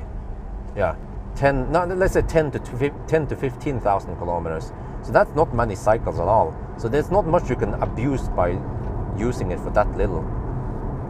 It's most likely the 0% camping that caused this 2 kilowatt hour drop. We're gonna find out soon. It might be more than 2 kilowatt hour loss now. Yeah.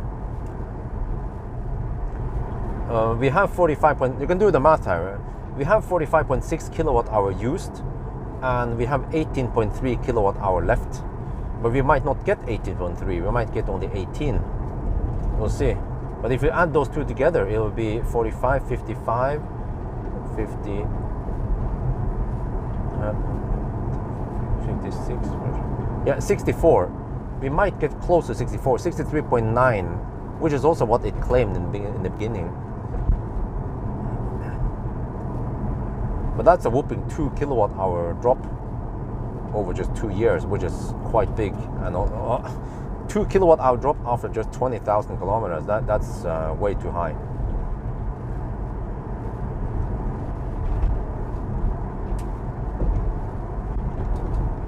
And over here is bumpy. Okay, shit, 18 degrees Celsius in the cabin. I feel like it's getting a little bit colder, but it also gets warmer outside. 6 degrees Celsius now. We're getting close to 8 now.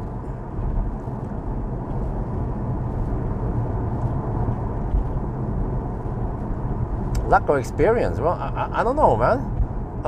Nasir is a very, I mean, he should know about EVs and batteries.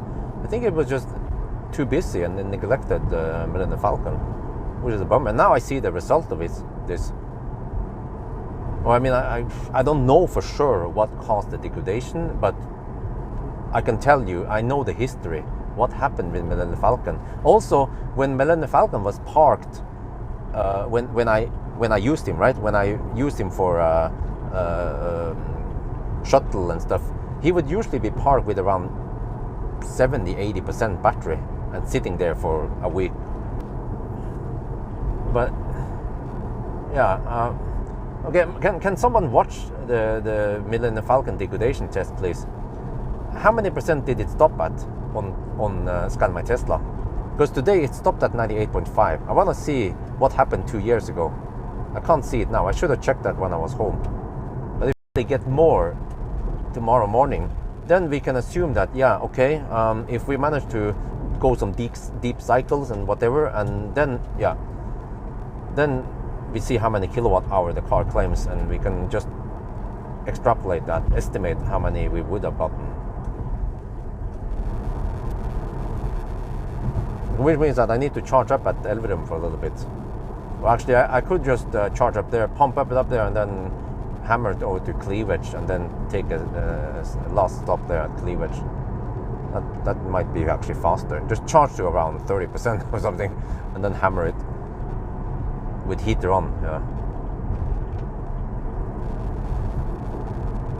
But I have to double check that the CCS adapter is there. I'm not sure. since some items were missing from my inventory.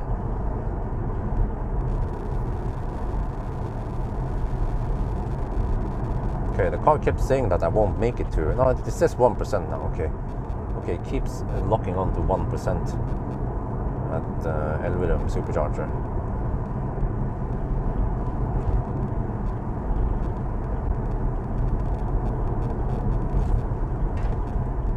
Okay, 17.7 kilowatt hour divided by distance, 127 kilometers. Oh, I have. Oh shit! Huh? The budget is way worse now. Suddenly.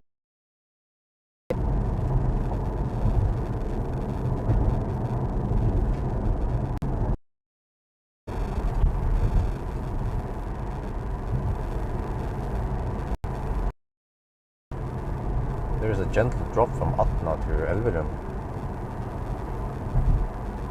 99.1. Oh, huh, interesting. Was a range test, degradation test. Okay. Oh wow, we are at 444 meters over sea level. That means we have around 200 meter drop, 250 meter drop to Elverum. Yeah, so that's an advantage, of course. But then, okay, so it actually went to 99.1. Okay, so as a last part of the test now, we need to charge it up again. Yeah, but also not only that, but I need to check it tomorrow. I need to be there once it finished charging. And also I want to heat up the battery a little bit in the garage tonight. Heat up the whole garage. Just to see if I can get more than 98.5. So yeah, of course, 0.6% that we are missing out here is... how much is that then? But that's around 0.4 kilowatt hour. Yeah, so we're missing it. Let me show you. It's gonna regen because I don't want to use friction brake.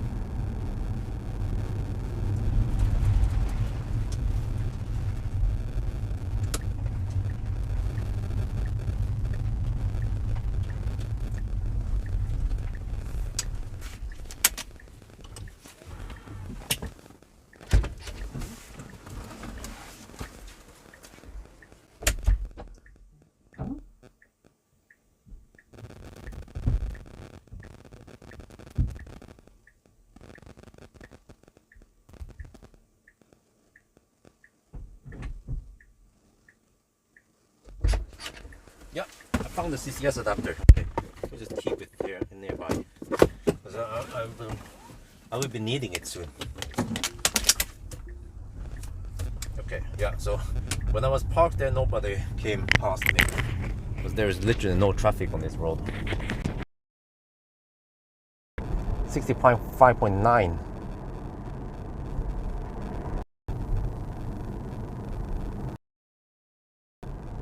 Of August 2021, so over 2 years ago I measured it. 65.9. Did you find it?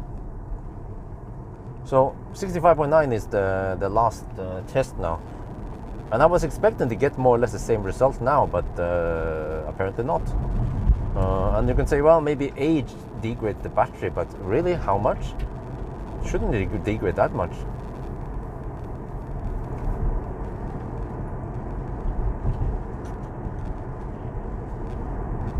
Oh, 3 kilometers left for Atna.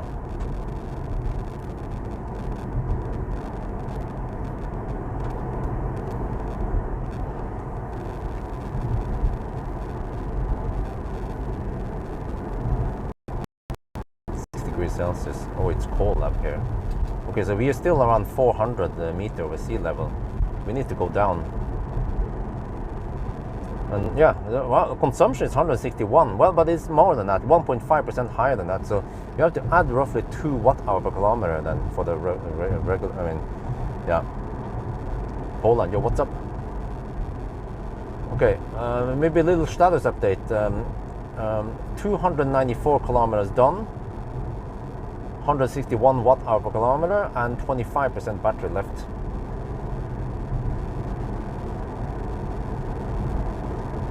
And right now everything points towards 63.9 kilowatt hour.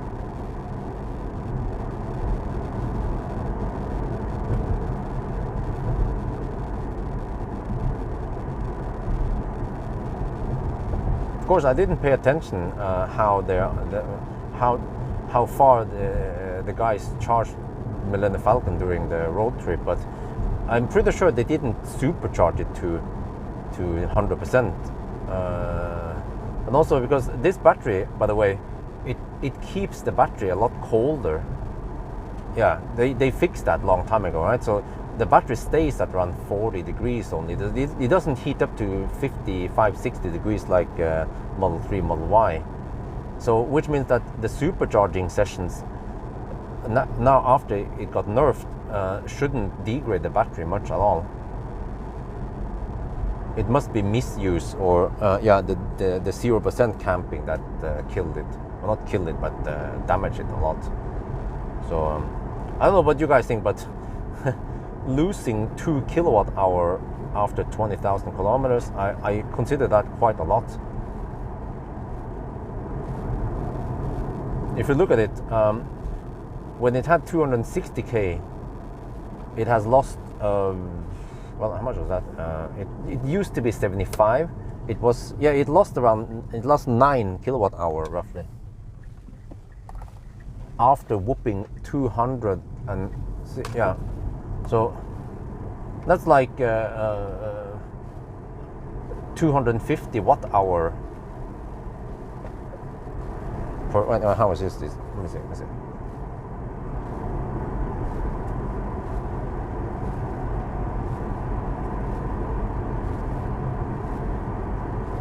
Nine kilowatt hour divided by 265.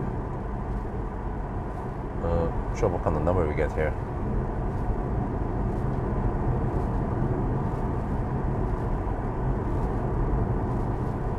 Okay, let me see.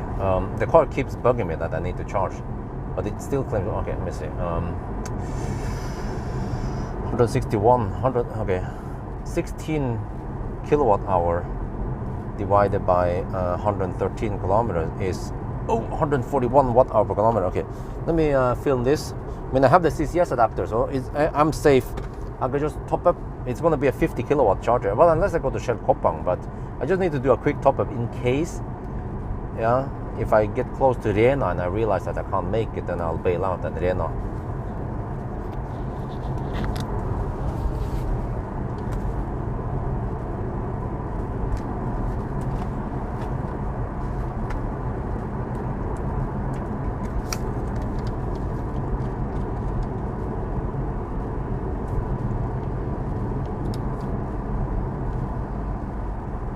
Right, we're now back on the main road again at Atna, and let me see, take it in.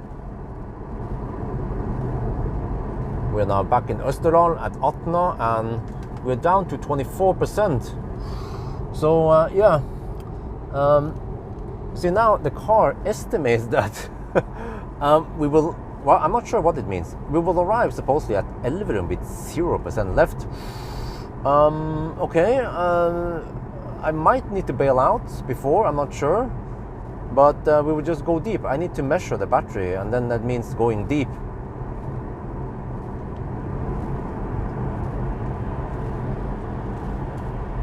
Okay, let me redo that one.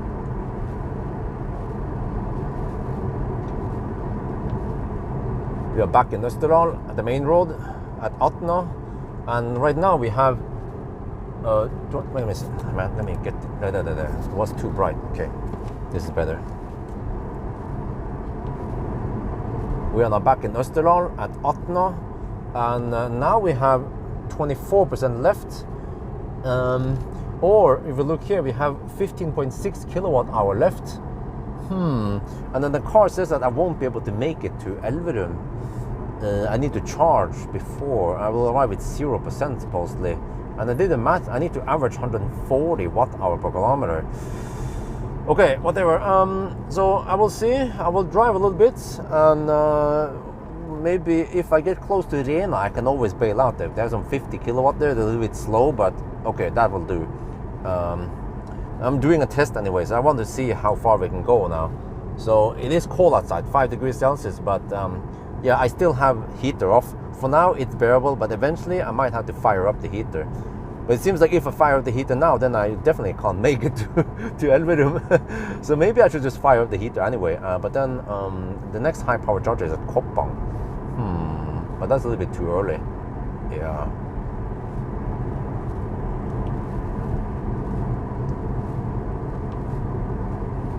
เรากลับมาที่ถนนใหญ่นะครับออสเตรอนและคบปองแล้วก็ตรงนี้นะครับเรามี 23% แบตเตอรี่นะแล้วก็รถมันคำนวณว่าถ้าเราจะขับไปถึงซูเปอร์จอร์จนะอีก109กิโลเมตรมันไม่ได้นะครับ แบตมันจะหมดหรือว่ามันจะถึง 0% นะอีก108กิโลเมตรโอเคแล้วก็ถ้าเราเช็คดูนะการมาเทสเรามันคำนวณว่าเรามีอีก 15.4 กิโลวัตต์อเวอร์แปลว่าถ้าเราใช้140 วัตต์อเวอร์ต่อกิโลเมตรนะครับมันจะได้นะครับเราก็จะไปถึงนั่นเป๊ะแล้วนั่นก็เหลือ 0% นะครับหรือว่าข้างนอกที่นี่มันหนาวนะ6 องศาแล้วก็รถก็เริ่มเย็นนะแล้วก็ผมก็ยังไม่ได้เปิดเครื่องอุ่นนะมันเริ่มเย็นนะนี่ก็ดูก่อนว่าเราจะทำยังไงดีแต่ว่าผมก็อยากจะเทสรถว่ามันวิ่งได้ไกลแค่ไหนโอเคเราอาจจะต้องจอดชาร์จก่อนนั้นแต่ว่ามันไม่เป็น high power charge.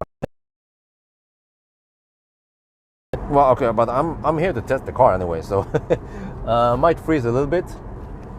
But it's a bummer. If I had 2 kilowatt hour extra, that'd be great. Yeah.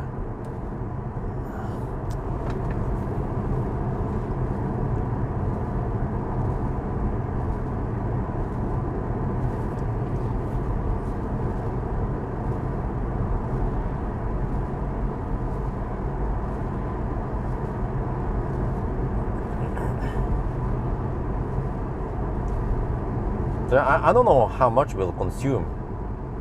I can bring up the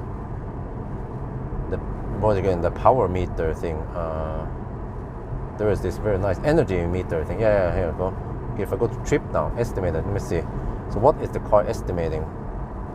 Swipe down for this no, Why don't I see all the details? I just see that it Wait, where's all the good stuff here? Is it only on the Model 3 you get all that stuff? Seems like you do, Okay, whatever. I'll skip that one then.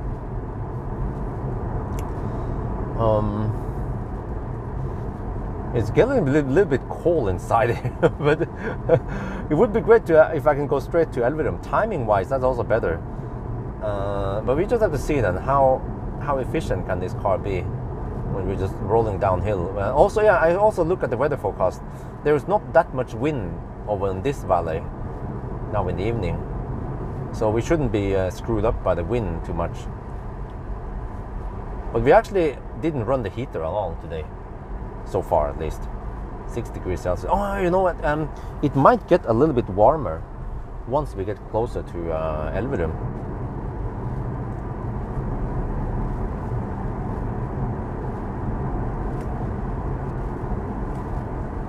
Elverum 10 degrees Celsius. Okay, that's bearable. Okay, so the temperature will rise slightly. So just keep going.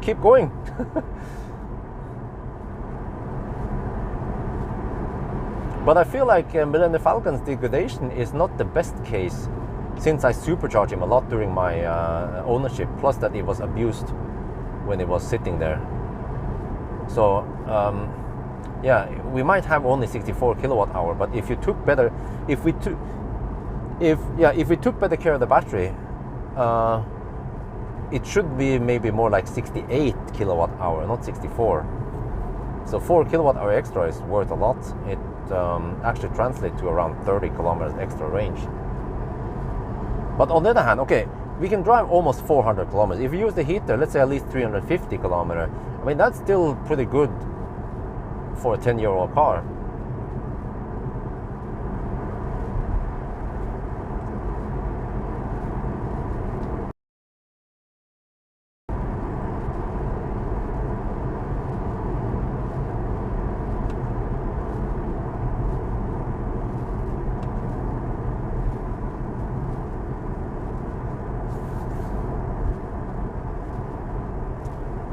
Oh, 7 degrees Celsius now. Okay, temperature is slowly rising.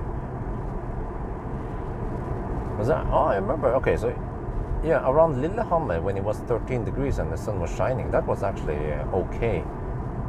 Didn't feel that cold. Now though, it feels cold. 17 degrees in the cabin now.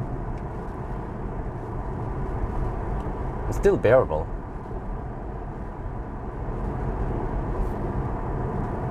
Just need to endure this for a little bit over an hour.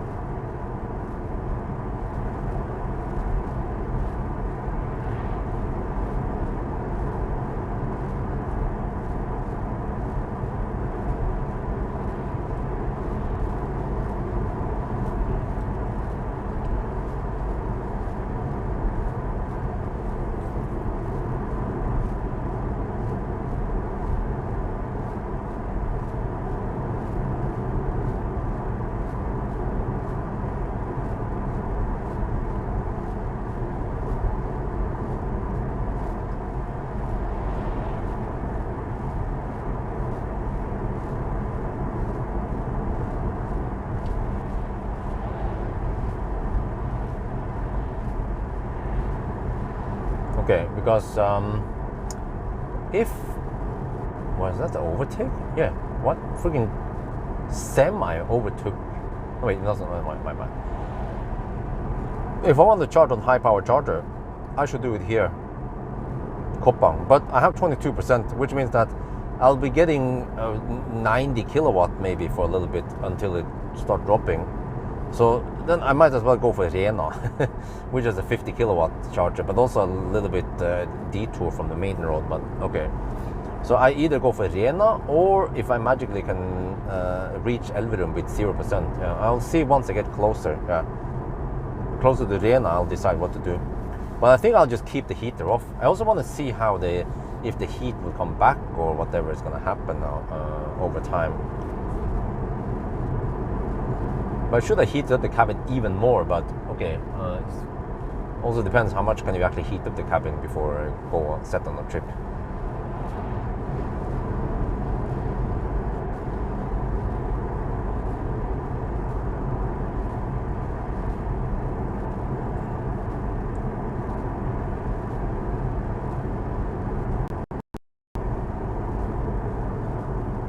So right now I have 14.2 kilowatt hour left and 99 kilometers left. So I'm hovering at 140 watt hour per kilometer. But it could seem like I might hover around 140. I'm maybe a little bit less now since we're going downhill. And the consumption is dropping, 160 right now on display.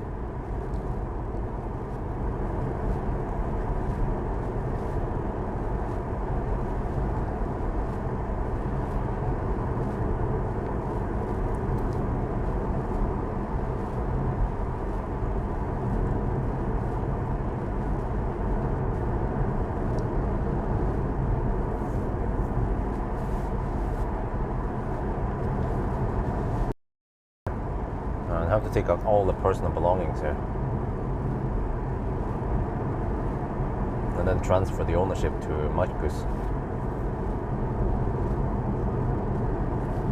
And actually, I think Marcus wants me to hold on to Millennium Falcon, of course, and then I could just maybe I should clean him up a little bit, and I can be the one bringing it over to Gardermoen, but then they need to ride with me back to Alnabru. Yeah, and then they can just go or whatever. So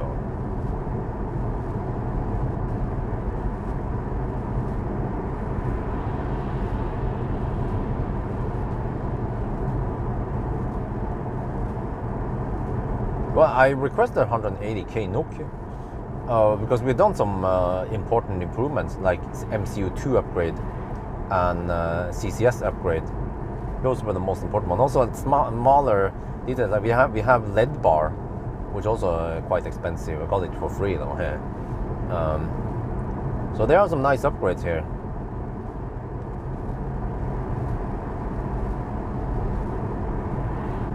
But yeah, I'm not sure how much I made on it. I probably just broke even. Because I did pay, I paid 220, I don't remember, 220 something K, or 220, 230. and I had some expenses, but fortunately Nasir and Mr. Green, they took most of it, but I also did. I remember I also had to take a big chunk of the repair bill. So overall, though, I'm not entirely sure if it was 50k in depreciation. I probably paid in upgrades at least 30. No, not upgrade / repair. So I probably had a total of 100k NOK in expenses, and I didn't make 100k NOK of the Falcon. That's for sure. I might have made only around, let's say, 20, maybe 20, 30k NOK on him. And then also, okay, I used him for some stuff, driving back and forth, and Maya used the Millennium Falcon, so that was very nice, but it was expensive. So it is actually better if I sell him, because most of the time I don't have any use. I don't use him. I don't have time to use him.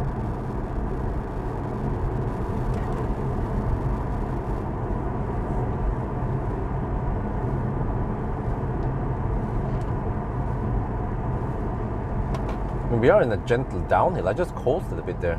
You can coast quite a lot, or use very little power to get down to Elverum. Let's see, what elevation are we at? From what I remember, Elverum is at around 200 meters over sea level. Let's check over here. Oh, we're still at 350. That means another 150 meter drop.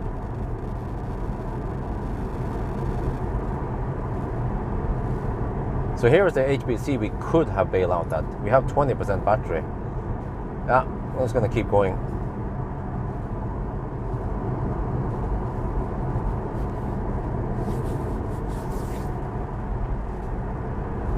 This is gonna be freaking close, man.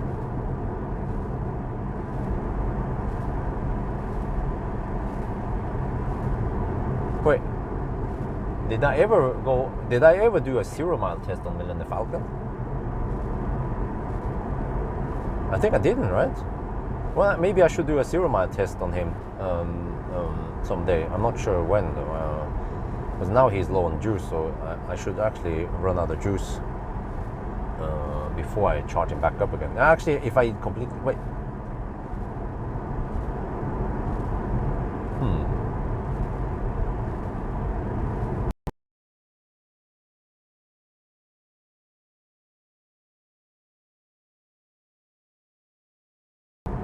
Which means that I don't have too much time to supercharge. Actually, supercharging goes so slow that, and also I'm not keen on... Okay, whatever. I'll take the time it takes to supercharge it back up.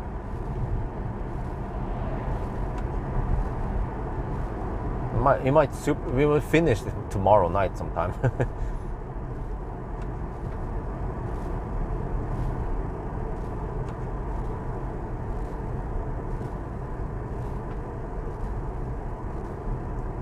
Okay, over here we have to drive slow. It's one of the few slow stretches. Oh shit, 17 degrees Celsius in the cabin now.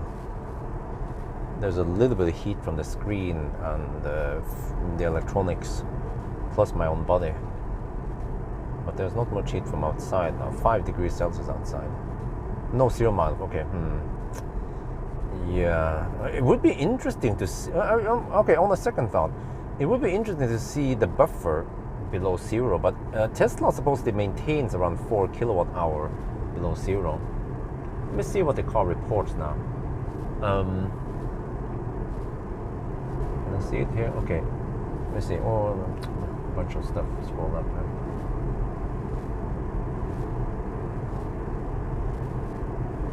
Wait, what happened to the kilowatt hour? Yeah, it claims 4 kilowatt hour energy buffer.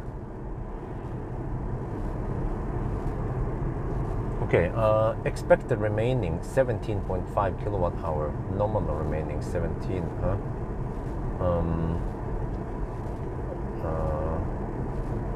Oh no, that's to zero. Okay. What about usable? Where the heck is that one? Okay, let me see. So if you look at this one, usable remaining is supposedly 13 kilowatt hour, and then nominal remaining is 17. Okay, so there's a 4 kilowatt hour buffer there below zero. Yeah, but do we know that it's 4 kilowatt hour? You know, because Millennium Falcon has shut down before with right around 0%. So it is a bit risky business to try to go deep. But okay, at Rena, I should get some power limits and I will get an idea of what to expect. Because, yeah. Oh, I just remember. Wait. What is the car trying to do now? The car is doing some weird shit there.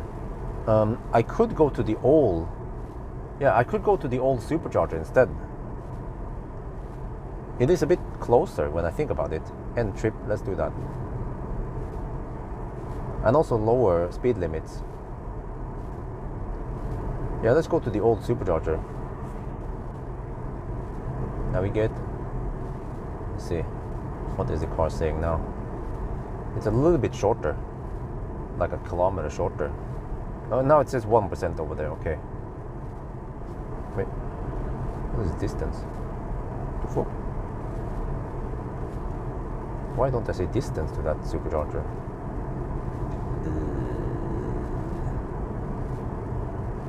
This is weird.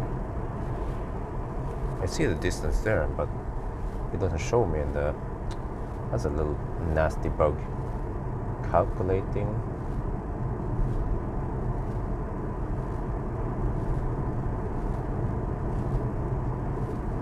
There. Oh, there, distance. Okay, 87 kilometers. Okay. Yeah, we go to the old supercharger. Well, oh, he wants me to take the new road. The old road is actually a little bit better. Slower and slightly shorter. But whatever. Car doesn't know that.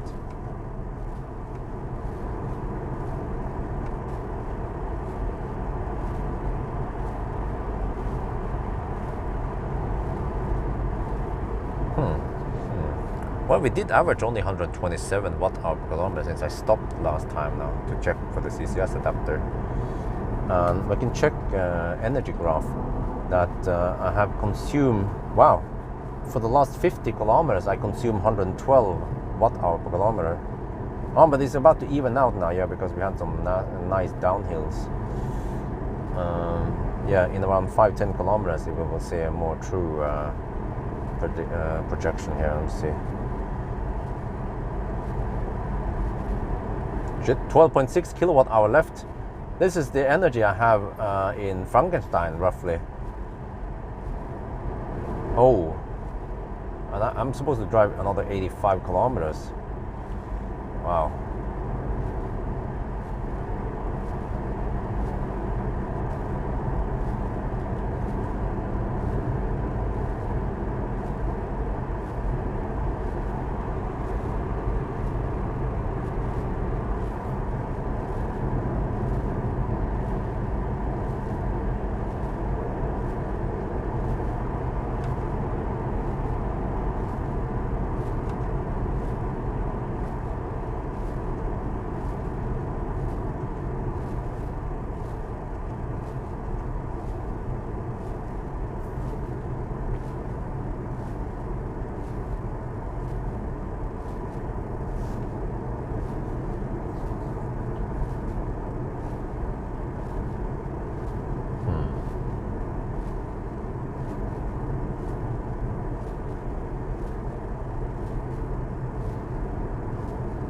What the heck happened to that one?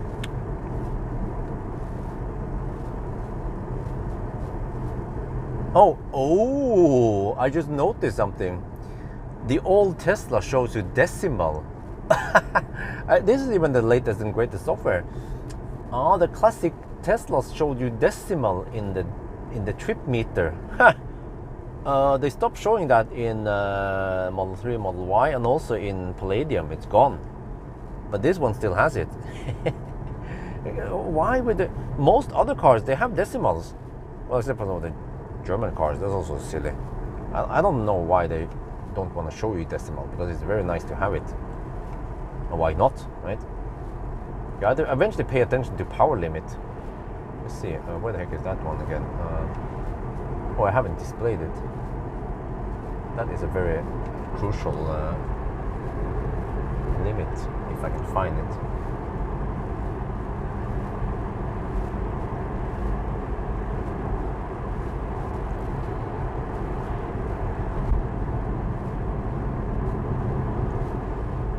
Region power maps, drive power maps here. Have 293 kilowatt power limit supposedly.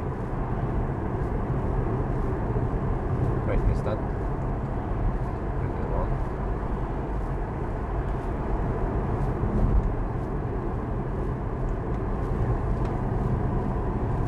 Oh, that's the BMS max discharge. Oh, okay, that I already have it. Never mind. 292 kilowatt power limit for now. Okay, there. Wow. Well, really? I average 117 watt hour per kilometer for the past 50 kilometers because we've gone downhill. Wow. That is pretty good. The total consumption for the whole trip has dropped to 157. Damn. Okay, status update. 157 consumption, 392 kilometers done, and we have 18% left. There's still a hope. Yeah, the car still claims we can make it to Elverum. Yeah, the old Elverum. Might go for that one. Jafs. Oh. I'm not sure if Jafs is open, but yeah, I'll probably just top up just enough to hammer to Cleavage, which actually will be a little bit, maybe 15-minute charging. But battery is at 33%, is it 33 degrees, so it's nice and warm. So we should get maximum speed. We'll see it for a split second before it throttles. But that'd be the best, because then I actually, yeah, if you can arrive at Elverum with 1%, I will get quite accurate reading on the measure, the degradation test, whatever you call it. Except for that, now the energy is messed up on that screen. I don't know why. My Tesla energy is, it shows 41,000 kilowatt hour. Maybe I can just close the whole app and open it again.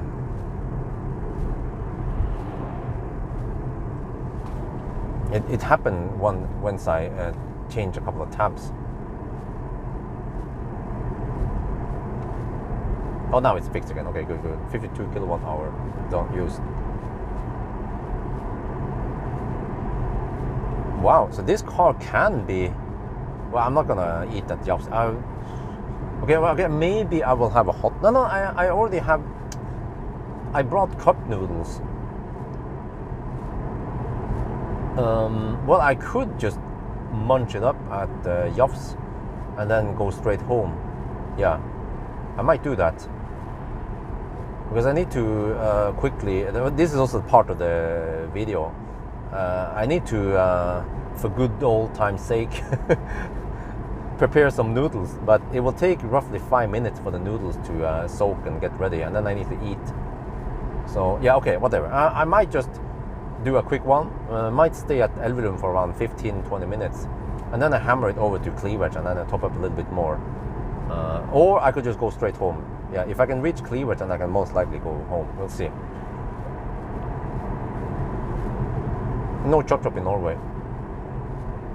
Okay, well, we have spent 52.4 kilowatt hour now. The car reports 52.2. There must have been a little bit of idle power that the car didn't count, but that my Tesla counted. But 52.4 kilowatt hour and then 11.5 left. That is disappointing. That is only 63.9. Well.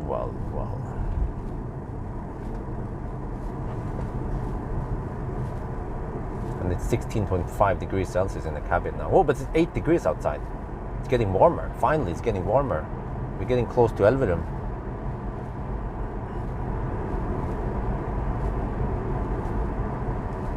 Still not sure if I can make it there. I have 11.4 kilowatt hour left. What kind of elevation are we at now?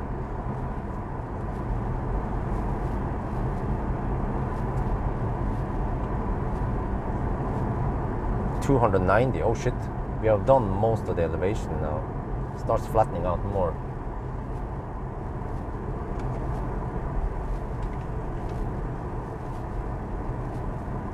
Okay, 11,400 divided by 77.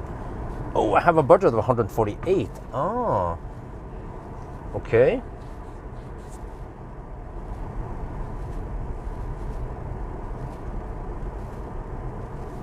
Not sure how much I can average. But it definitely helps that the temperature is rising, because that means slightly less drag.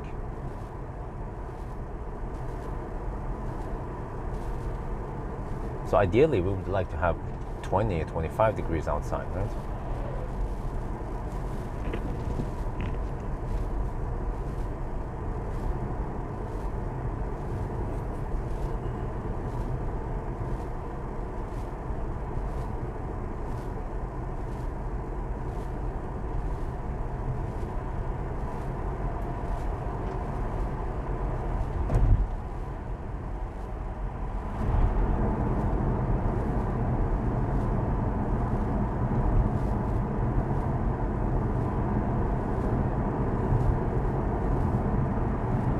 Finally, hammers. Oh, without using blinker. Oh, of course not. Didn't get the blinker package.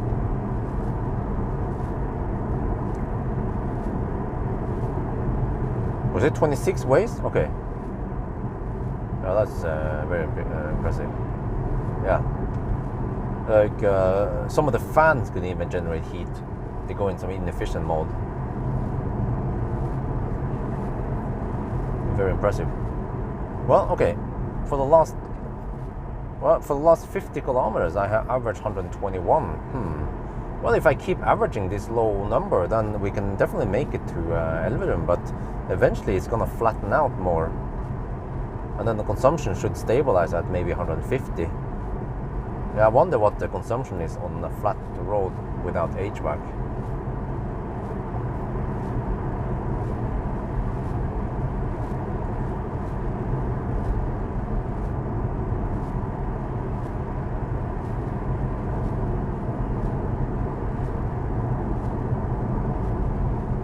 How? It runs the motor in some inefficient mode where you put in power, or you put in electricity, but you're not twisting the motor or something like that. But then you generate heat, and since as long as you can scavenge heat from it, then you don't overheat the system. Same with the fans; they run in some inefficient mode where it generates heat, and then I guess the fan is pulling the heat away from it by itself, right? So, for example, you know, I have a tiny USB fan I use just to cool down myself where I sit and work, and it's a very weak fan. It runs on 5 volt, and it's so weak that if it's running, the blades and Isabel touches it, it doesn't hurt her at all, right? But I don't want her to play with that thing. Wife is like, nah, let her do it. But to me, it's like, it's a motor that is trying to spin around. So it puts current into the fan motor. But then Isabel is holding it back. So the energy must go somewhere, which goes into heat. And you could overheat and burn the motor. But wifey doesn't understand that.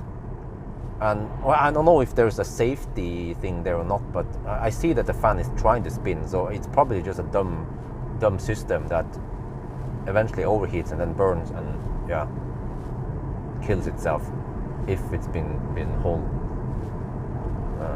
like that.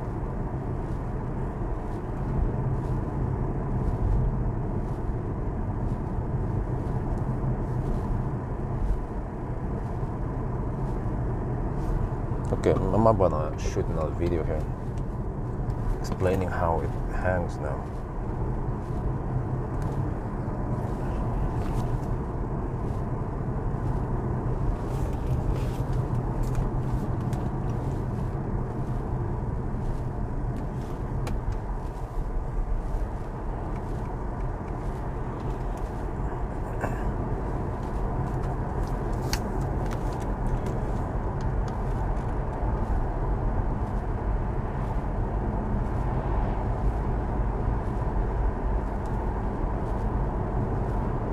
right. Yeah, the car now tells me that I need to stay below 85 kilometers per hour to reach destination. Well, don't worry. I only go at maximum 80 kilometers per hour anyway. But yeah, I navigated to the old supercharger, which is slightly closer. And then now the car says I will arrive with 1%. But if you look here, according to the energy graph, for the past 50 kilometers, we've been averaging only 124 watt-hour per kilometer. Wow! And you can see also here, the consumption start dropping a little bit since we have downhill now. So this is very impressive that a 10-year-old car with 470 horsepower can be this efficient. Okay, we don't run HVAC, true, but it's also cold outside, and the cold weather also makes the drag, it's worse. So of course, if we tried this in 20 degrees Celsius or 25 even, it would be way better consumption. So yeah, let's see if I can make it to Elverum then.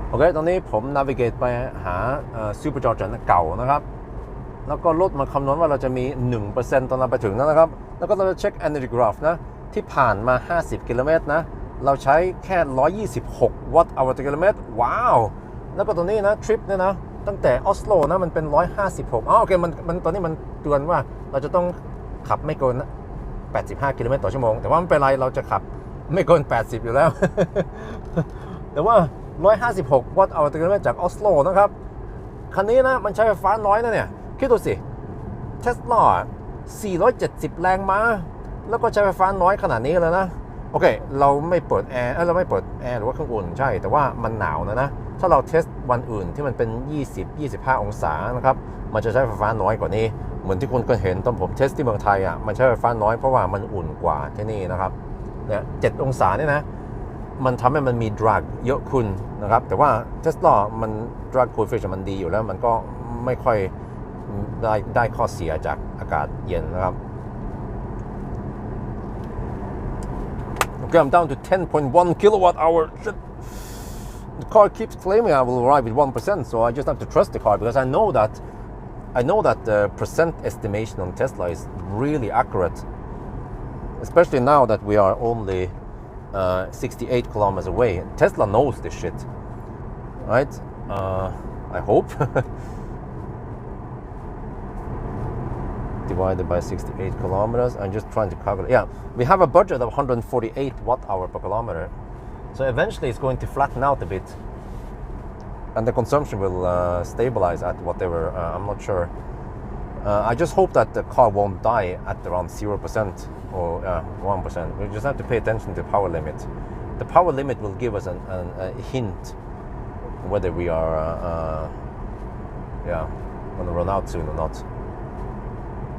So there's still a chance to bail out at Rena. If I suddenly get some massive power limit at Rena, then I need to bail out.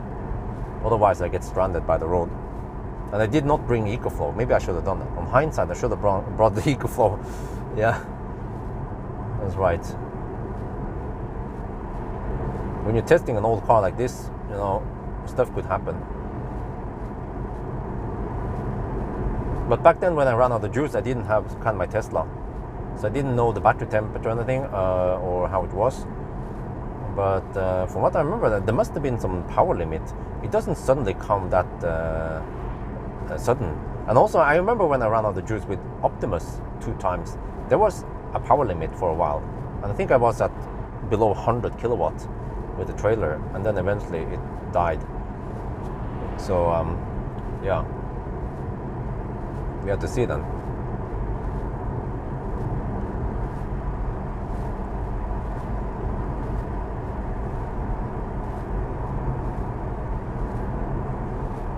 Wait, what the heck?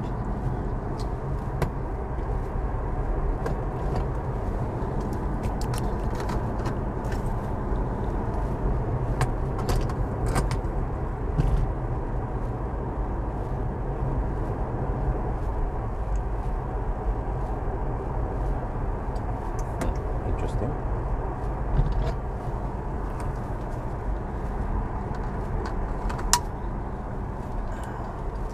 Well, so tomorrow will probably be my day off. I'm not going to drive anywhere.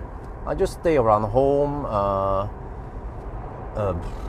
clean up Millennium Falcon a bit maybe, or actually maybe I'll just keep him like that until I need to ship him somewhere.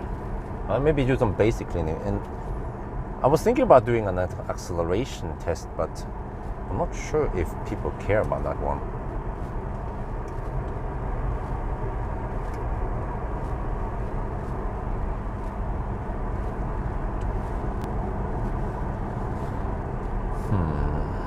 Okay, now I'm just paying close attention to the stuff, listening to music here.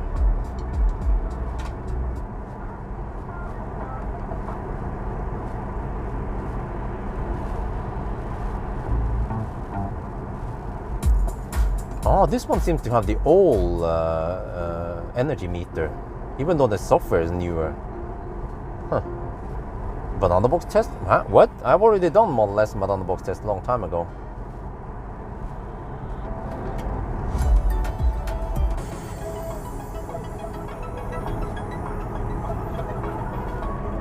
(7°C).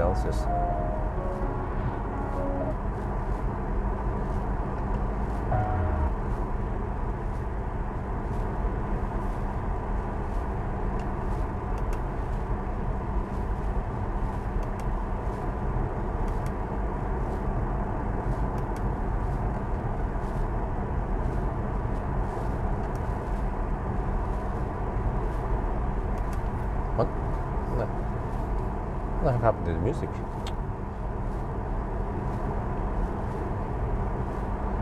Loading error. Oh, that shit happens from time to time.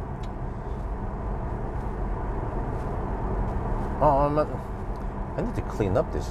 There are some. The cars many cars will actually try to play files in the recycle bin.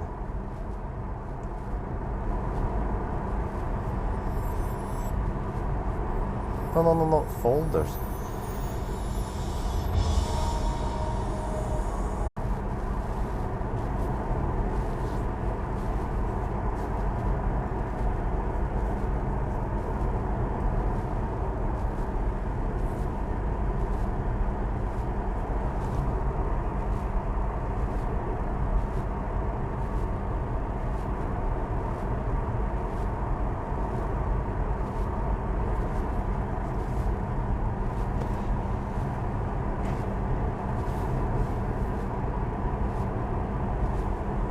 Yo, what's up? Yeah, we're back now. Yeah, back in black. But yeah, we are down to 8.7 kilowatt hour left. Oh, yeah. Fortunately, we have some 70 zones and there's some 60 zones we can drive slow and save some energy. Still follow the speed limits. The car still claims 1% at arrival. So yeah, I've seen before that it is very good at estimating kilowatt hour and stuff, and also my own estimations points toward the same direction. Plus that, when I look at the energy graph, yeah, it still says that for the past 50 kilometers we average only 125 watt hour per kilometer, but it's gonna flatten out soon, and then consumption go up a little bit. But as long as we stay below 150 roughly. Yeah, 150 watt hour per kilometer, that is a budget. I can check now. We have 8.7 kilowatt hour left. Wow, it's getting low. But we have 57 kilometers left. Yeah, 152.6 watt hour per kilometer. So you see, the remaining budget keeps going up and up now. In the beginning, when I started calculating, it claims we had 130 watt hour per kilometer. So this can only mean one thing, which is that in the past, the consumption has been low, which is good, because eventually, once it flattens out, then we might spend a little bit more. Plus, that the car might take into account that we will be hammering at 90 kilometers per hour in the 90 zone out the Svingen, but we will cruise at 80. I just have to make sure that there's no cars behind me before I start going in there. And then eventually I need to exit anyway and take the old road, which is slower and shorter. Well, actually, or when I think about it, What? Oh no. Okay. No. Okay. I think I will do that. I don't want to go too deep, in case the car does some weird shit and run us out of juice. But that means I need to schedule a running out of juice test also. I'm not sure when I will do that, how I'm gonna do it. But I also want to charge up the car to full and see what happens. But then what? There is no vehicle to load here. I could dump that energy over to another car. So timing-wise, it would be better if I left him a little bit low. Left him at 10% overnight, and then tomorrow I run on the juice. But it's rainy tomorrow, which sucks. Let me double check it. Is it really gonna rain that much? I should go to Cleavage.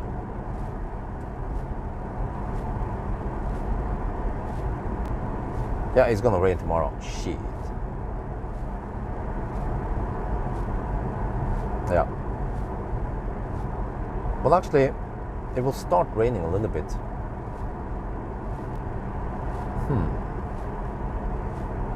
It will start raining around 10. If I could just finish the 0 mile test early, I could start around 7 in the morning. But the problem is the Stau. No, it's not Stau out. Okay. That's an option. I have to keep it at around 10-15%, or whatever I need to get over to Cleavage tomorrow morning. But then, it's a bit risky. I have a meeting with Power. Well, I could just bring my laptop. Yeah, I forgot we have video call. But I could just sit in Millennium Falcon and talk to Power with 4G connection while I'm waiting for the charge anyway. Yeah, when was the meeting again? I think it was around in the morning. I was 10. Let's see. 10 for meeting was 10. Oh, yeah. Okay.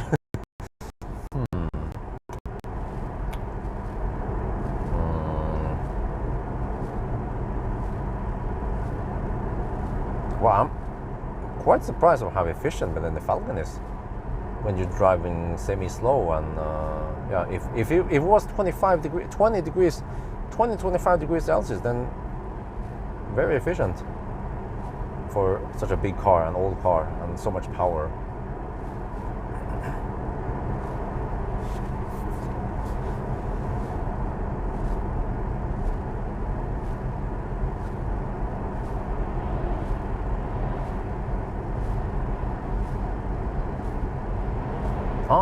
I remember I did do an acceleration test on Millennium Falcon with Falcon tires.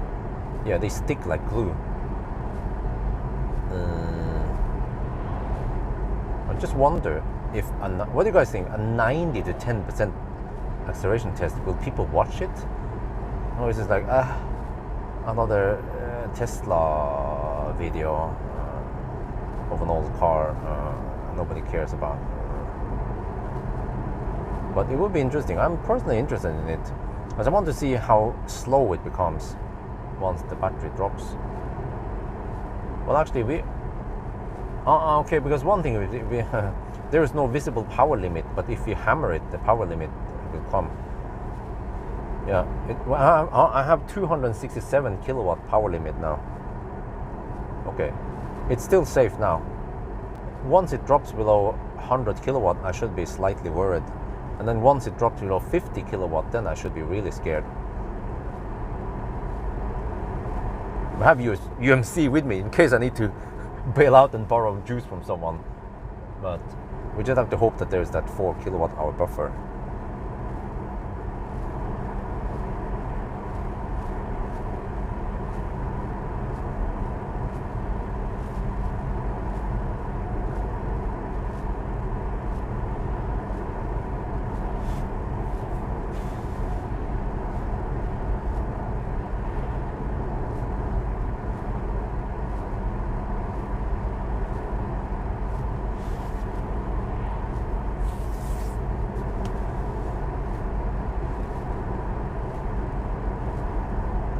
It's not a standard, huh? Well, I mean, I will still do the standard procedure for 90 to 10%. Yeah. But interesting part will be, you know, yeah, the car, the BMS report, like now, the BMS reports 262 kilowatt power limit. But once you hammer it, you will see that it drops a lot, and then the actual kilowatt you get from it is lower than that. So yeah, if I have time, I should definitely do it then. Just toss it out.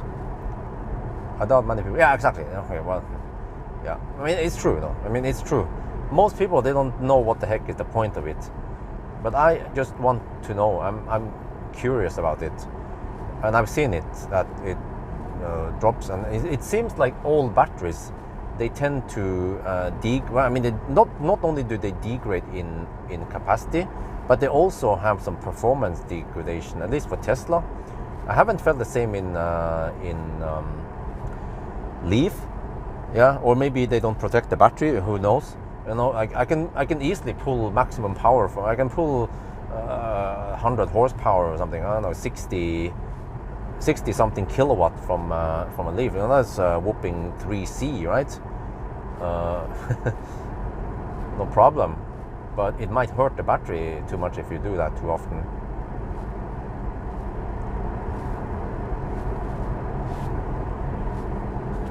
But I also remember, okay, when the battery was fresh, then it still had some power limit. I remember you didn't have to hammer too hard on the autobahn before you got some power limits. But as the battery ages, I noticed that those dotted lines became more frequent.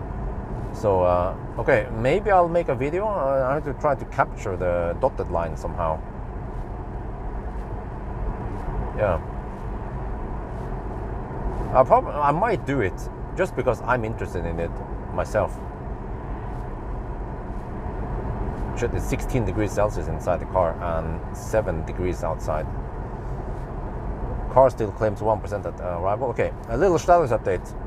365 kilometers done, 155 consumption. Wow.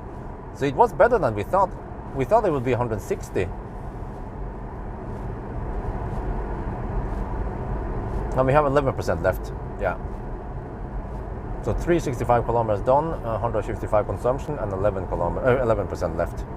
Or Scan My Tesla shows 7.1 kilowatt hour, and then Scan My Tesla also claims we have 11 kilowatt hour total with the buffer, which is 4 kilowatt hour buffer. So it's getting close now. 45 kilometers left, which should take 35 minutes. I think that's correct. From here we have a little bit of a 70 zone, and then pretty much 80 zones all the way. Consumption for the past 50 kilometers is still low, 124 watt hour per kilometer, but there is a little bit of spike that needs to be erased or pushed out of the history. So if we wait around, let me see, 40, how is this? In around 10 kilometers, yeah. In around 7 minutes, we will see a more true consumption. For the, well, I think it's switched to 25. Okay, for the last 25 kilometers, we have 132 consumption. Wow, that's still pretty good. Well, I mean, power limit. At least the dotted line up here now. Yeah.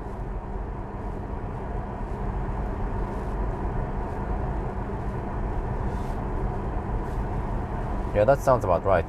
The dotted line is roughly at 250 kilowatt, and I can see the BMS also claims 249 kilowatt power limit. Okay, I need to film the dotted line.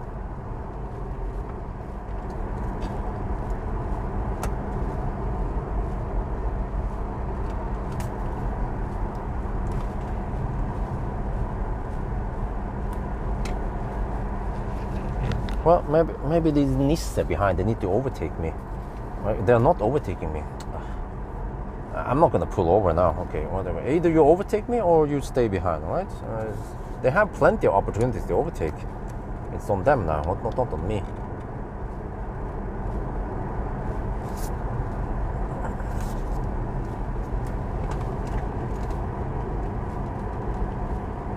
Uh-oh.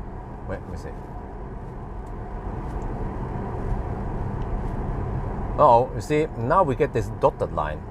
So this is power limit, and you can see maybe on the bar there, the scale, that it's roughly around 250 kilowatt.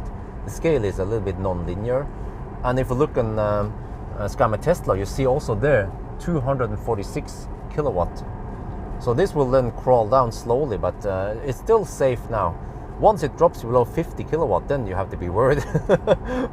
So far so good. The car still claims we can make it with 1%. Okay, let's see. And then look here, still look at the consumption, 127. Wow.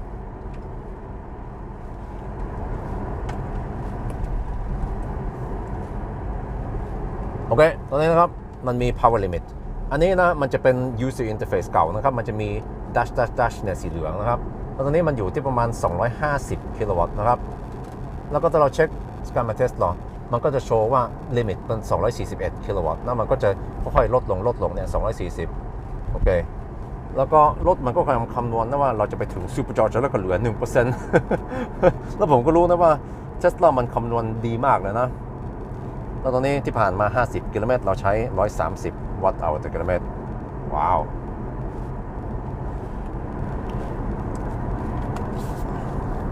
Yeah, those Nissan from behind, they need to overtake. There's plenty of opportunities for them to overtake.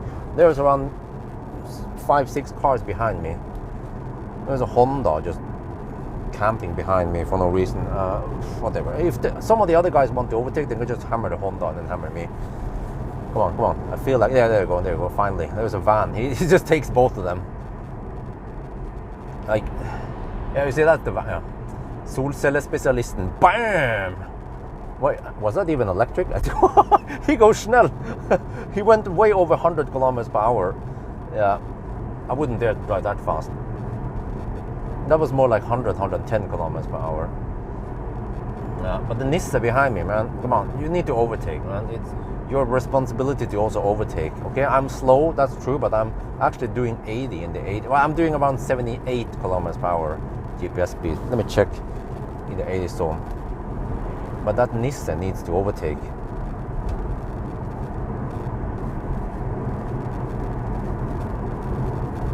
This is also a problem with Norwegians, but they are way too passive. Yeah, 77 to 78 kilometers per hour. No, wait, 78, 77, 78. Yeah, okay.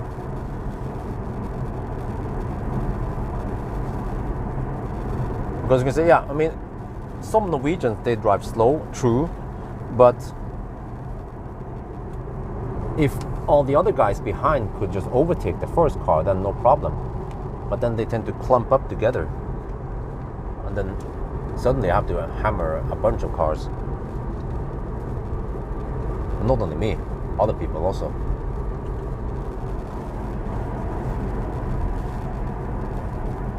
Okay, but I will pull. Yeah, I will quickly stop at Svingen. And probably also pee there. I'll stop and pee at Svingen. Hop out of Svingen. And then let the cars pass. Yeah. And then I'll go back on the road and get over to Elverum. Wait, but that's wait. Let's see, how many stalls do they have left there? 5 stalls. Wait, how is this again? They have they reduce it to only 8 stalls at the old Elverum. Huh, interesting. Well, on a second thought, maybe I'll just go to the new one after all. Okay, I have an idea. Just as a safety, I don't want to run out of juice in the new road. I will run out of juice in the old road. I mean, I'm not run out. I will take the old road, the old route. But then if I have leftover juice, I can crawl over. Wait, it doesn't matter when I think about it. So maybe I should go to the new one. Yeah. Because I don't want to share juice with someone. Okay, let's go over to the new one.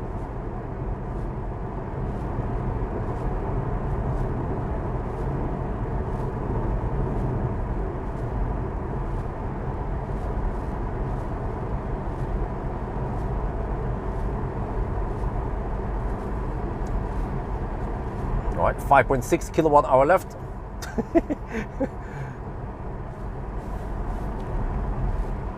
Still going, still going. Yeah.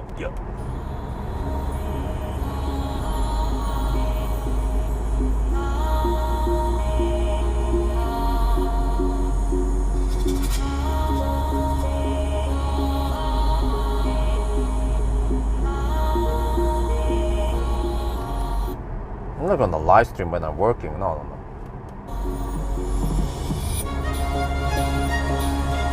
Think about this. It's like watching paint dry. I might need several hours doing it, and for what, right? I might make a time lapse, yeah, and then put up some music and then play it at 50 times or something, 10 at least, not 50 times, 10 times playback. But I mean, who the heck is gonna watch it? It's just painting the garage. Who gives a shit? You know, there are more interesting things. I mean, just think about this. Even a time lapse of a charging session, people don't watch it. Do you think they're gonna watch me paint the garage? No.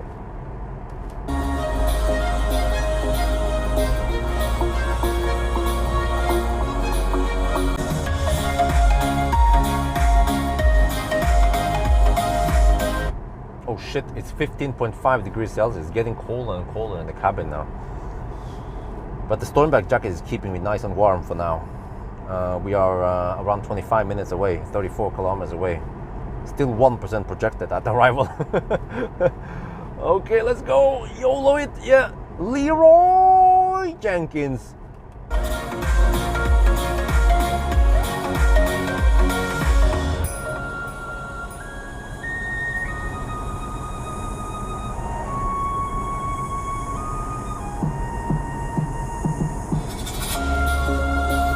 Okay, here's the bailout point. Yeah, I can bail out here, or yeah. But we have 221 kilowatt power limit, so that's still plenty, and it will gradually drop. Oh shit! Freaking the car scanner bugs again. Oh, it scanned my Tesla bugs. But yeah, if we passed Rena and we had less than 50 kilowatt power limit, then I'll be concerned. But as long as it's way over 200 kilowatt, then we are fine. And I didn't notice this, by the way, when I ran out of juice before. But actually, from what I remember, yeah, from what I remember, with Optimus Prime and trailer, I think I had 100 kilowatt power limit for a while until it stopped suddenly. But it stopped with 14 kilometers of range, which is a little bit unfortunate. Yeah, that's a bummer. It shouldn't. It should stop at 0, at least a little bit below 0, not right at 0%, not with 14 kilometer range left. How much degradation? Well, now it seems like it's more like 15% suddenly with this latest damage that was caused. So that's unfortunate. But I need to explain in the video that as long as you take good care of the battery, then this shouldn't have happened. We should still have gotten close to 55, at least, you know, yeah, close to 50, no, close to 66 kilowatt, 65 something. We should at least get around 65 kilowatt hour. And now it seems like we will get around 64 kilowatt hour. Actually, 63.9. Yeah, it still points towards 63.9. But the thing is that I don't want to go too deep in case the car shuts down. But okay, 209 kilowatt power limit. We just passed Rena, that's the last bailout point. Oh, I can't wait to get some heat in the cabin here.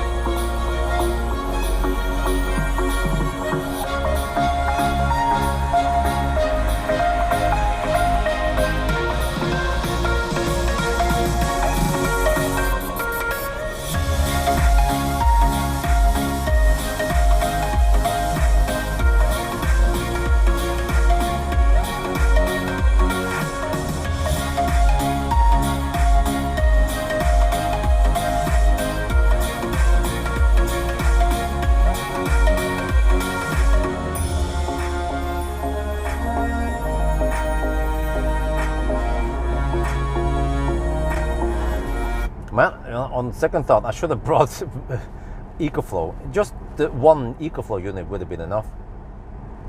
Yeah. Just in case this car decides to do some weird shit. Okay, we just have to YOLO it now.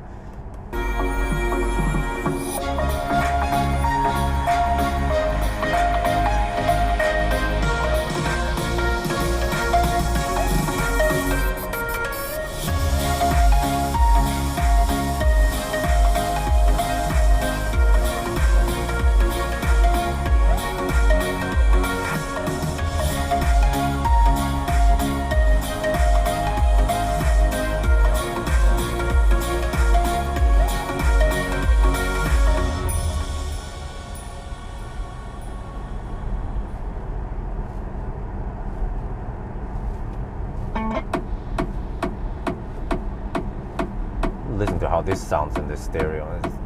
Bass here is quite deep. Maybe not as tight as I preferred, but at least very deep.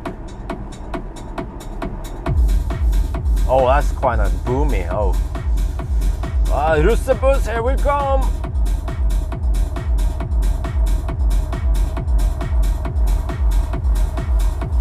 Okay, status update. 384 kilometers done, 155 consumption, and 7% left. Yeah, 4.3 kilowatt hour left. Oh shit, wait, 4.3? We have to go 27 kilometers.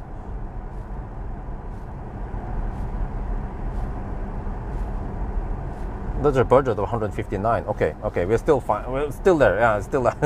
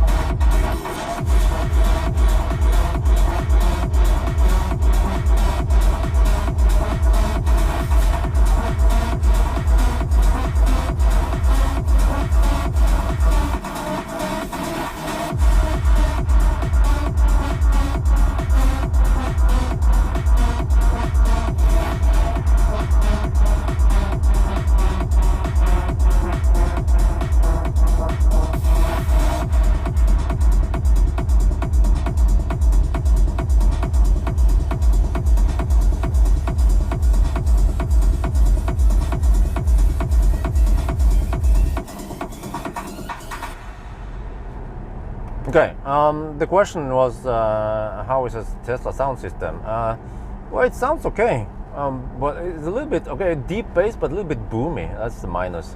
Plus, the subwoofer is placed way back there, which is a bit disadvantage. Trying to coast a little bit and focus on the coasting. Wait, I'm supposed to pull out and let people overtake me. At least a trucker might want to overtake, but I don't know about the other Nissan. If that guy behind me is driving slow, he might be driving slow regardless if I'm in front of him or not.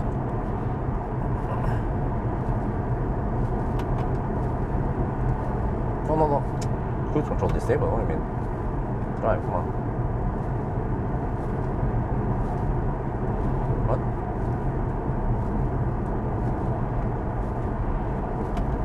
Not sure what the heck happened to the cruise control. Hey, what? I can't use cruise control for some reason. It says cruise control disabled. Isn't that a bit weird? Huh? Cruise control disabled? What?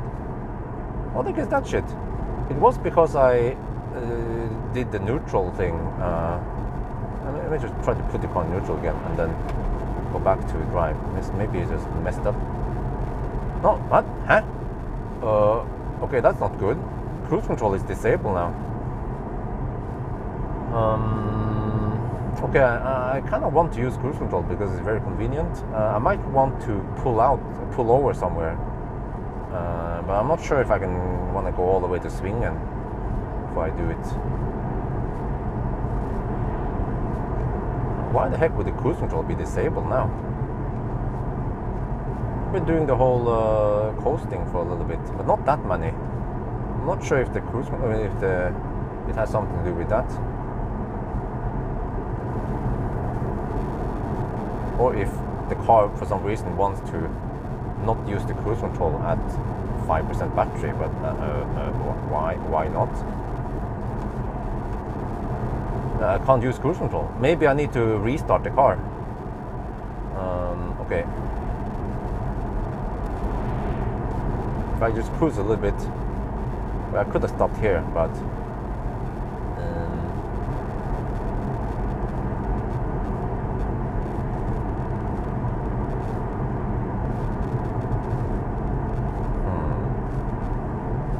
I have 182 kilowatt power limit.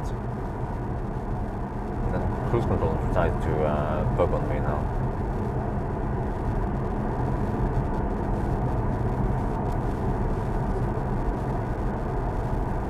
Yeah, what the heck is this? There's an error there. Cruise control disabled. So either it fixes by itself when I restart it, or there is another fault with this car. But cruise control is not dependent on radar. I think it's a very dumb cruise control, so it shouldn't just disable like that for no reason. I actually never ever experienced this before in my whole ownership of Millennium Falcon.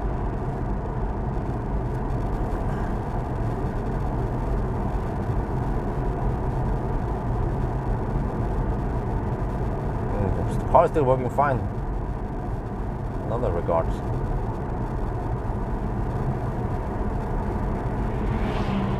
Oh, a motorcycle dude. Hey, oh, he's hammering it.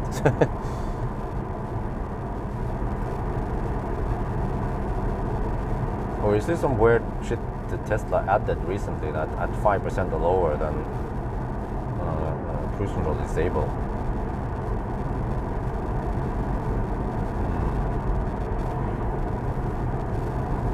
Well, no, the menu just says cruise control disabled. There's an error code. DIW124, yeah, cruise control disabled. No error or anything like that. But I'm pretty sure I've been driving with cruise control down to 0 before. Come on. Try to... Wait. Maybe I have to press that one and then... Come on. Nope. Nope. I see the animation. It tries to initiate it and then it just... Yeah. Huh. Interesting. Let's see. If I turn it off now, I turn it on. Zoop. And then it cruise control disabled. Okay.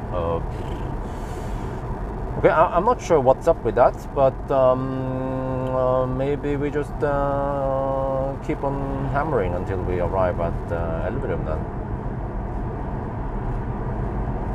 2.8 kilowatt hour left now. 16 kilometers to go. It's getting cold inside the cabin. 15 degrees in the cabin now. 4 degrees outside. Uh-oh. Yeah, it's getting cold. There is no blanket insulating here. So once the sun goes down, then the temperature drops a lot now at night.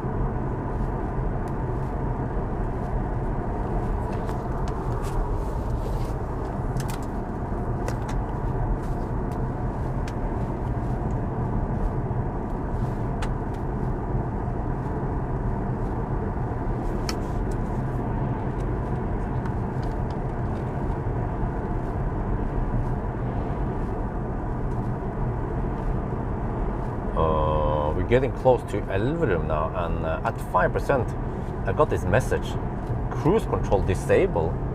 Huh? What? See, if I press the button here, it goes away, and then if I press the button again, you can see the animation comes there briefly, like it's trying to initiate cruise control. So I don't know what's up with that. I used neutral to coast a bit. I don't know if that had anything to do with it, or if there's a new limit now that below 5% you can't use cruise control. Because some cars, yeah, when they have lower than 10% battery or some shit, also they will refuse to use cruise control. So, okay, whatever. We're just gonna go now to Elverum, hopefully. I just hope that the car doesn't die before that one, because that happened before with some of my Teslas in the past. So we'll see. It's 4 degrees Celsius over here, so I don't want to die over here. I mean, the car to die over here. Yeah.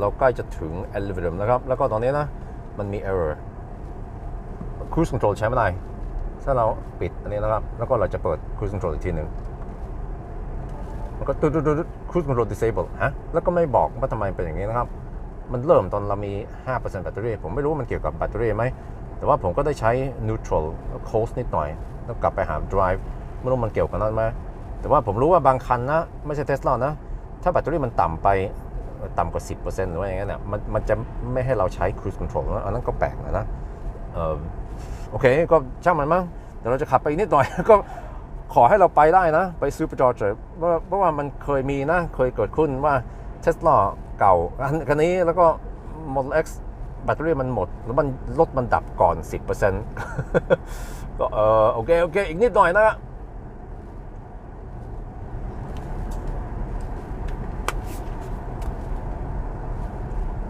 Okay, at this point, I feel like I just need to keep rolling. Okay, I have 2.2 kilowatt hour left and 10 kilometers. That's actually plenty of margin.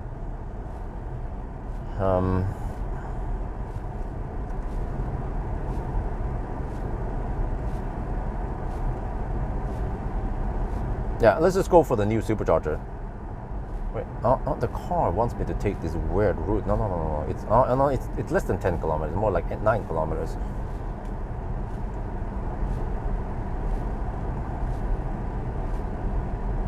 Okay. Let's go. YOLO it. Go deep. I'm not sure, maybe I want to go a little bit faster. Or maybe not. Okay, status update. 153 watt-hour per kilometer. 402 kilometers done. And 3% left. Yeah, 2 kilowatt-hour left now. Would be quite nasty if the car just died.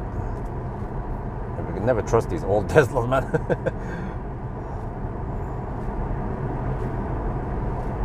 Yeah, I don't know, maybe it just needs a reset, or if the battery is too low, ich weiß nicht.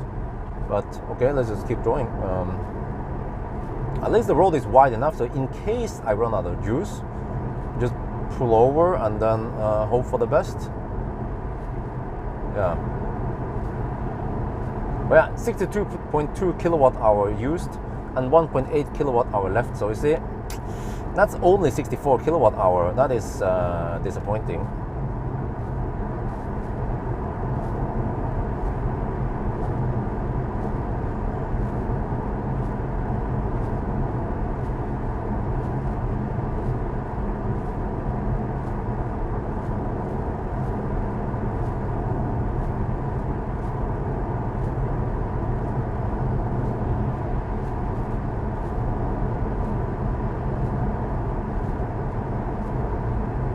Well, I still have 156 kilowatt power limit, so at least that one makes me feel safe.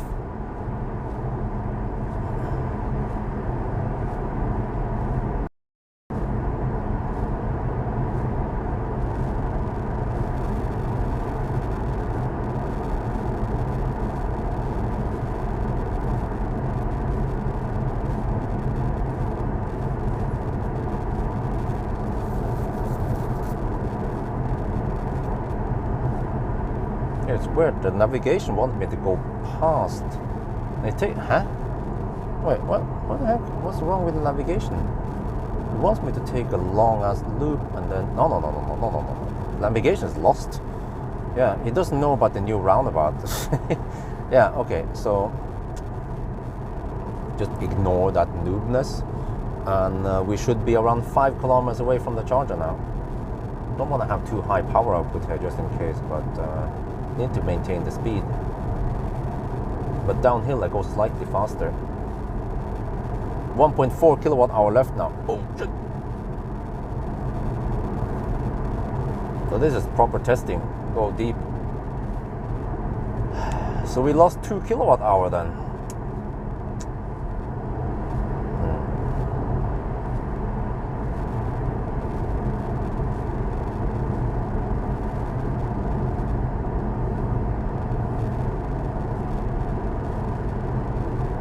Wait, there's a car stopped there. What is that? No, it just is back on the road. Thought it was stranded. 1.3 kilowatt hour left.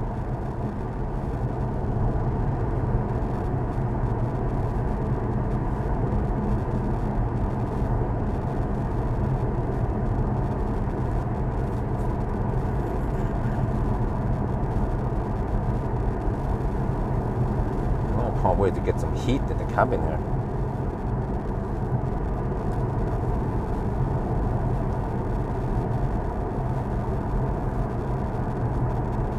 Okay, around this place at 2%.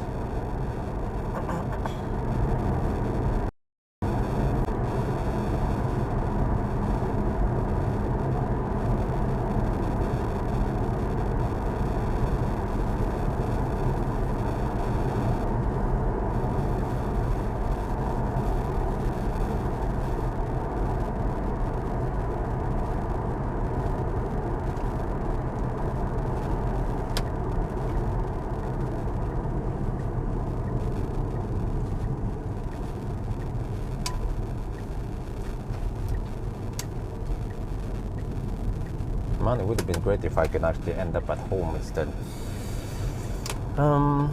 but then I don't know which loop I should take to get there.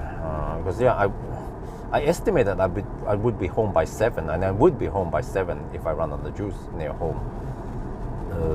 Just that my loop here is a bit too long. Yeah. Okay. Navigation is very lost. My navigation wants me to go forward, to skip these 3, go to the next roundabout, and then go back. Some shit on the other side. It doesn't know about this road. Maybe this one was added later. No. This one has been here a while. Yeah, now suddenly it says, oh, you can go here. Okay. 800 watt-hour left. And we have done 63.1. Yeah, that's it. 63.9 is what we got out of it. But we did actually get what the car estimated initially. Okay, so that's interesting. Yeah. And normally I would usually get less than that.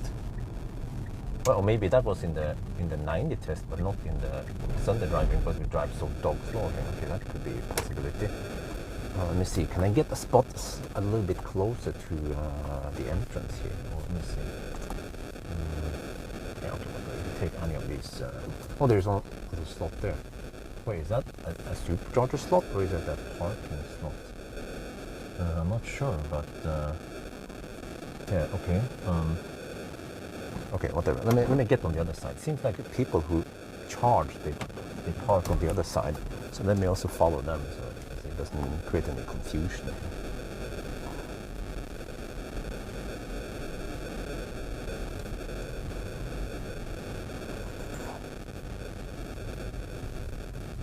Well, there's a fat e-tron there with the charge port on the wrong side. I can take this one. Oh, that one. There's somebody stalled. I don't know which one to take, man. Actually, let me just take this one far away from the other ones. Okay. State of charge, 1.2% left. 800 watt-hour left. And 63.2. Okay, so it's 64 then. We can run it up to 64. That's what we ended up with. Okay, let me stop here. Okay.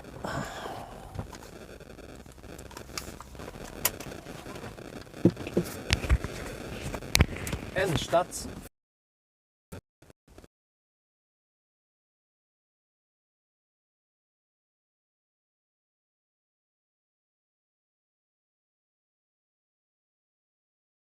We are done. DON. Here we have the Endstats. Yeah. We did actually get 63 kilowatt hour. We would get another 800 watt hour. So that means 64 kilowatt hour. Or actually, it depends how you round off. It was actually. No, I think I will count it as 63.9 because there is some round off error here. This one doesn't tick that accurately. So yeah, we lost 2 kilowatt hour. And then the battery is nice and warm. Okay, let's plug it in and see what kind of speed we get.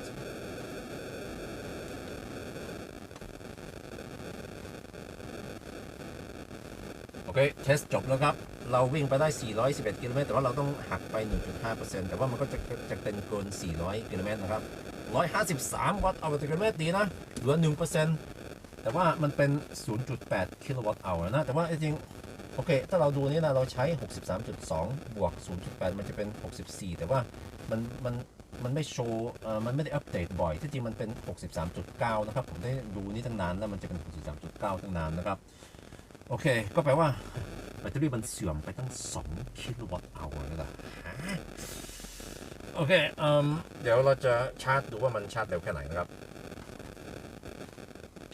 Man, I can't wait. I need heat. Okay. This is just adapter.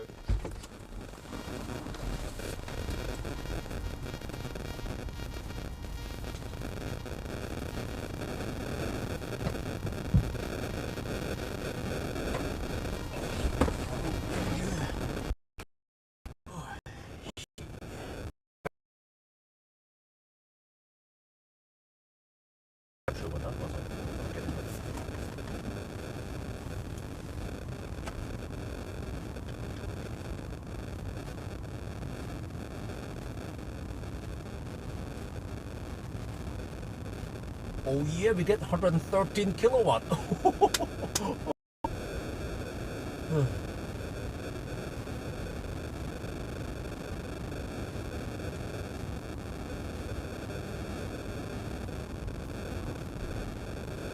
เมื่อกี้นี่ได้112 กิโลวัตต์แป๊บเดียวตอนนี้ก็เริ่มลดลงแล้วนะ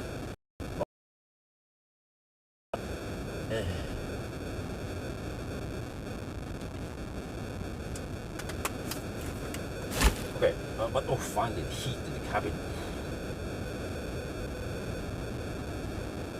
Okay.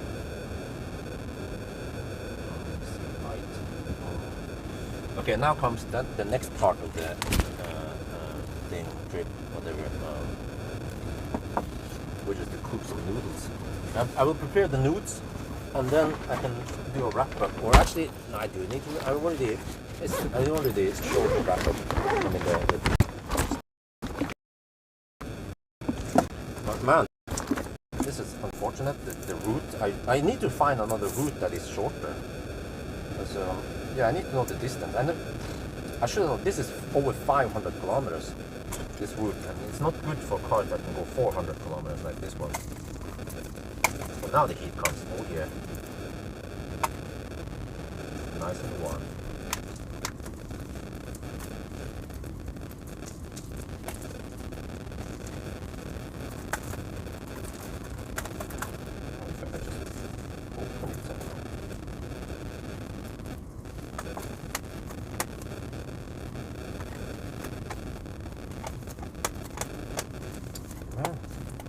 It's like opening up a cigarette box. There.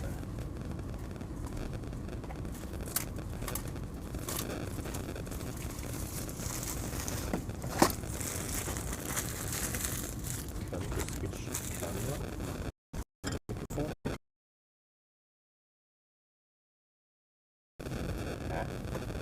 Sorry, I don't understand the question.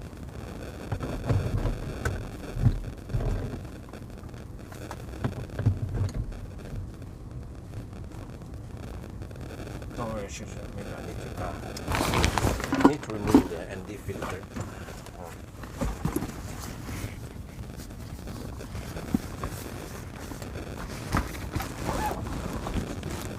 Maybe I can move you guys over if you want to see something else. Let me move this one over also. There's so much stuff I need to do. I need also to start cooking the noodles, but I have a little bit of time because I might just charge enough here and go straight, or I'll see. Maybe by the time we finish eating, we might as well hammer over to cleavage and then do the remaining there, but we'll see. Oh, yeah, here, you guys want to see this shit?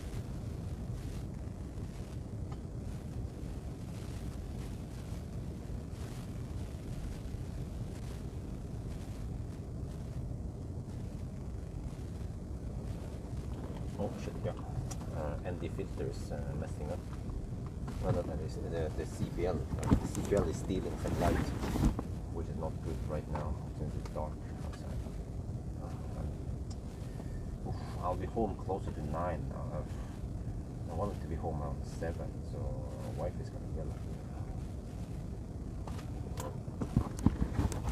I need to find a better route.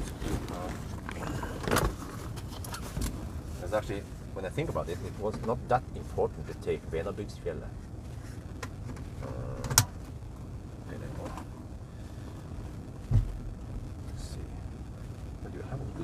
Maybe I can use Stormberg. Oh, no.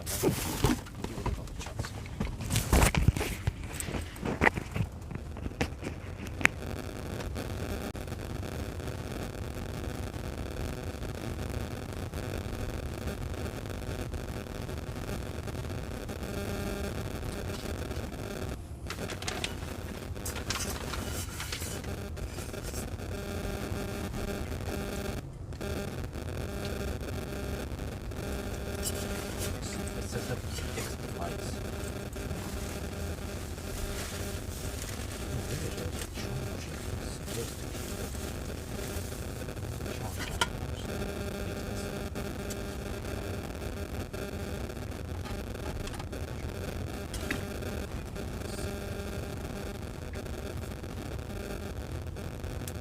Oh wow, that's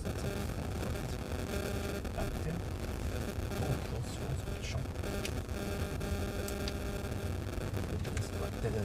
Yeah, that gives us a nice bright light. Okay, it's so semi-diffuse.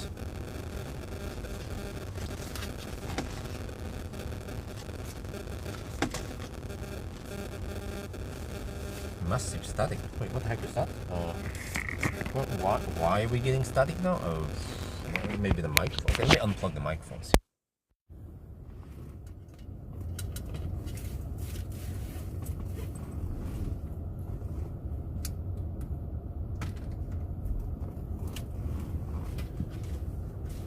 And just like the good old days, I'm gonna have some noodles,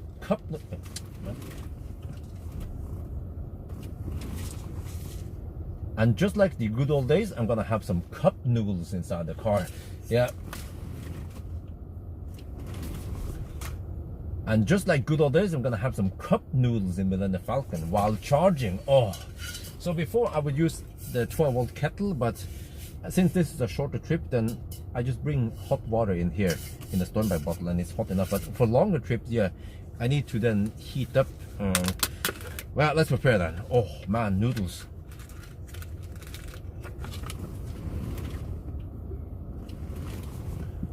Look, เหมือนสมัยก่อนนะครับผมก็จะกินคัพนูดนะครับมาม่าครับนะในรถนะแล้วก็เหมือนสมัยก่อนนะครับผมก็จะกินมาม่าครับนะครับในรถนะไว้ไม่ใช่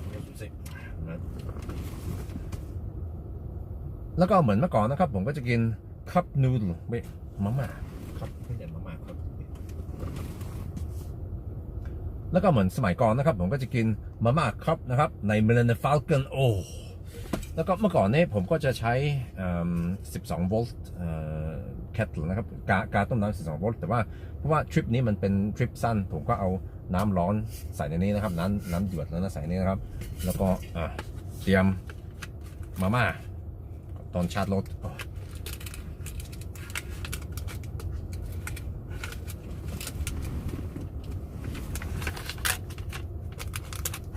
Yeah, that one didn't provide me. Wait, can I put this one here?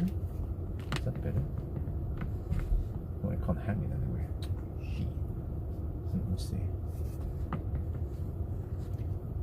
Just gonna tuck it in there. There, kind of stays. Oh, nice. Oh man, it was cold in the cabin. Nudes for the win. Oh yeah.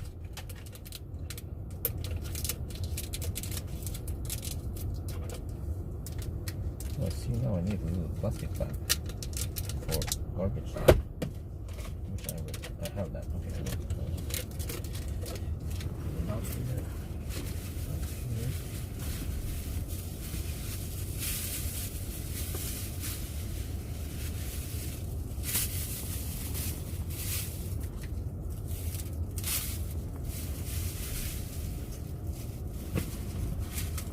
But did the static go away when I unplugged the microphone?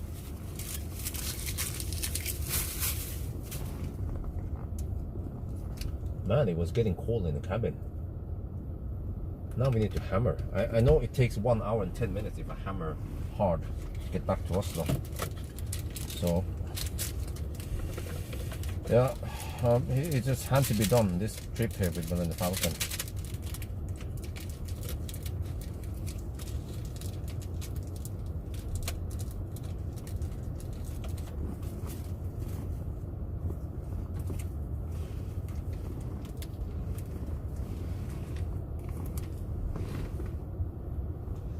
Someone idling here? I can smell exhaust. What the fuck, man? Let me yeah, I smell exhaust. I need to recirculate. People shouldn't be idling. Oh, I think I see. There's a car behind me. Probably idling or some shit.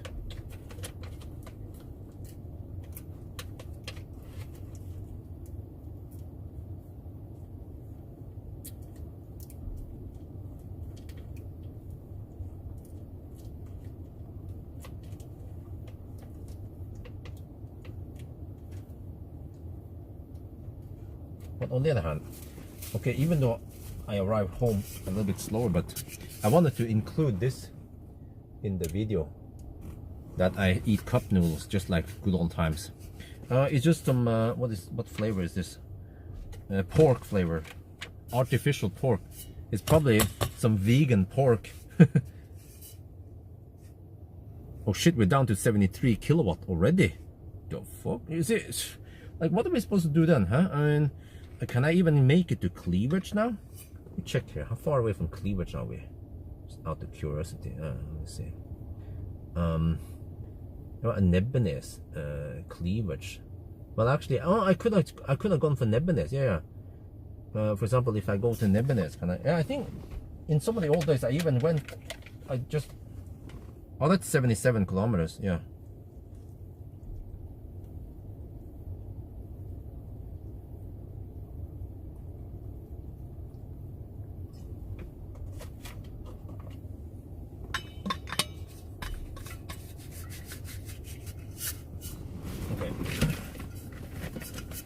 Now, while the noodles are cooking, I'll go to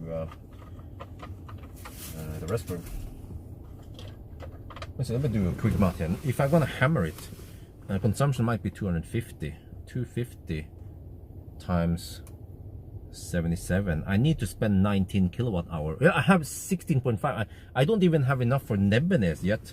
Okay, so I'll just eat, and then maybe I have to hammer it and then top up at Cleavage, but whatever. The video might end, or we'll see. I might end the video at home, yeah. Or I'm not sure where I'm gonna end it. Yeah, when I think about it, yeah. Most of the video. Okay, whatever. Let me get to the gas station first.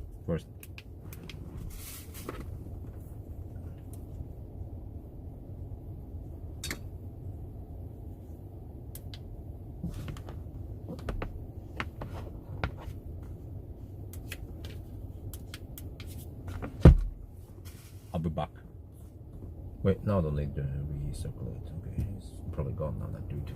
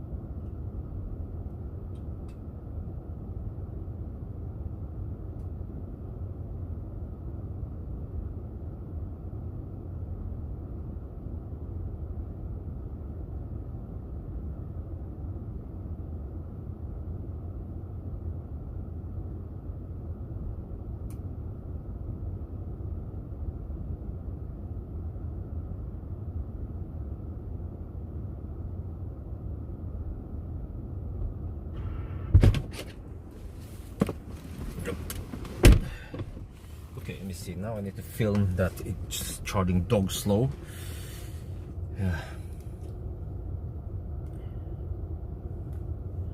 Oh, but it's nice and cold here. I mean, nice and warm here now. Because it's PDC heater, so it doesn't interfere with the cooling of the battery.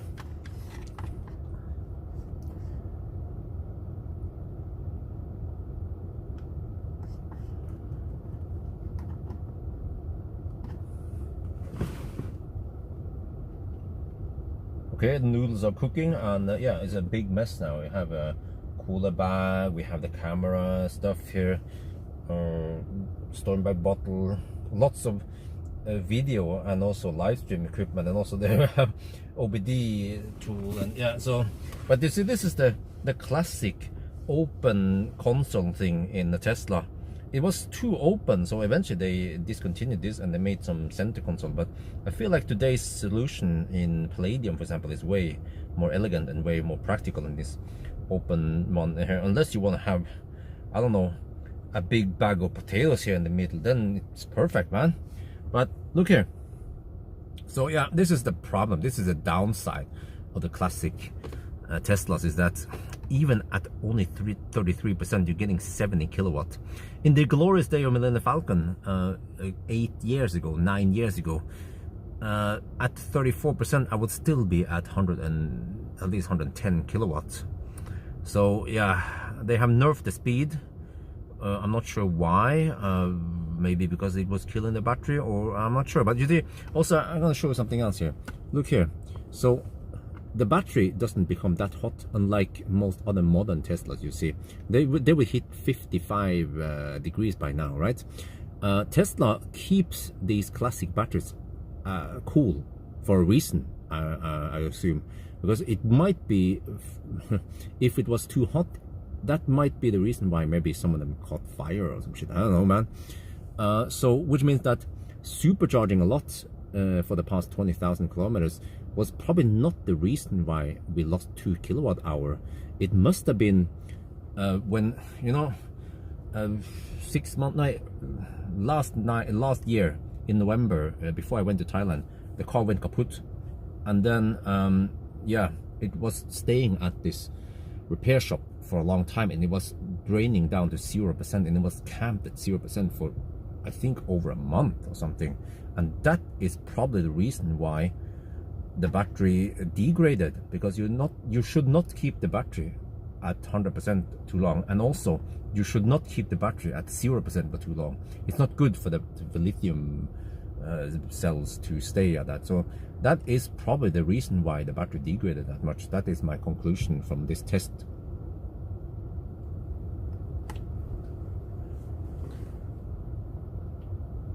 โอเครอให้มาม่ากำลังต้มนะครับกำลังพอดีแล้วนะแล้วก็เนี่ยในนี้มีของอะไรเยอะนะมีคูลเลอร์บาร์มีอุปกรณ์กล้องมีขวดน้ำอะไรมีของไลฟ์สตรีมของวิดีโอมี OBD adapter อะไร เต็มเลยเนี่ยแต่ว่าอันนี้เป็นคลาสสิก Model S นะเป็นอย่างนี้มันเปิดโล่งแล้วนะครับผมว่ามันโล่งไปนะผมชอบดีไซน์ของ Model 3 Model Y กับ Model S Palladium ที่มันมี Center Console มีของที่ไว้ของช่องไว้ของอันนี้มันเปิดเยอะไปนะครับ นอกจากว่าถ้าคุณมีกระเป๋าใหญ่ๆที่จะเอาใส่ในนี้โอเคมันก็ดีมั้งนะครับแต่ตอนนี้นะเนี่ยให้ดูนะข้อเสียของ Classic Tesla นะคือขนาดแค่ 37% นะมันชาร์จช้านะ66กิโลวัตต์นะอันนี้เป็น85กิโลวัตต์แบตเตอรี่นะเมื่อก่อนนะ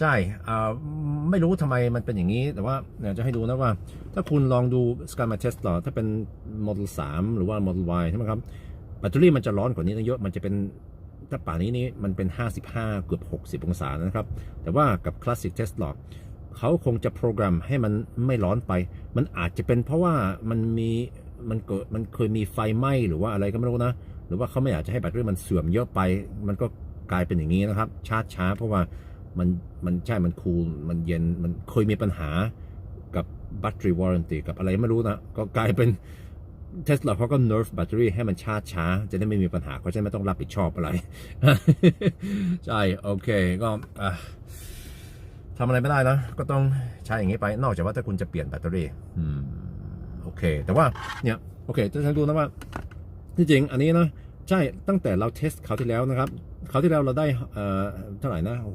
65.9 ตอนนี้เป็นแค่ 63.9 ที่มันเสียไป2กิโลวัตต์เอานะแล้วขับไปได้แค่ 20,000 กิโลเมตรแล้วก็มันก็มี Supercharger บ้างแต่ว่าส่วนใหญ่มันไม่ค่อยมีมัน Supercharging มันคงไม่ทำให้แบตเตอรี่เสื่อมเพราะว่าที่คุณเห็นเนี่ยแบตเตอรี่มันไม่ร้อนเลยนะ43องศานี่ไม่ร้อนเลยนะครับที่มันเสื่อมมันคงจะเป็นเพราะว่าปีที่แล้วอ่ะก่อนผมไปเมืองไทยนะครับมันมีปัญหากับรถลุกแล้วก็ผมก็ไปให้เพื่อนคนหนึ่งซ่อมที่เขามีอู่ซ่อมรถแล้วก็เขาก็ไม่ได้ชาร์จแบตตั้งนานแล้วมันกลายเป็นลดไปถึง 0% แล้วก็อยู่ที่ 0% โคตรเมินนะอาจจะเกิน1 เดือนนะครับอันนี้มันไม่ดีนะครับสำหรับแบตเตอรี่ถ้าเราชาร์จถึง 100% มันก็ไม่ดีนะครับปล่อยให้มันอยู่ที่ 100% แล้วก็เหมือนกันถ้าเราปล่อยให้มันเป็นถึง 0% แล้วก็ให้มันอยู่นานอย่างนั้นอ่ะมันไม่ดีอันนี้คงจะเป็นสาเหตุที่ทำให้แบตเตอรี่มันเสื่อมเยอะนะครับก็กลายเป็นบทเรียนกลายเป็นประสบการณ์ว่า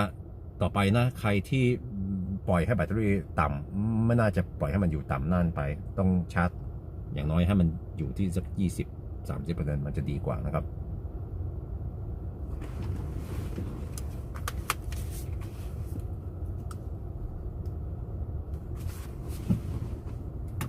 Okay, let's see. Big mess that we have now. Shit, let me see. I think it's time for me to eat now. Then we have to get out of here. So the plan now is to.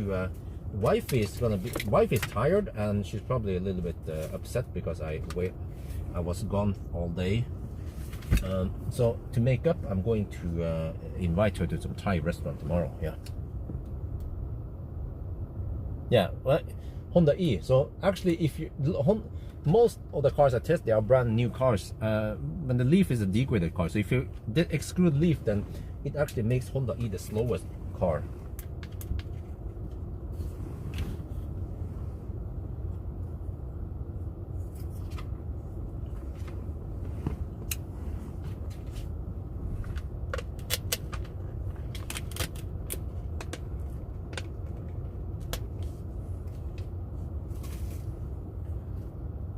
Oh, let's try now. Nope. Oh yeah, noodles like good old days. You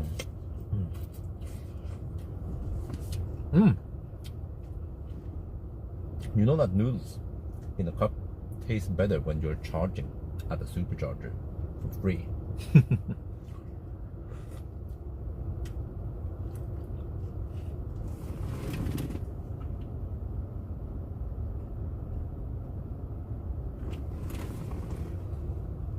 โอเคเหมือนสมัยก่อนแล้วนะครับกินมาม่าก็เนี่ยตอนเรากินมาม่าในรถแล้วก็กำลังชาร์จมันจะอร่อยสุดถ้าเราชาร์จฟรีเหมือนคันนี้นะครับมีฟรีซูเปอร์ยอร์ดfor life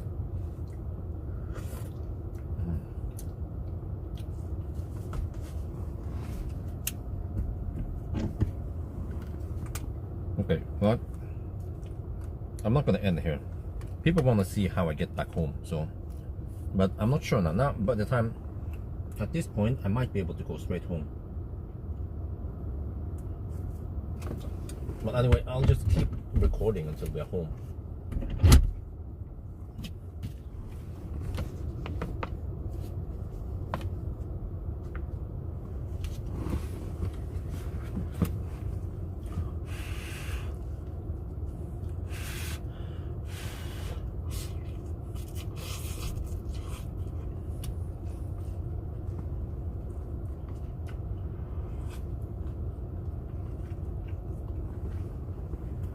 Okay, let me see. If you want to go home, that's 135 kilometers from here. Then it will say I'm not going to make it. Huh? It claims 14%. It's not gonna.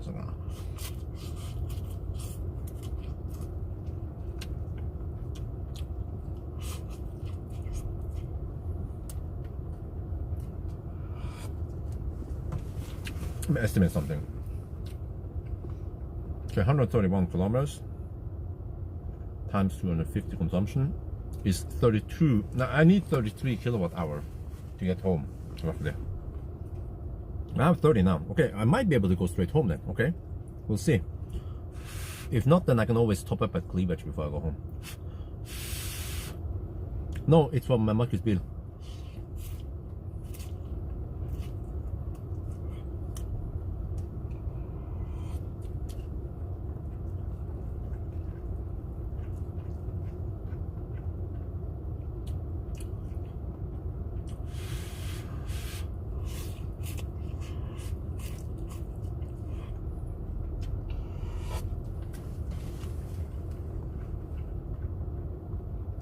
Shit, I'll be home at. I have to message wife here. I will be home 20:40. Sorry. Do you want to eat at Orchid tomorrow?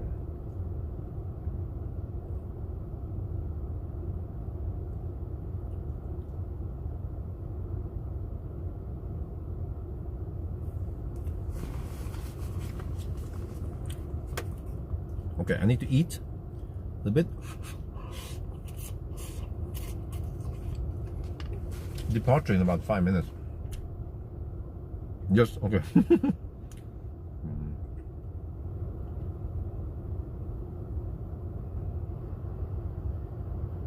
It's going to rain, so no car testing.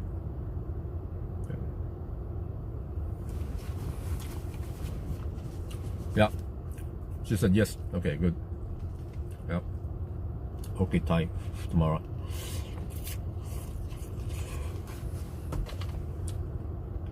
Tomorrow is a resting day. Yeah, she's tired. But ideally, I need to get nanny. Just now, my money is just so low. I don't dare to go for any nanny yet. Actually, maybe I should. Actually, I talked to wife about this, but she's stubborn. She doesn't want nanny. So, but eventually we need to get one at the savings. No, a babysitter, an assistant for just, let's say, 4 hours. You don't have to pay them that much. 120 NOK per hour, 500 NOK total. No, 50 euros for a babysitter to help out during my test time. I think it's worth it.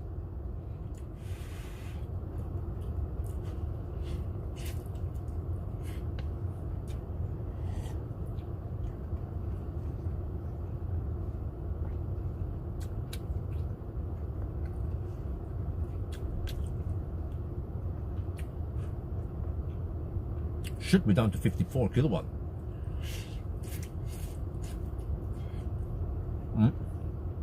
Timing wise, I should have hammered it over to Nebinest. But it was important for the video content that I also include noodles, cup noodles, because you never see that anymore in the videos. Simply because I don't have time for it.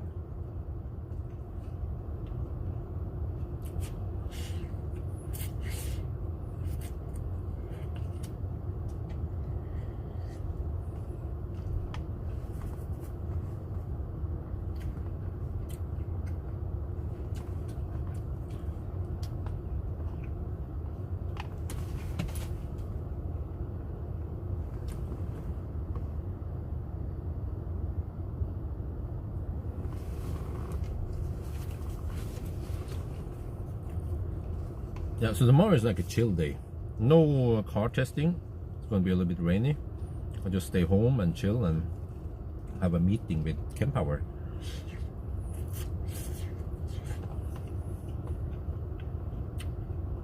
And then Saturday, I can have some banana box test. And maybe interior review, we'll see. But it's banana box test.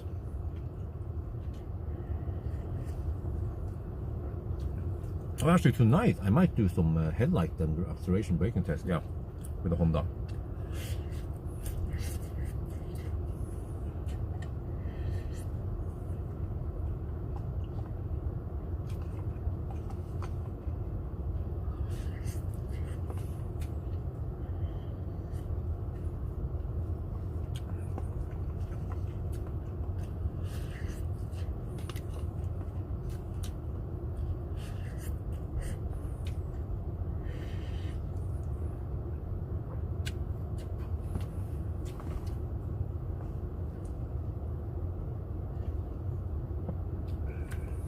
I should have barely enough juice to get home now. I'm not sure. We'll see. Now let's be suddenly use more juice than I expected. But I forgot we have to go the slow stretch before we get back to the motorway again. So yeah. Okay, I'm done. See you end. Let's pack and leave. Okay. Get ready, throw away some garbage. Stow away the tray tables.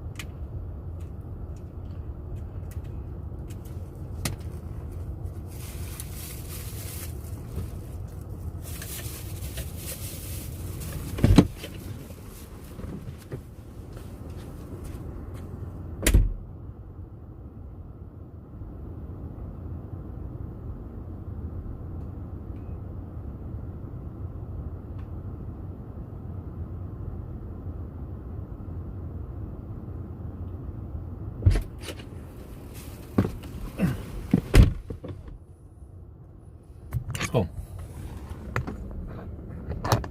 Hammer time.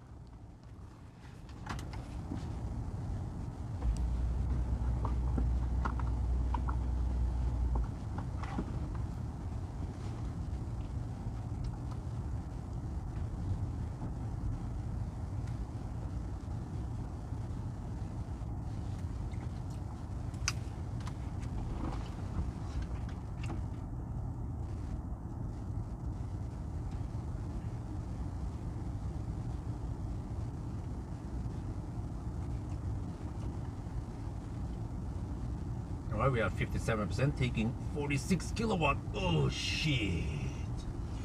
Yeah, the battery is still at 43 degrees here, so yeah, let's go home. I'm not sure if we can make it home, but we'll give it a try. The car claims we will arrive with 25%. Okay, let's go.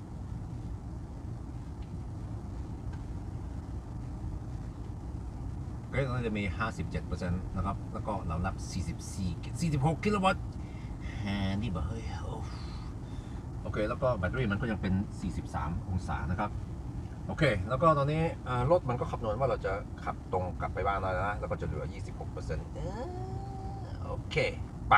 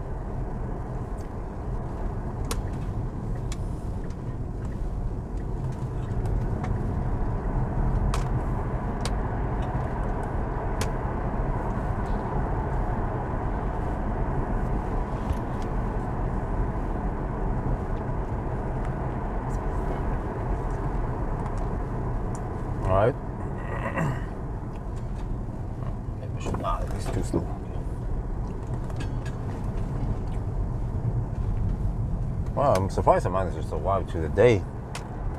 So I thought I'd be quite sleepy.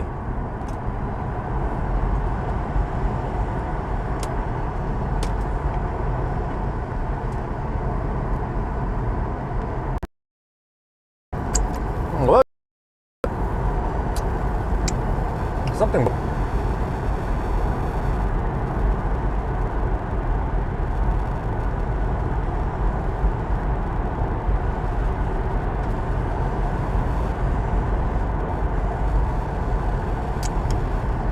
This is kind of annoying. I have this wind noise, constant wind noise all the time.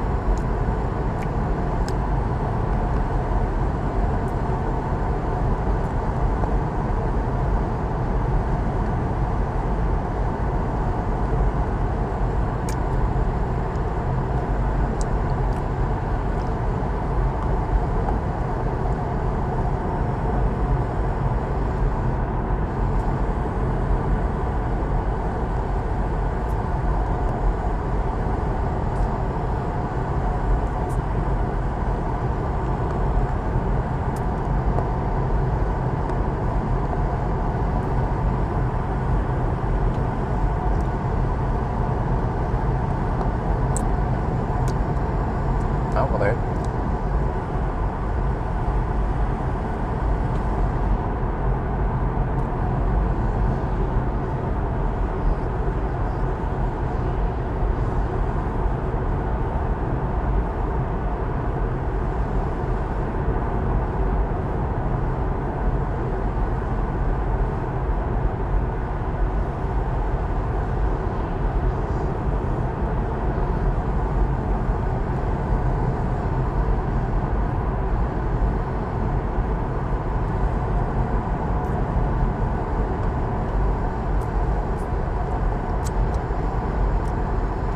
Yeah, the cruise control is working now.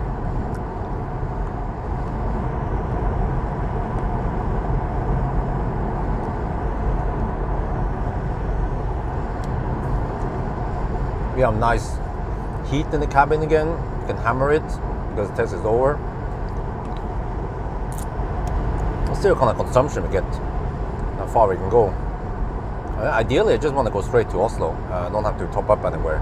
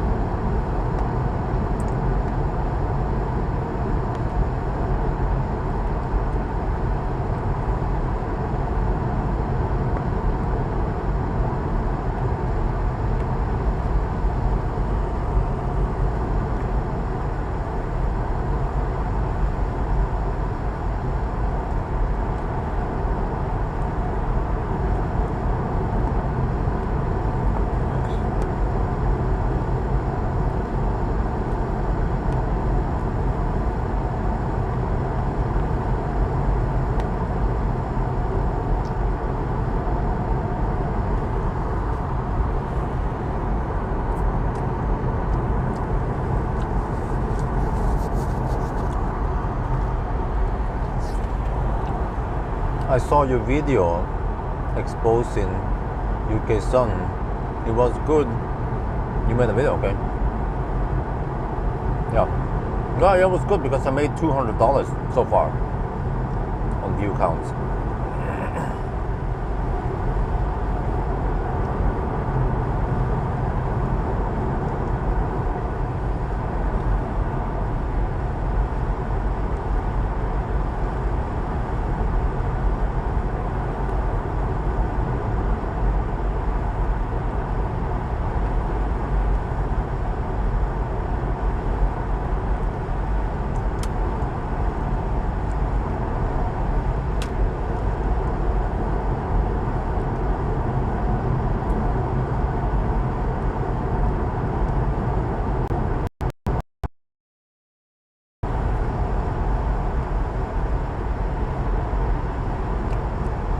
we shouldn't have too much traffic now in the evening, so I can just hammer it. There shouldn't be many left lane hookers. Well, except for when we actually south of Jessheim, man, there will always be left lane hookers there.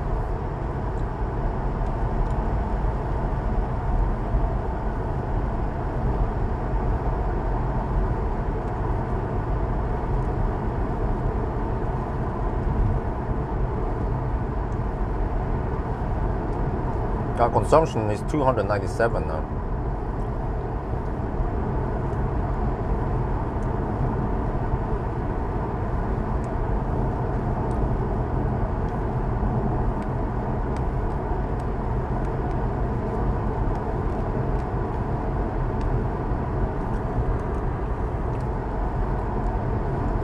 Well, if I have time, I should go to Elbilmek. Valimar. There are some problems that should be fixed, like this door seal problem here. And especially now in winter, it's a little bit cumbersome. Let's see if I can test the LED bar. There's a little bit of darkness. Yeah, I can test the LED bar.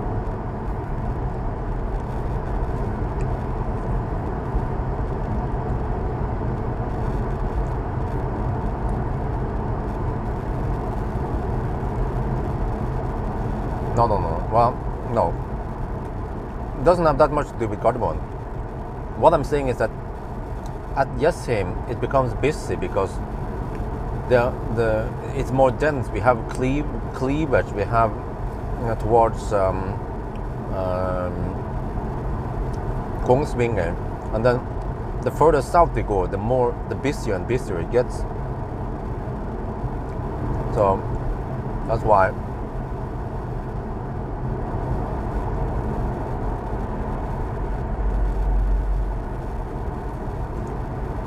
Because based on your claim, it should mean that also from Dal and so on, it should be busy because traffic to Gardermoen, but it's not really that much traffic towards Gardermoen. And the traffic around south of Jessheim is, I mean, it's somewhat dense-ish until maybe 10 in the evening, or yeah. But yeah, so normally when I drive from Alnabru to the north, I will get stuck behind so many annoying left lane burgers, but usually past Jessheim, especially past Gardermoen, it just magically clears out, and yeah, everyone just exit towards Dal. I see a lot of traffic going to Dal also, and also yeah, Jessheim and all this disappears here and there.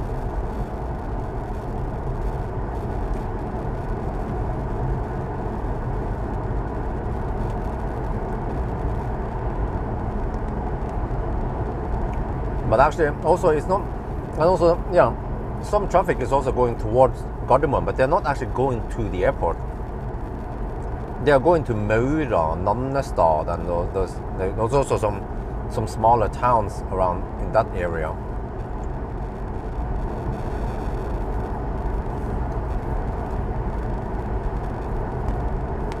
Maybe they stole it.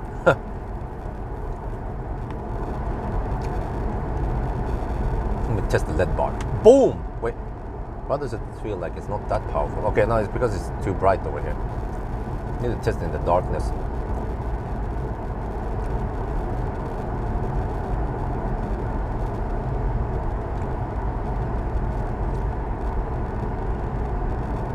Okay, I'm down to 50%. Can I go 110 kilometers with 50%? I have 32 kilowatt hour. Yeah. I think that's possible. Eventually we have to go slower anyway, closer to Oslo. Yeah, that's true. Like normally when I estimate range and consumption and whatever towards Alnabru, I always have to take in account that we go downhill a bit and we have to go slower. But once I move to Jessheim, it's different because it's 110 zone all the way until I exit, and then I'm home in just a few kilometers out of that one. And also there's no significant drop before Jessheim. So I need to count the motorway speeds almost back home, yeah, to the new house.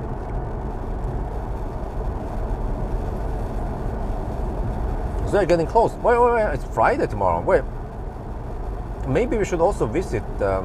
We should also see the house again. We should see it more frequent nowadays.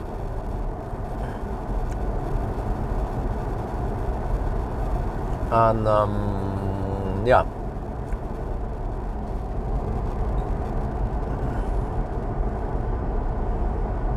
Wonder if we should meet Viggo tomorrow. Maybe I should send an email. Oh yeah, if the light bulbs are right, I can also check out the light bulbs. But we won't be able to see the true light in the daytime unless we bring something to cover the windows. But yeah, that's a bit hassle.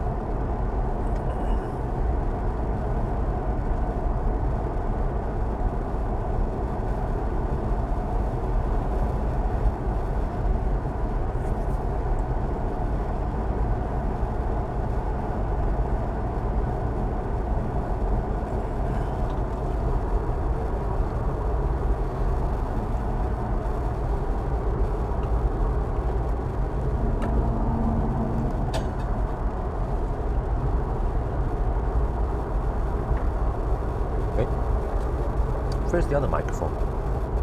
Shit, oh, here it is.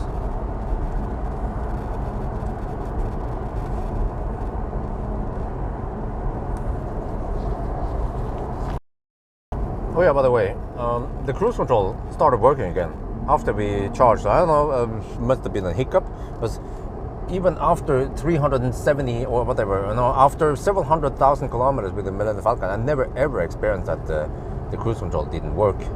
So yeah, and also, you see now I'm driving with heater on, 22 degrees Celsius, nice and warm.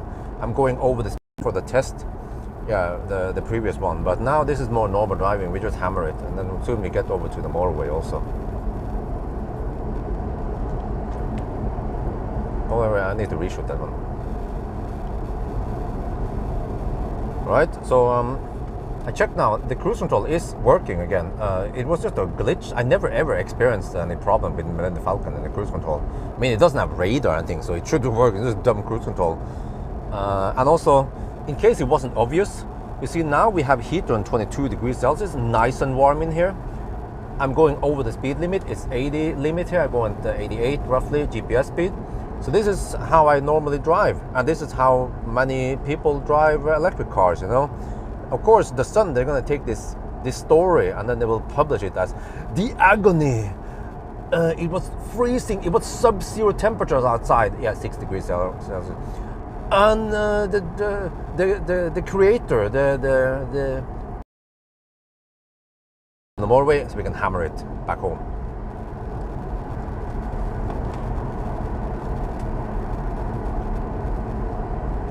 โอเคแล้วก็อันนี้นะครับถ้าคุณไม่แน่ใจนะปกติผมก็จะขับเร็วกว่านี้นะเนี่ยอันนี้มันเป็น80ลิมิตเราขับ90นะขับเกินลิมิตข้างนอก6องศาแล้วก็เราก็เปิดเครื่องอุ่นแล้วนะที่เราเทสตอนนั้นเราเทสวันนี้นี่มันเป็นแค่เทสนะครับปกติผมก็จะขับเร็วกว่านี้นะขับเกินลิมิตเปิดเครื่องอุ่นหรือว่าถ้าเป็นเมืองไทยก็เปิดแอร์นะครับสบายดีนะไม่ต้องกลัวว่ามันจะไม่มีที่ชาร์จหรือว่าอะไรหรอกนะครับสบายดีโอเคเดี๋ยวไปถึงซูเปอร์ไฮเวย์จะได้ขับเร็วกว่านี้นะครับอันนี้เป็นแค่80นะ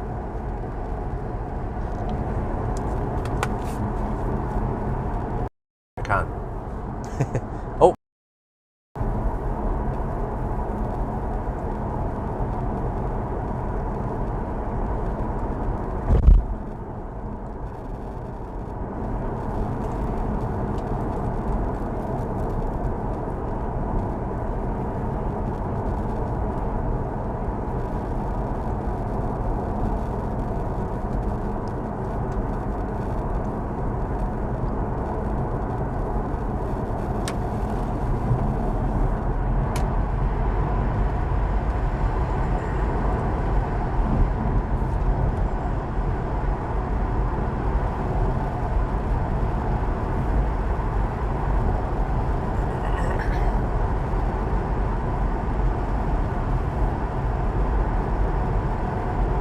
Minute was a leaf.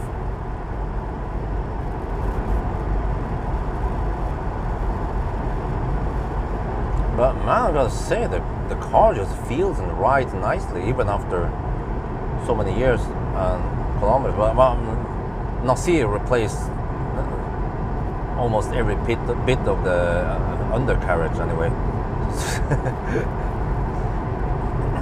It better be good then, right?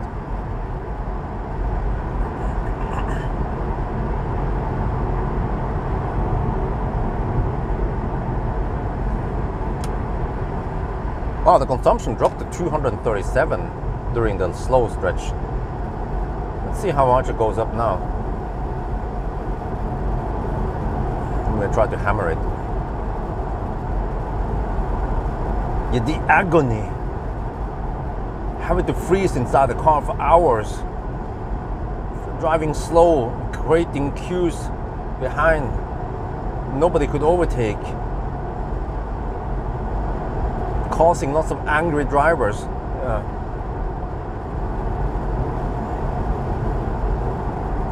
Yeah, the headlines are endless. So is the foolishness.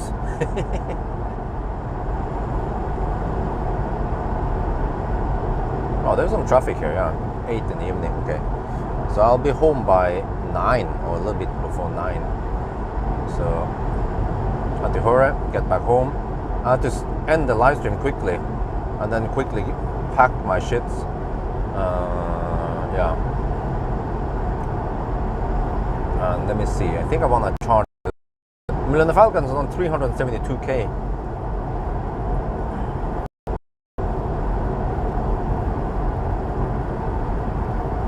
Oh, I'm down to 45% now.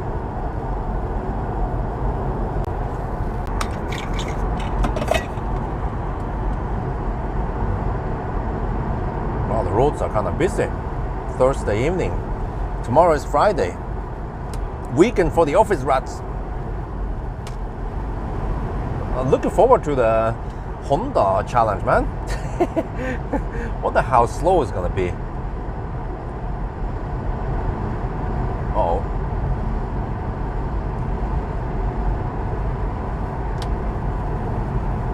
Elefantrennen.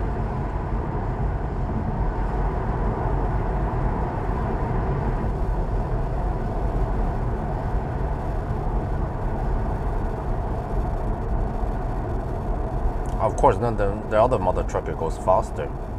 Yeah, so it makes it harder for this dude to overtake him.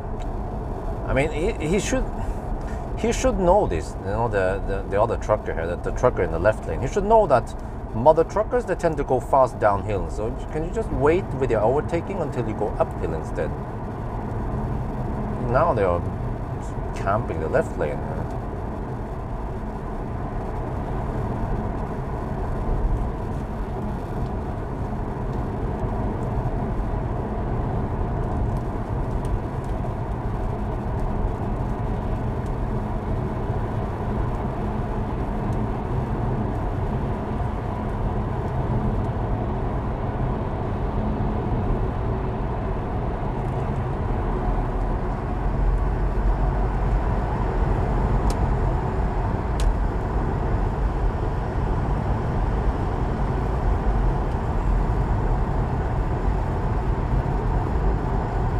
There's so much traffic I can't even use the LED bar. I want to check out the LED bar a little bit. Okay, here, let's try. And then there's more traffic coming. What's up with this, man?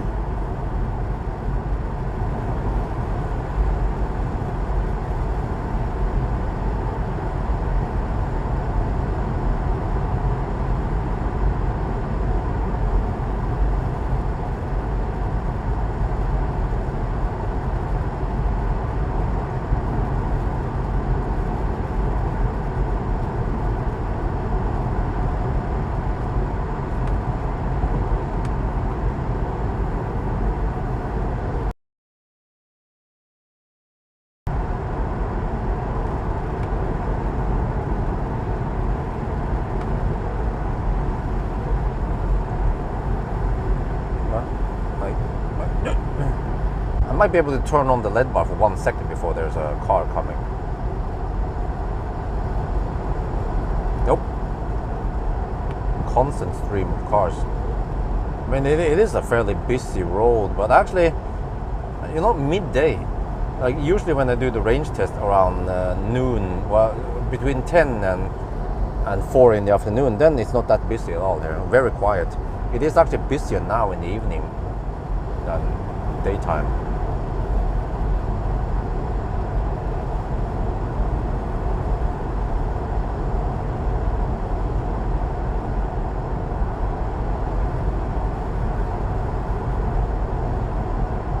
Test it before I enter the tunnel. Let's see. Boom! Wait, why does that not look like lead bar? Huh? Oh, it is lead bar. It's just a little bit. Okay, huh? Maybe it's dirty. No, wait. No, it is quite yeah, wide. Talk to about lies, huh? Nope. Oh, Robert, nope. I got an email from someone and you fully charged, but I don't know. I haven't had time to read it yet. Not sure what they're going to talk about. I mean, yeah, I'll check it out once I'm home.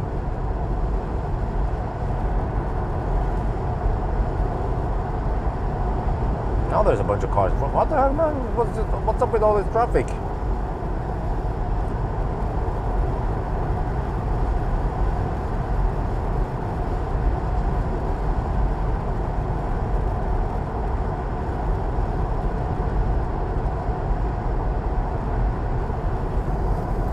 Oh, it has the smart light shit. Okay, I might want to turn off that shit. Wait, where's the remote for it? There, it has some kind of smart LED bar thing. Maybe it's this one. Okay, not sure if that did the trick.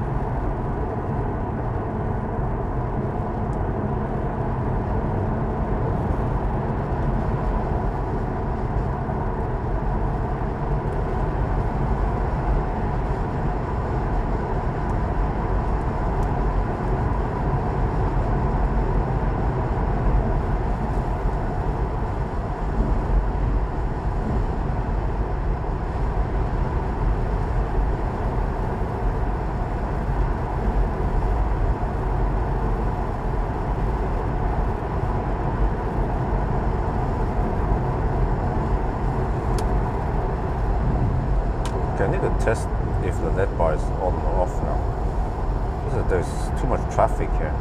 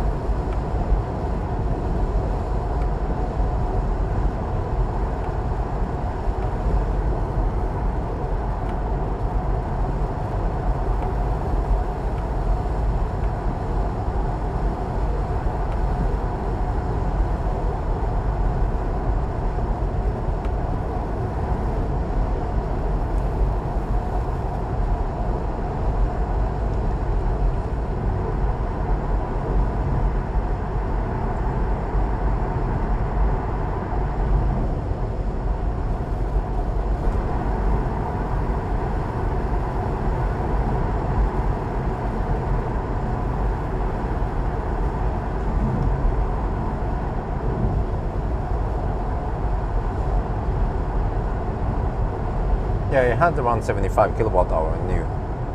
I did a test a long time ago, following the same method.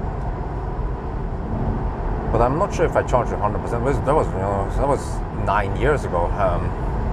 Not sure how strict I was and how knowledgeable I was back. Let me check here. Is that regular high beam or is it LED bar?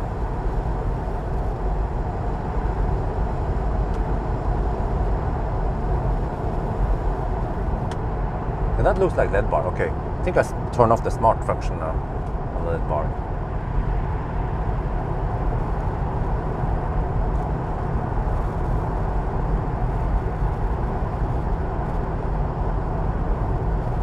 Okay, consumption is 236. Wow, I'm surprised that the consumption is not that high. 236. Okay, we had some slow speed earlier, but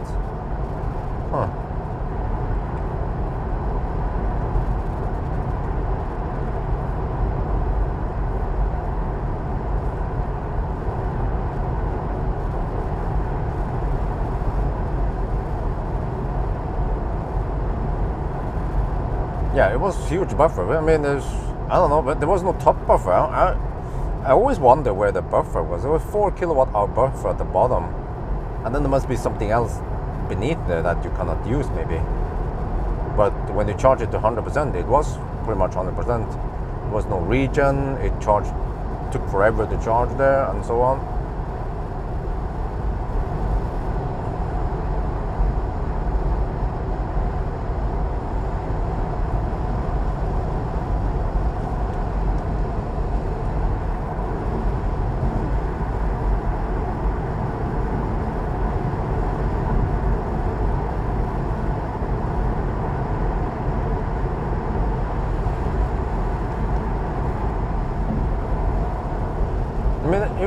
Just consider this.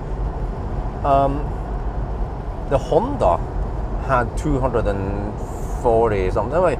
Yeah, it was 247, wasn't it? Some 240 watt hour per kilometer at 120. Yeah, this one's 236. But it's cold. Okay, it's 10 degrees Celsius now. It's not that cold over here, fortunately.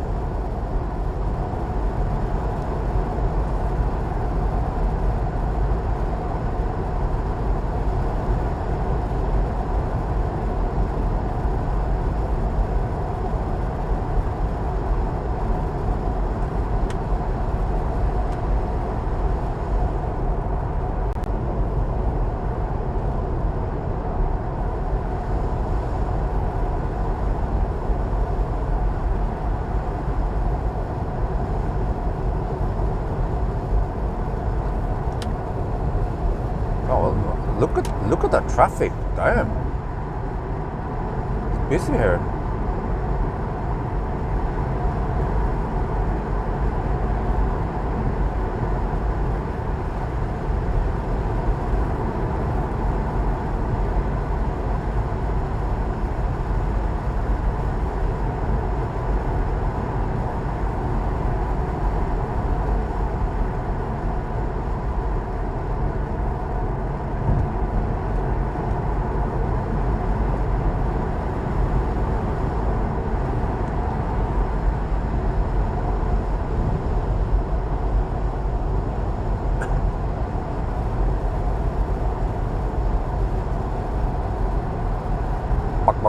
Okay. Yeah, Minnesota now. Yeah. Somehow I feel home around here because I've been testing so many cars. Actually hundreds of cars by now around this stretch. So Jessheim is a natural place to live then for me. Close to my work place. But yeah, I need to start doing some yellow tests. But this is right in the borderline where press car starts getting winter tires. So I need winter tires for yellow. But I also have to figure out what I should be testing for yellow.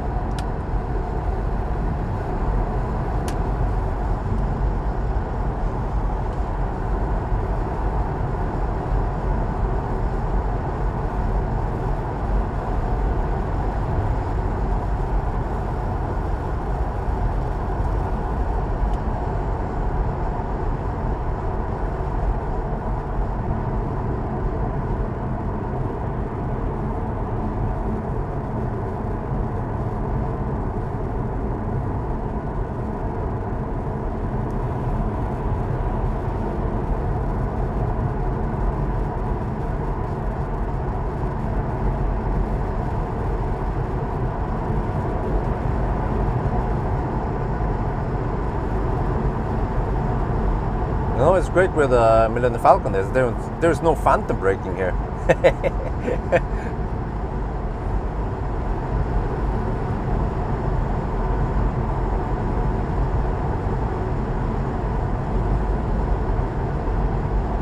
Okay, 242 watt-hour per kilometer. Wow. And this is even with heater on. Hammering it on the motorway. Eventually we can check the average speed once we're back in Oslo.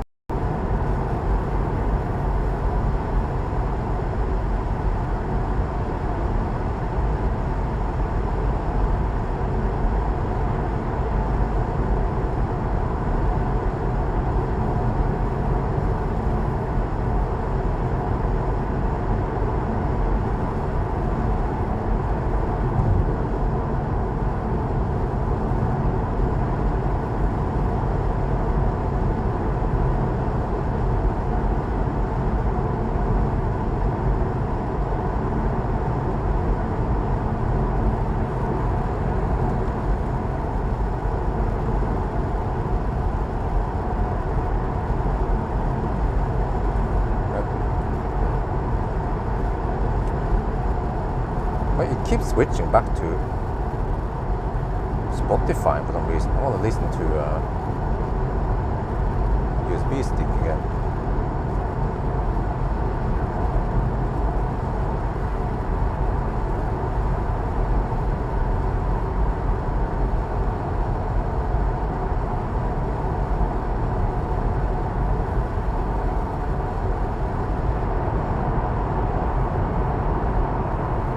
Oh, I need to listen to that one. What does it sound like?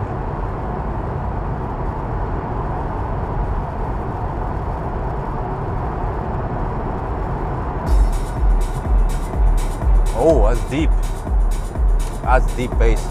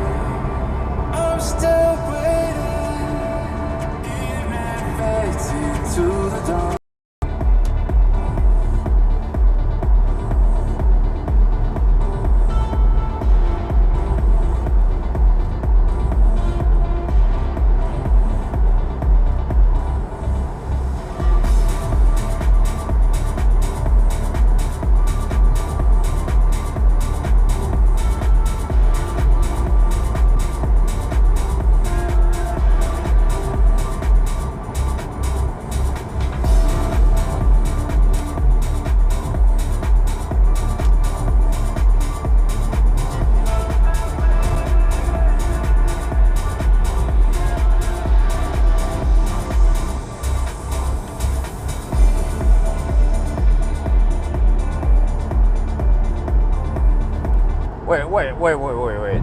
Is there another round of autumn holiday here? Is that it? This is unusual traffic for 8 in the evening. But I heard that some people that had previous week as autumn vacation, höstferie, and then maybe some other areas they have it now, or this, or I mean the upcoming next week. Maybe they do that to distribute the load, otherwise there will be full stau if everyone would go on the same week.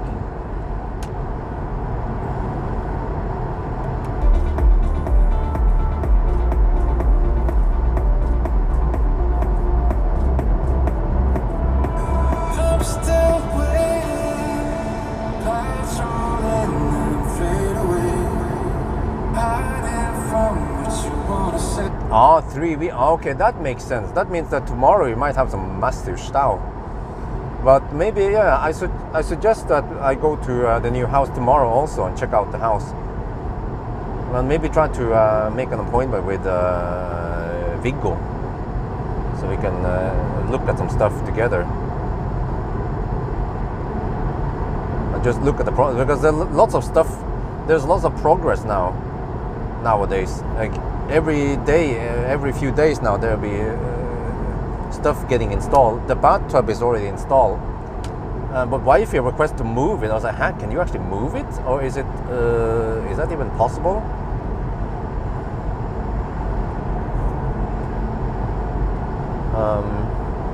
Yeah, the porch is getting finished soon, and taps are getting installed now. And they have to verify that everything is as we want it to be.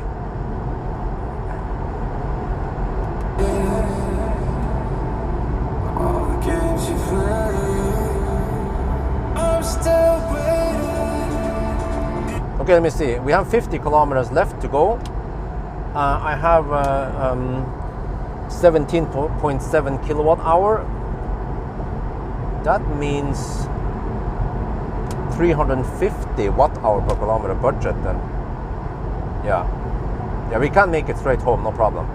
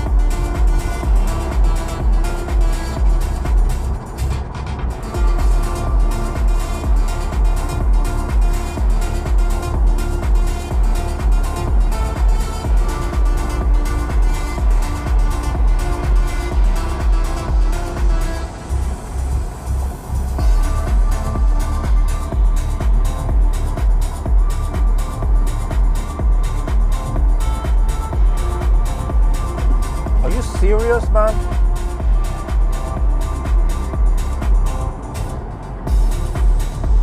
Didn't use blinker, just Jesus. I had to, of course, anticipate that shit could happen, and it did happen.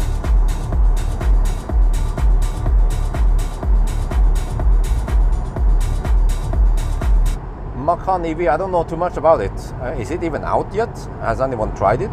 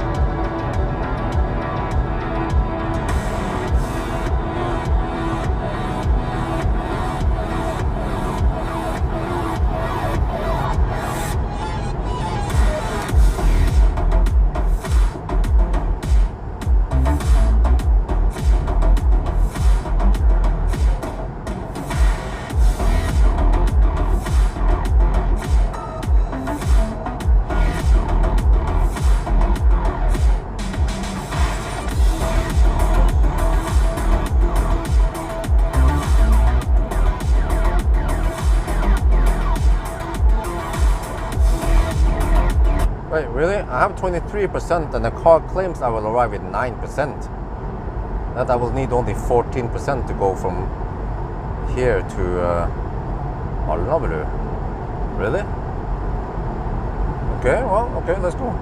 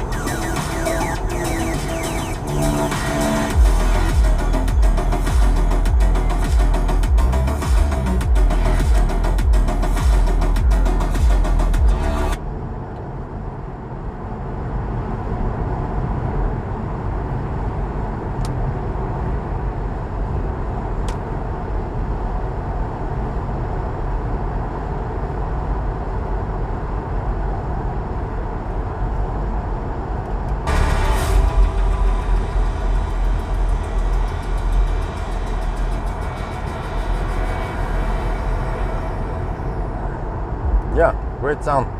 Just wish that, well, the bass is a bit boomy because they put the subwoofer in the back, but it is, the subwoofer is big and it goes deep.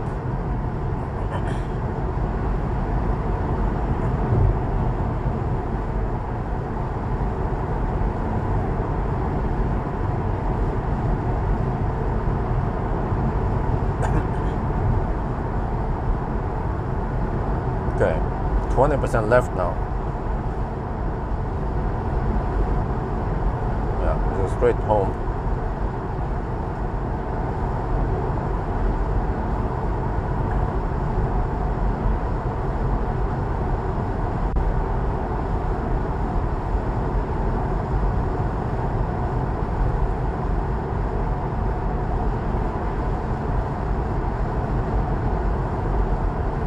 Same soon, and then we'll be overrun by left lane huggers.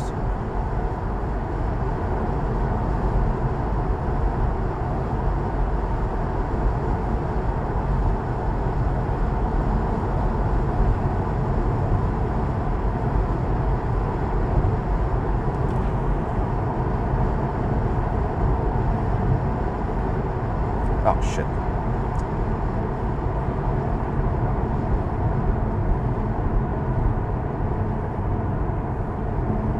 Even the bus is a left lane hugger over here. Oh.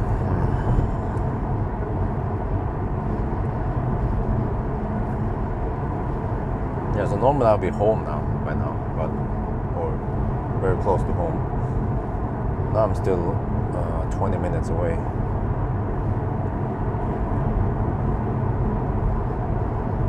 What the heck is that guy trying to do? Is he the texting or is, I don't know.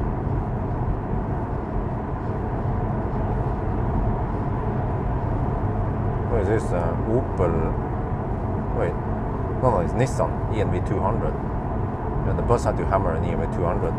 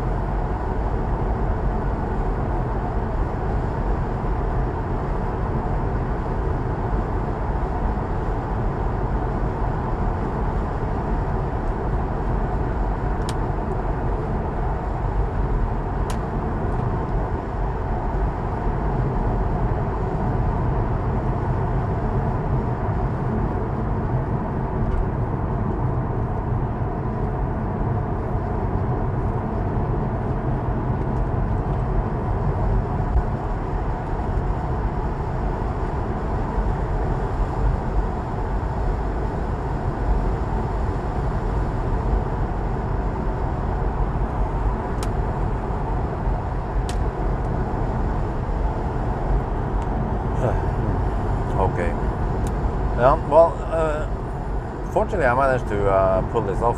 I was thinking about doing a Sunday challenge, a Sunday driving / degradation test, even though I didn't think degradation test was important, because I was thinking it's been 2 years, but only 20,000 kilometers. Well, apparently something happened, because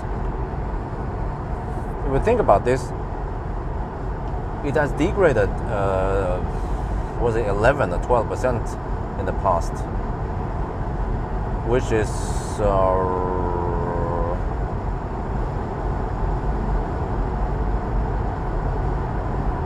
how much is that? 1% every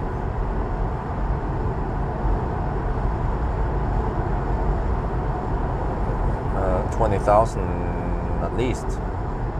Yeah. So that means that it should have 1%. Wait. No, it degraded 9 kilowatt hour.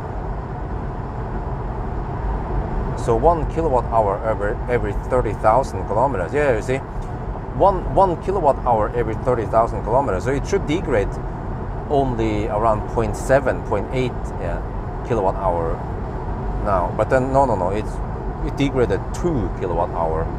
No, we should have driven 60,000 kilometers, not 20,000 kilometers. So it's quite clear that it's not the driving that killed it. And why I didn't mention it. Some people might say, oh, but maybe you left it at 100%. No, I didn't. Of course not.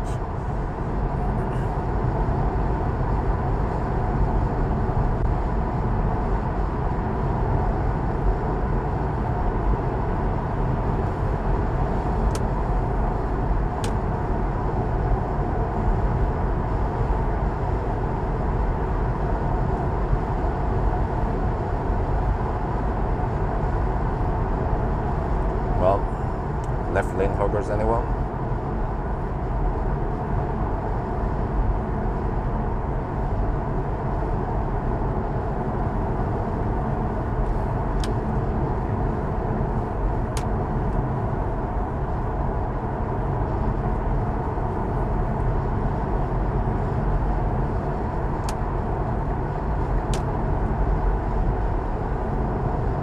Oh, there's so many electric cars here.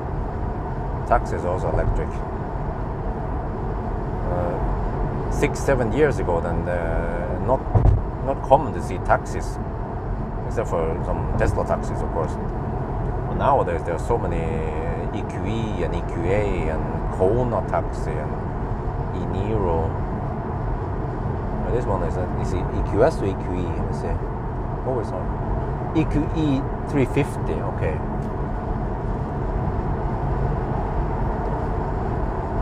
What, is he gonna camp there or what? Oh, it's a freaking Tesla dude, of course. Freaking Tesla camper. And then this Model Y is afraid I'm going to undertake him, so he speeds up. Then he slows down, yeah.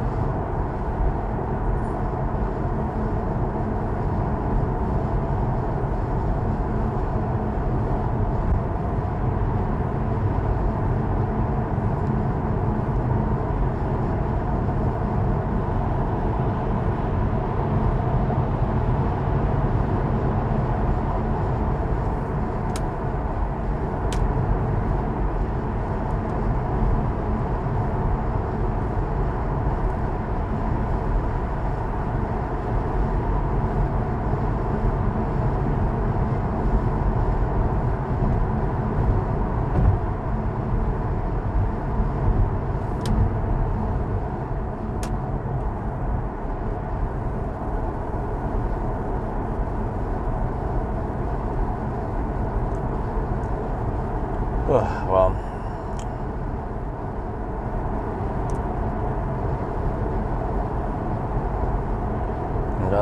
I still have work to do. I need to edit the Thai version of the Honda video. Maybe I'll do that. I have to do that tonight. And then also this one here is in 2 languages.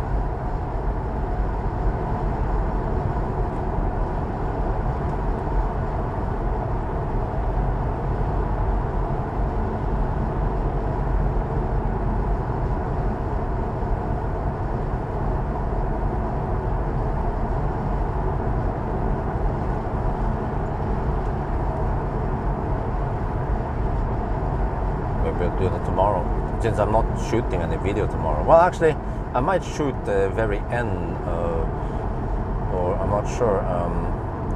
Yeah. As the last part of this video is for me to charge it to 100% and see if I can get more than 98.5%, because that will actually be the final conclusion. If I can somehow get 1 kilowatt hour extra into the battery, we can trust whatever we see in my Tesla, then the estimated range. I mean the estimated kilowatt hour. So it stopped at 63.9 today. If I see more there, then we can just add that to the result.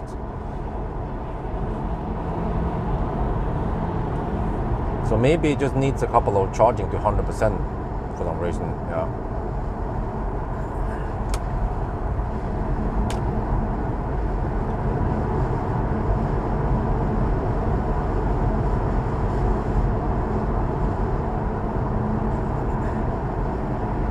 And is that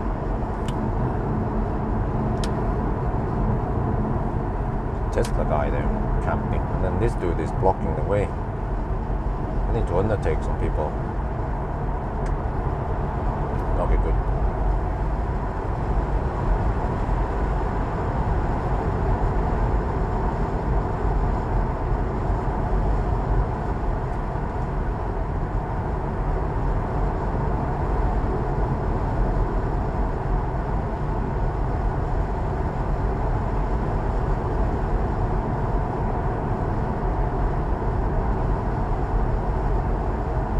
I could try to use the LED bar.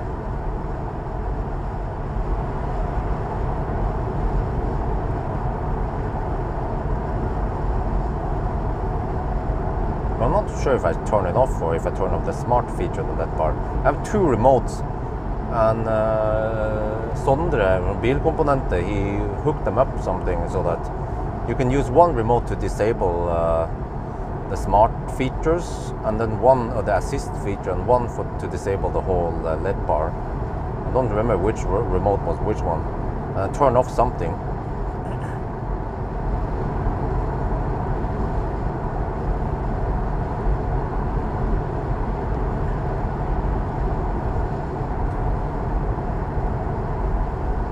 I'm down to 13%.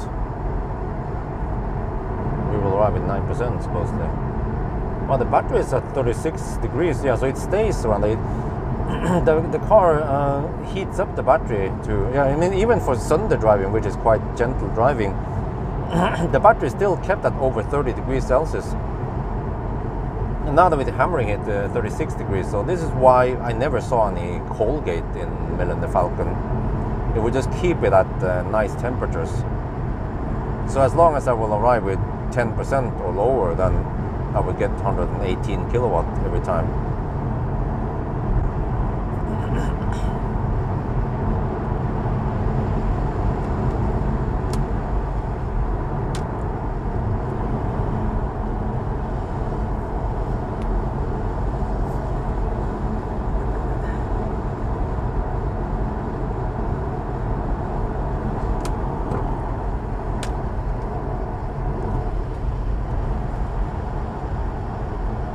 People are afraid of right lane over here. Well, I like this one because nobody uses them.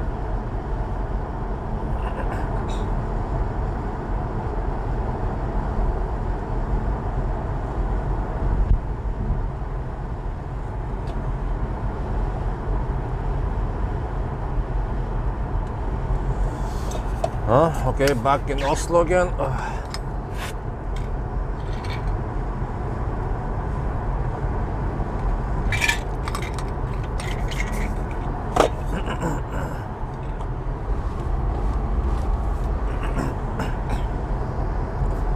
Okay. This lane has time limits. Well, I usually don't travel here in the morning, so it has time limit on the bus lane. You have to have passenger here, but it's between 7 and 9, or is it 6 and 9? But it's the morning rush hour, and I usually come here in the afternoon, so I can just hammer it alone. For some reason, the Norwegian Nisse, they want to hug the leftmost lane or the middle lane. and almost nobody uses this lane, or even this lane here. Even the trucks, they don't use this lane because maybe they are afraid they will get pushed out, or they can't change lane in time, so they always hug the lane number 2 or the lane to the left here.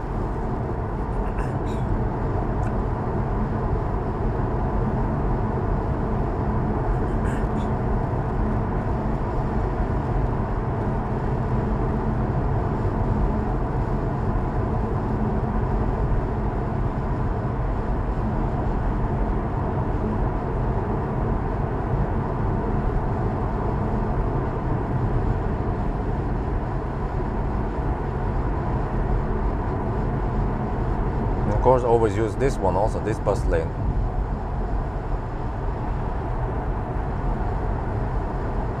Because people tend to, you will see it that they tend to slow down in this curve, and then there's an uphill, a slight uphill. So yeah, many Nissan, they slow down here, but I just go full speed.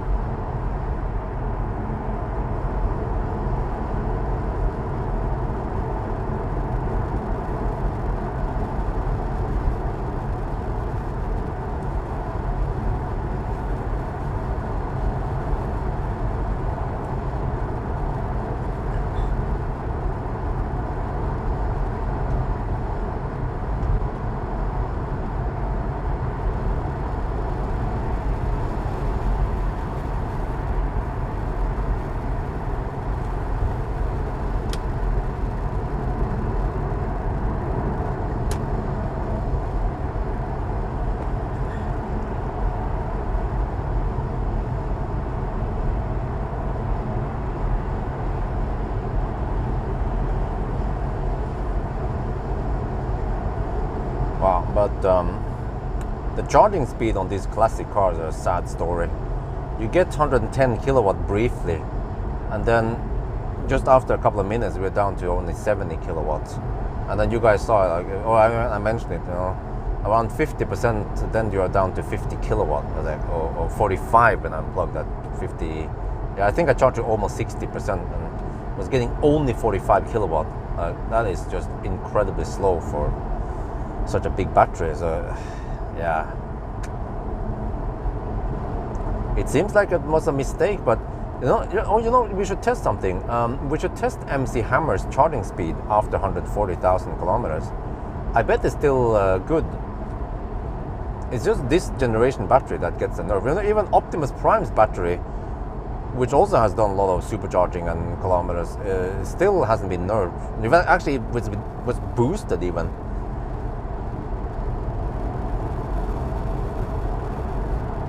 So I suspect that Tesla must have made a small mistake with the design of this battery, and they just have to, yeah, they just have to nerf it.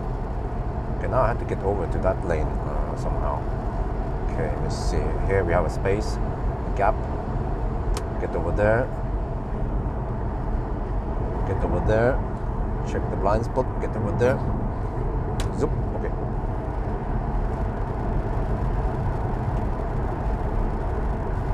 That guy wants to move, or I'm not sure. Are you gonna move or? Okay, no. Okay. Oh, he was gonna move. Okay.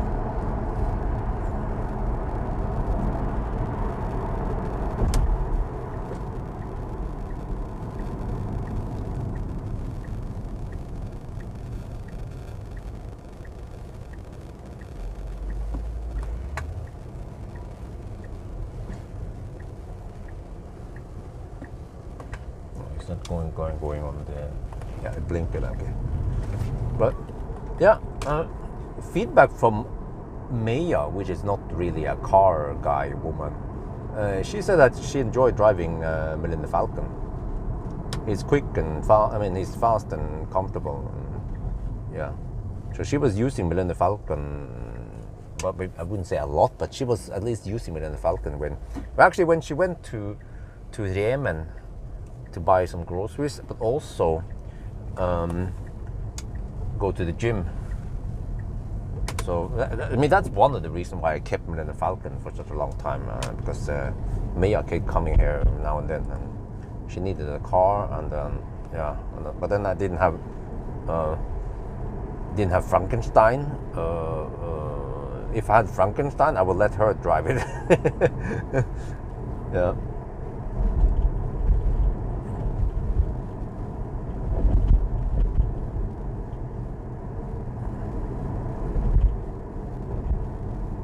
If you do 1,000 kilometers, blah, blah, blah, for this car, yeah, done it already. I don't remember. Yeah, it was 11, 12 hours, some shit. I don't remember exactly. I mean, it still was a decent time, mainly because the car was quite efficient. But I just had to charge very often. It was like driving a classic Ioniq in a way. Okay, anyway, I need to end the live stream soon. It's getting late. I said I'll be home at 8:40, and I'm now almost home at 8:42. So yeah, that's gonna be it, guys. Thank you for joining me on the live stream. Oh shit, what the heck is this guy doing here? Oh, it's just a small truck. I thought it was a long one. So we will see each other on... Why did they put the candles? What the fuck is this shit?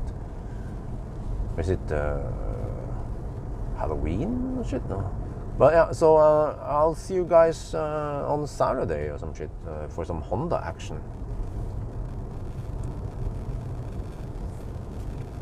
There's the trailer, but let me check here. LED bar. Yeah, that's a LED bar. Why does it look like the LED bar is misaligned? It is like as if it's shining up a lot. Maybe it should shine up, but really, why does it look a bit? Why does the spread look a bit off? I need to check the alignment. Maybe there's some of the installers that bump into the LED bar. Yeah, I'm not sure.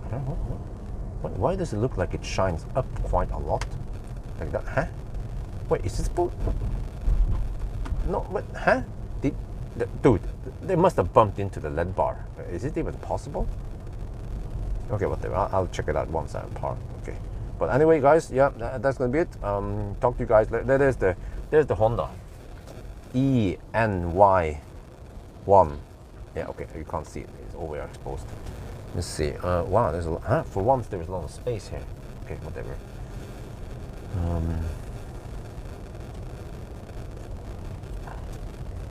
Check out the... Wait, what did I park here? Is it one of my cars? No. Oh, no, it's not. Okay. Neighbor or some shit.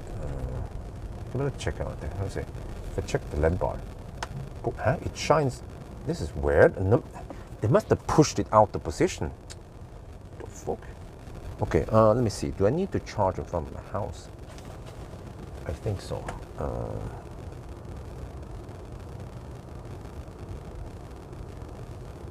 How much power are we using now? So I need...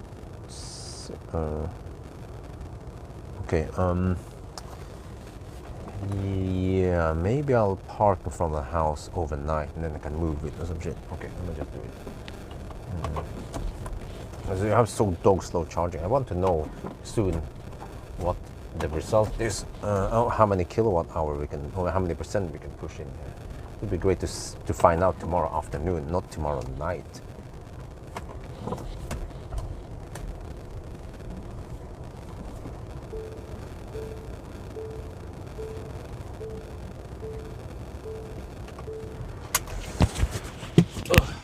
Wow, 231 watt-hour per kilometer only. What? Really? Oh, we hammered it. Let's see, average speed is, how much is that? 134 times 1.2. Yeah, that's 111 kilometers per hour.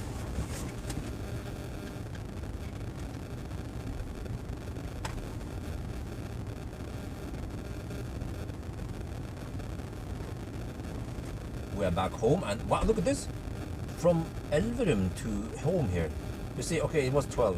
The timer keep but we had over 110 kilometers per hour average speed even. Huh? The consumption was only 230. Okay, corrected 233 or something, but that is pretty good, man, for an old car. Yeah, okay. But okay, we need to do one more thing, which is to charge the car to 100% and see.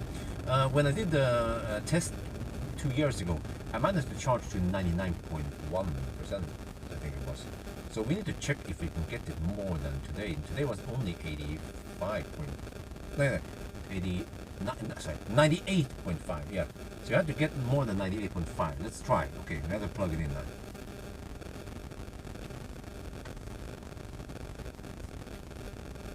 เรามาถึงบ้านนะครับแล้วก็เมื่อกี้เนี่ยมันเป็นเนี่ยมันนับขึ้นแล้วแต่ว่ามันเป็น12นะแต่ว่าความเร็วเฉลี่ยนะมันเป็นตั้งเกิน110กิโลเมตรต่อชั่วโมงนะครับแล้วเราใช้แค่231วัตต์เอาต่อกิโลเมตรว้าวรถคันนี้มันไม่ใช้ไฟฟ้าเยอะนะเนี่ย อายุตั้ง10ปีนะโอเคแต่ว่าเราจะทำอีกอย่างนะอันนี้เราจะทำอีกอย่างสุดท้ายนะครับคือเราจะลองชาร์จรถถึง 100% หรือว่าไม่รู้อ่ะตอนผมเทส2ปีก่อนนะผมได้ 99.1% แล้วก่อนมันจะหยุดชาร์จแต่ว่าวันนี้มันเป็นแค่ 98.5 แต่ว่าไม่รู้อ่ะผมไม่ได้ชาร์จถึง 100% ตั้งนานมันอาจจะเป็นเกี่ยวกับนั้นนะก็โอเคลองชาร์จดูก่อนว่ามันจะได้มากกว่า 98.5% ไหม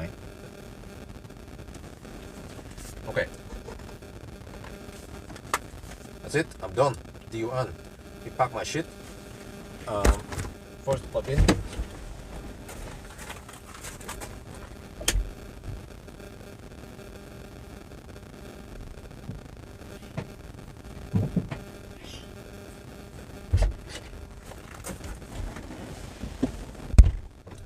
Okay, let's see. This one. I want to remove the fuses. This is clumsy. I have to keep turning off some heaters. I turn off the basement heater so I don't blow on the fuses.